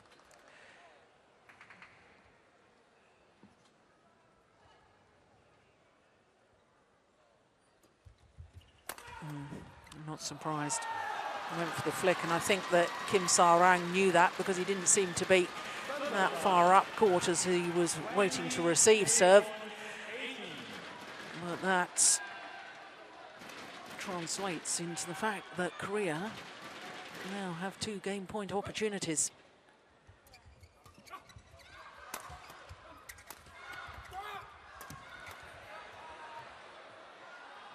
It's just long. Well, seemed to hesitate for an absolute age, did Joachim Fischer. No commitment going forward. I don't know whether that was nerves or indecision or quite what it was. But they've survived 1 game point, the Danes. Second opportunity now for the Koreans.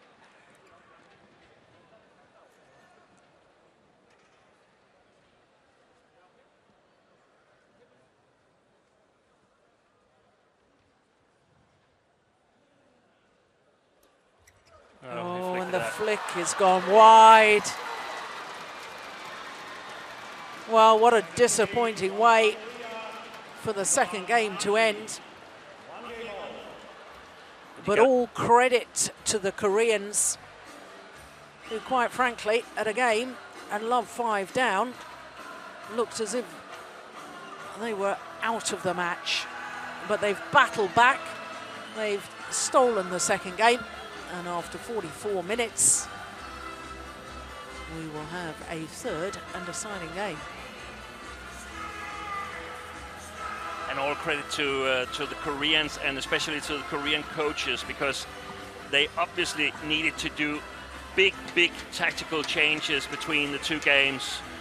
And it's quite often you see this, that before the players sort of grasp the idea, there's a point or a few that has been going the other way, and here it was 5 points before they sort of got the idea of how to play.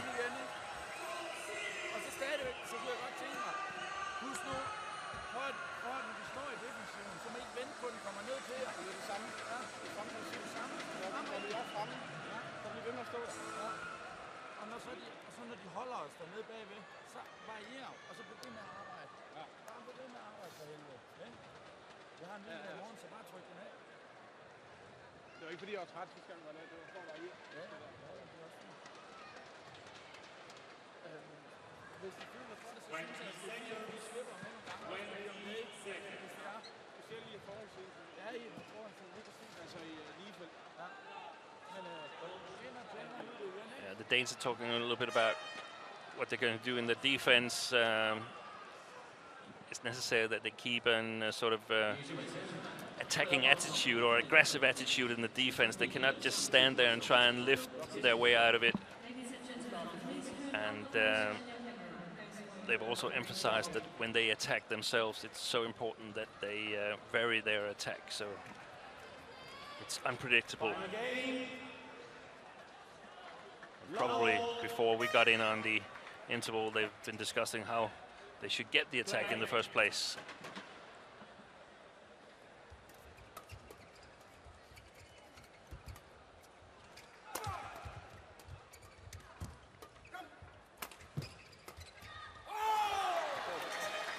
Yeah, that rally, very reminiscent of the opening game.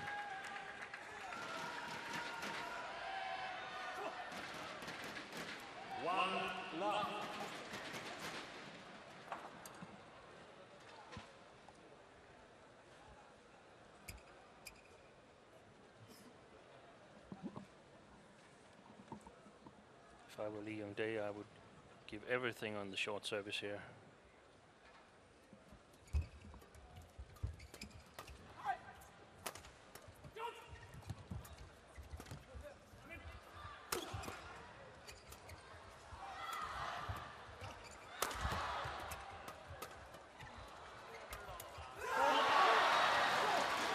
Well played. The Koreans have got much better defense now than in the first game, sort of learned to read the Danish body language, Danish pattern of smashes.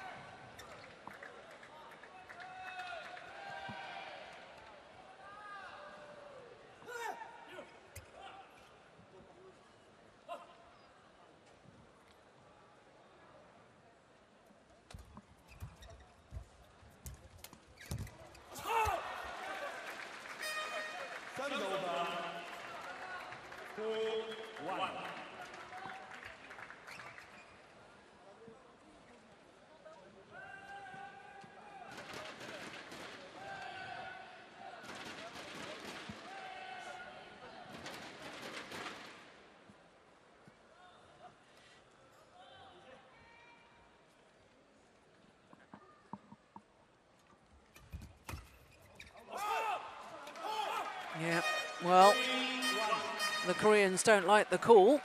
It was called good. I tend to agree with them. No, but I was wrong. Plum on the line.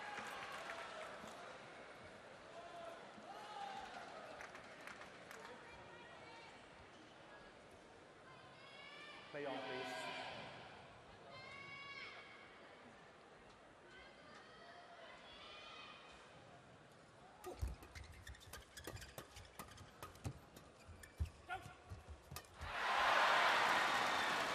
Well, I suspect that he was a little afraid to lift because of the drift. It's certainly playing a loose block to the net like that. Going to be eaten up all the time by the Koreans.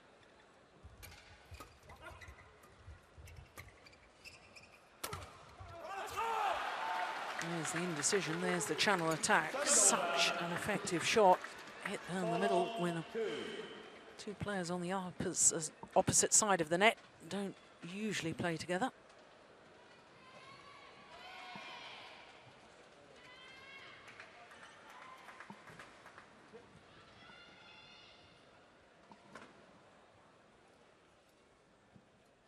It's a good serve.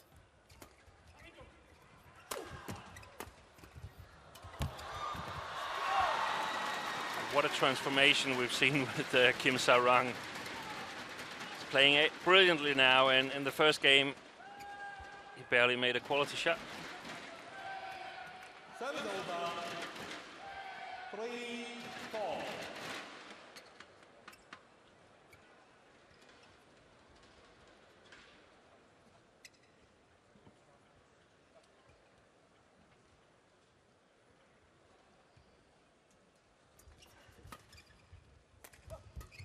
Oh, directly into the racket of Joachim Fischer.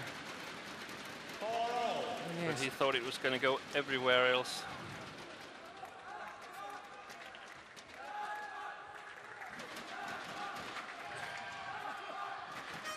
For all.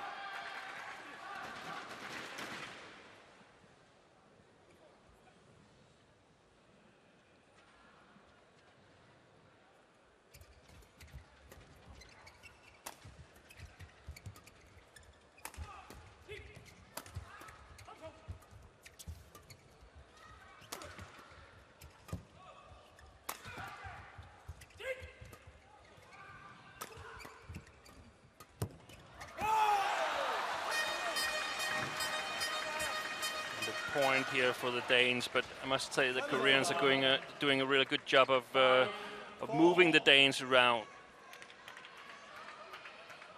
They never seem to get to hit it or hit a smash from a good position. They are always on the move.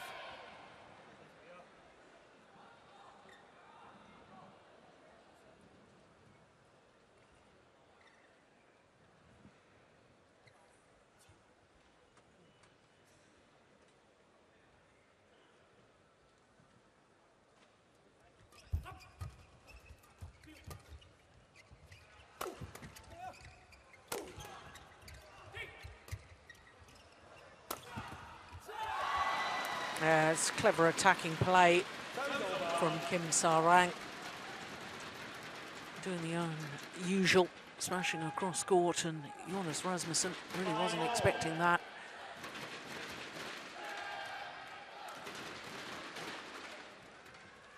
Really has to be a winner though, doesn't it? Because in doubles, if you smash across court and your opponent reads it, you play your partner into all sorts of trouble. Kim Sa-rang is lucky because he's got the best partner in the world, and he can almost cover all the other shots unless it goes directly back to Kim Sa-rang.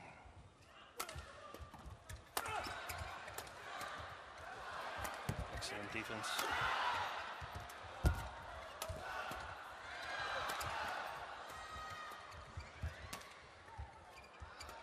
Oh my goodness.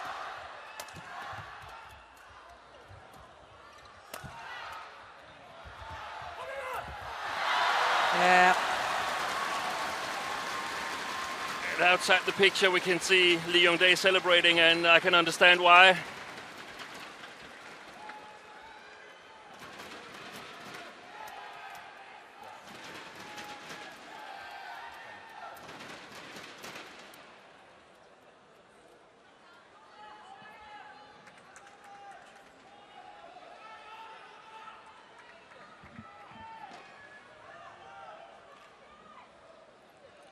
Well, the longer the match goes on, the more I favour the Koreans. The more settled they seem to be within their partnership, and certainly as far as Kim Sa-rang is concerned, those early nerves seem to have settled. There was a new gadget from Vittinghus. Yeah, I agree with you, Jill, and we perhaps have to apologize a little bit to the Korean coaches. I like that team selection a lot better now. Looked bleak in the first game, but it looks like they're on the right track. The job for the Danes now is to sort of keep up with the Koreans and make this a close game where everything could happen.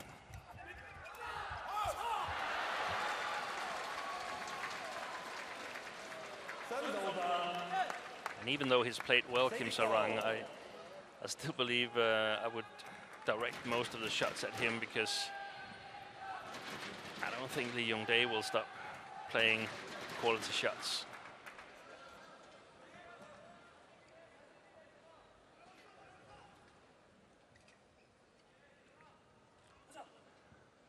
That's another concern, the Danish services.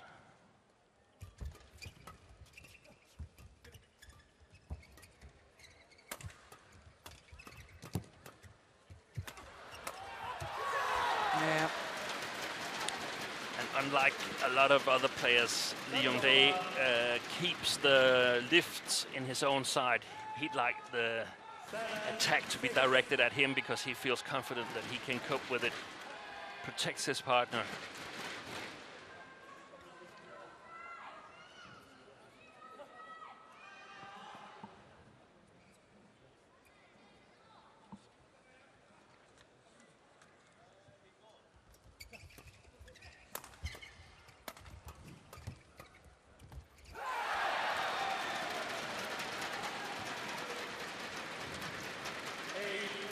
Again, down the middle.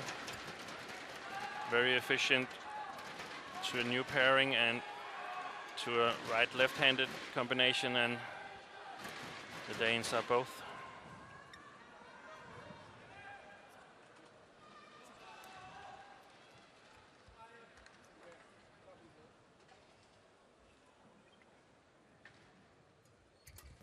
Oh my goodness, a moment of magic. Jonas Rasmussen. Well, you and I have seen that shot a few times over the years. One of his trademark shots. Well, what a time to pull it out of the bag.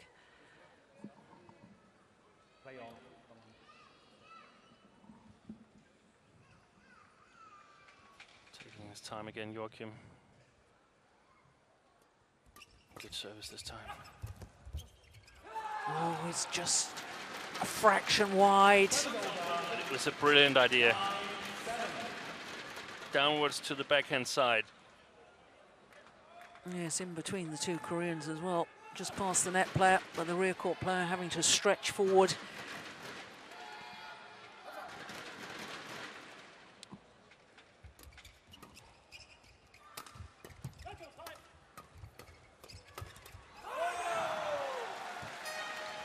No, this is far from over. Still anyone's match to be had.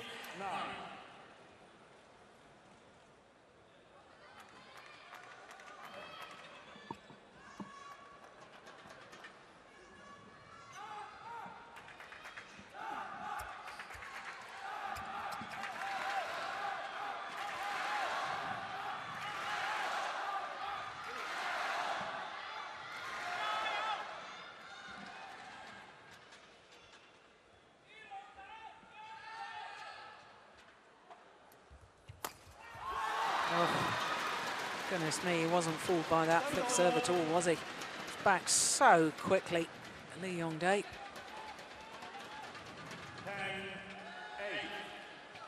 can see Kim Sarang jumping up and down, trying to loosen up. Probably feels the tension as the match is getting real tight here. Close to the interval.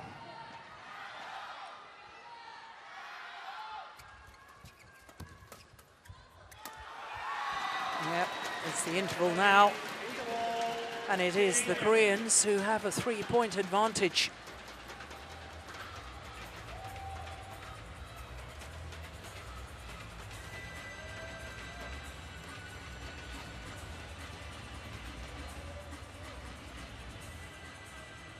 Yeah, the whole body language, the whole persona of the two Koreans now very, very different for to the opening stages.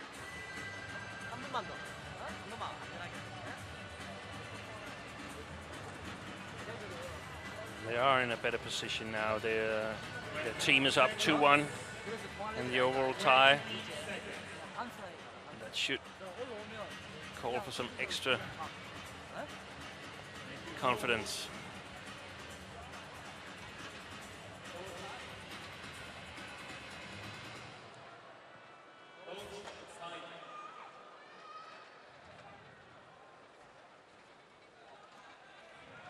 Well, there, the Korean bench. There's a few more smiles at this stage of the contest. 2 minutes shy of the hour mark. This second men's doubles. And we're only halfway through the third game.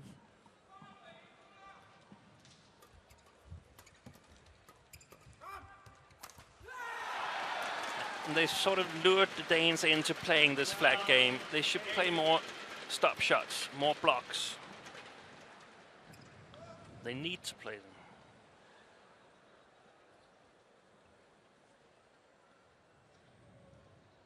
Yeah, a lot of psychological battles going on. I think it's time for the umpire to step in here, because it's been going on for a while between Lee Young-dae and Jonas Rasmussen.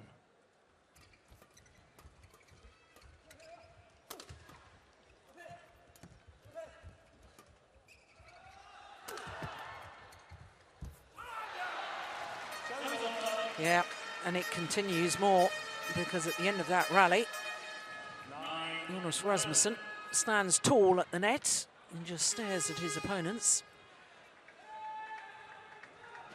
Refuses to pick up the shuttle, waits for them to hand it back.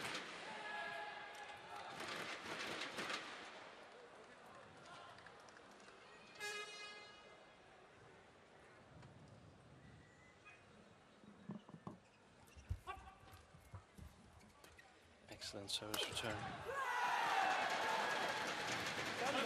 Yeah, set up the whole rally, didn't it?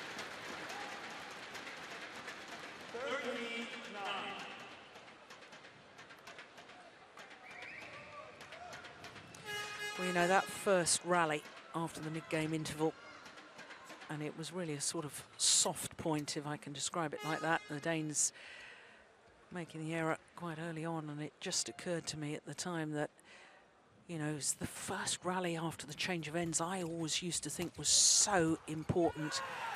Must win that first rally. In other words, you say to your opponents, I'm still in there fighting. And all of a sudden now, having lost that first point since the change of ends, they're 5 points adrift.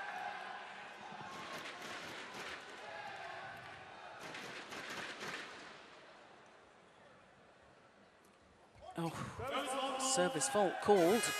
Totally deceived Rasmussen, judged to have been struck above the waist.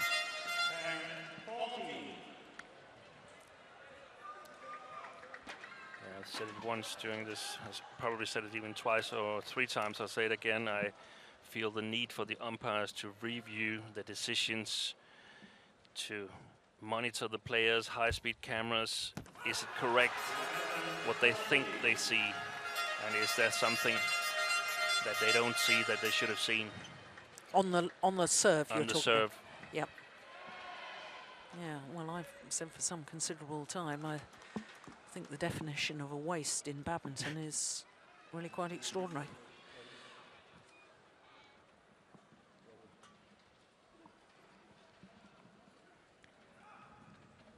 Serves seem to be getting higher and higher. Danish assistant coach Claus Poulsen looking a little concerned here. Good shot by Joachim. But those were the shots that they were killing in the first game, and now they're transformed into mistakes.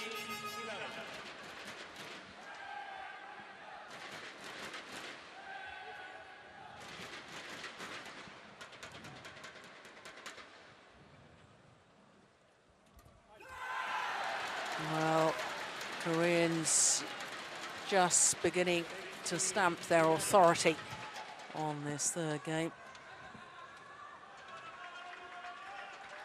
And certainly helped by 1 or 2 errors from the Danes.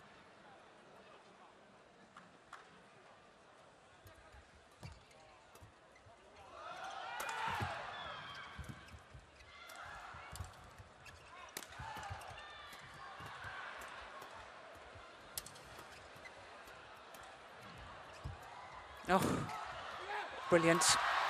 Whoa, what a nice rally. Well, it was the defensive shot, that one, from Lee Yong-dae that did all the damage, but how quickly Kim Sa-rang was forward. In fact, they were queuing up to take that one.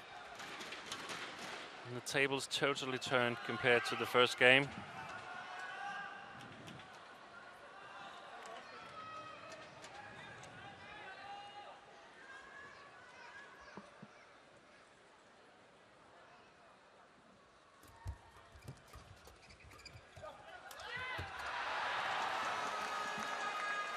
Well, one senses that it's now or never as far as the Danes are concerned. Gotta start closing that gap. 5-point deficit.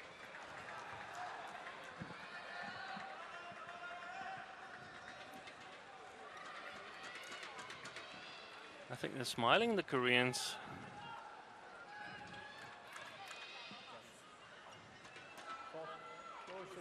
Could hope that, or at least as a Dane, I could hope that it was a little bit too early. Well, the Danish team bench there. No smiles from them at the moment.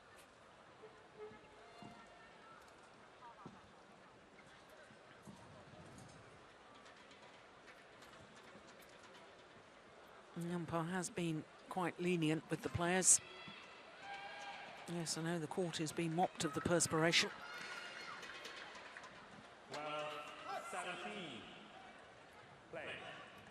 Now he asks them to play. Danes desperately need a good serve. Yep, got it.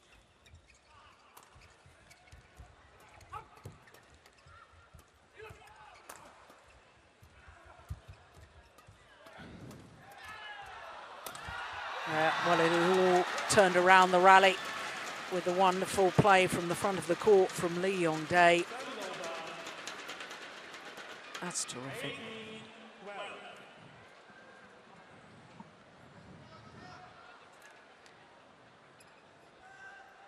3 points away from the third point required in the semi-final tie, and therefore victory for the Koreans.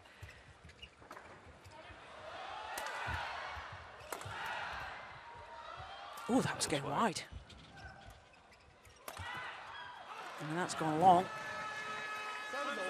The point of no return for the Danes. They must get a little run of points here if they want to extend this semi-final.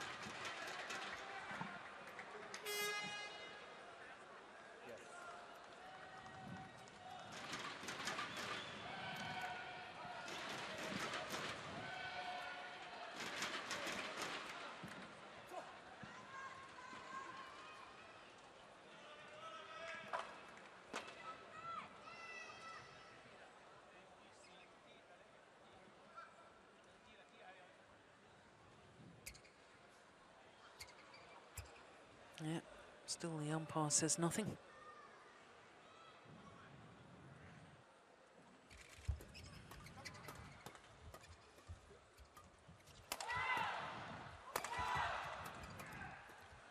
That's it. That's the way to do it. They need to step forward. And we saw in the middle of the rally that Joachim wasn't stepping forward. He was staying back.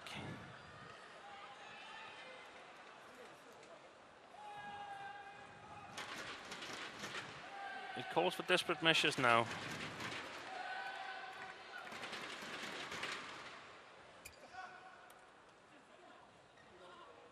Have to go for the half chances.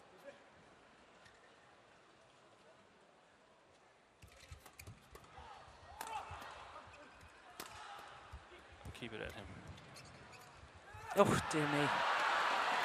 Well, drop shots, I'm sorry to say, from York and Fisher was woeful. So loose.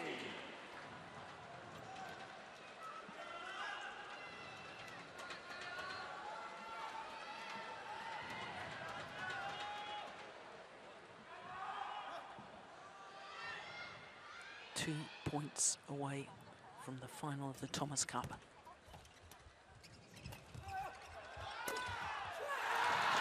And now just the 1 point required.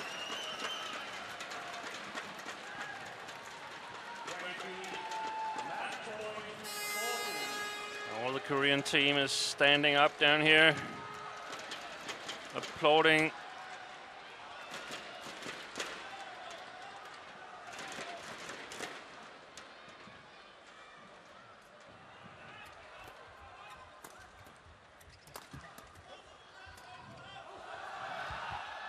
Oh, it's landed in.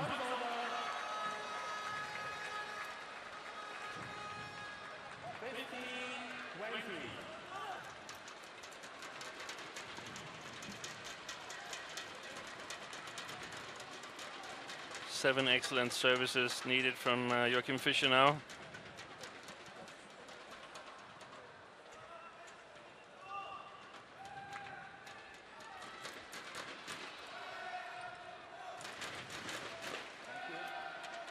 Nice.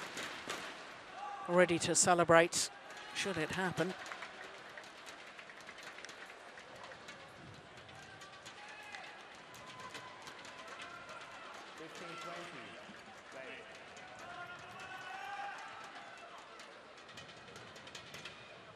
Still match points to Korea.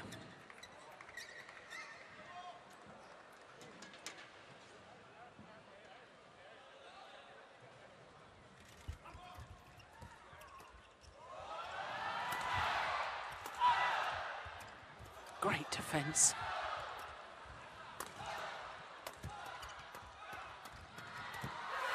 And this time they convert. Well, they had to come back from defeat in the opening game to win in 3 tough games against the Danish veterans, who put up a very fine performance. Well, there's a reason why Lee Yong-dae has won an Olympic gold medal. He is a world-class player. At a game and love 5 down, he was talking to his less experienced partner, Kim Sa-rang, and just trying to calm him down, encourage him. And in the end, Kim responded so well.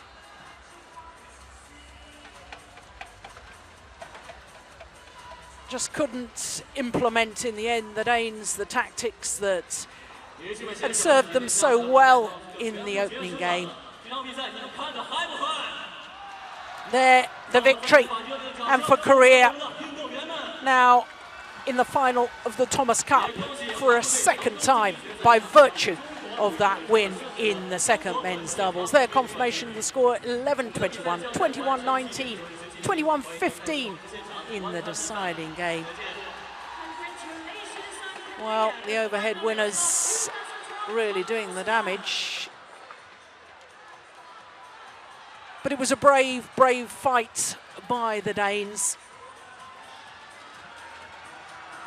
3 of the 4 matches going the full distance.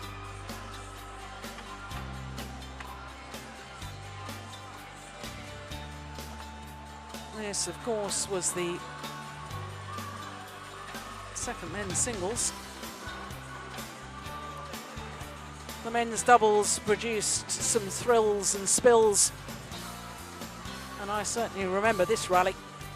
Played 3 shots while on the floor, and I think I said at the time, a rally like that can change the momentum of a match. And I think from that moment on, there was a bit of belief by the Koreans.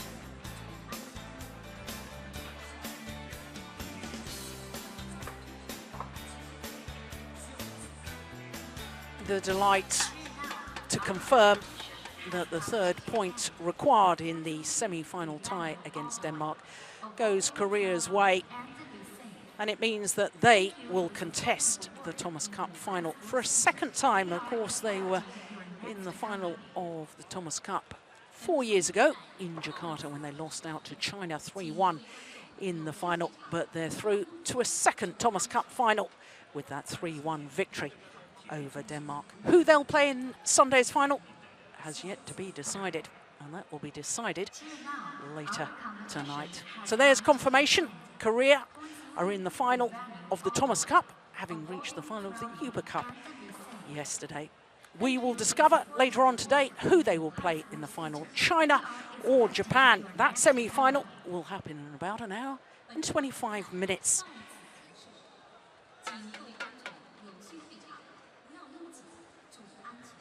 So that final on Sunday, the semi-final, second semi-final of the Thomas Cup.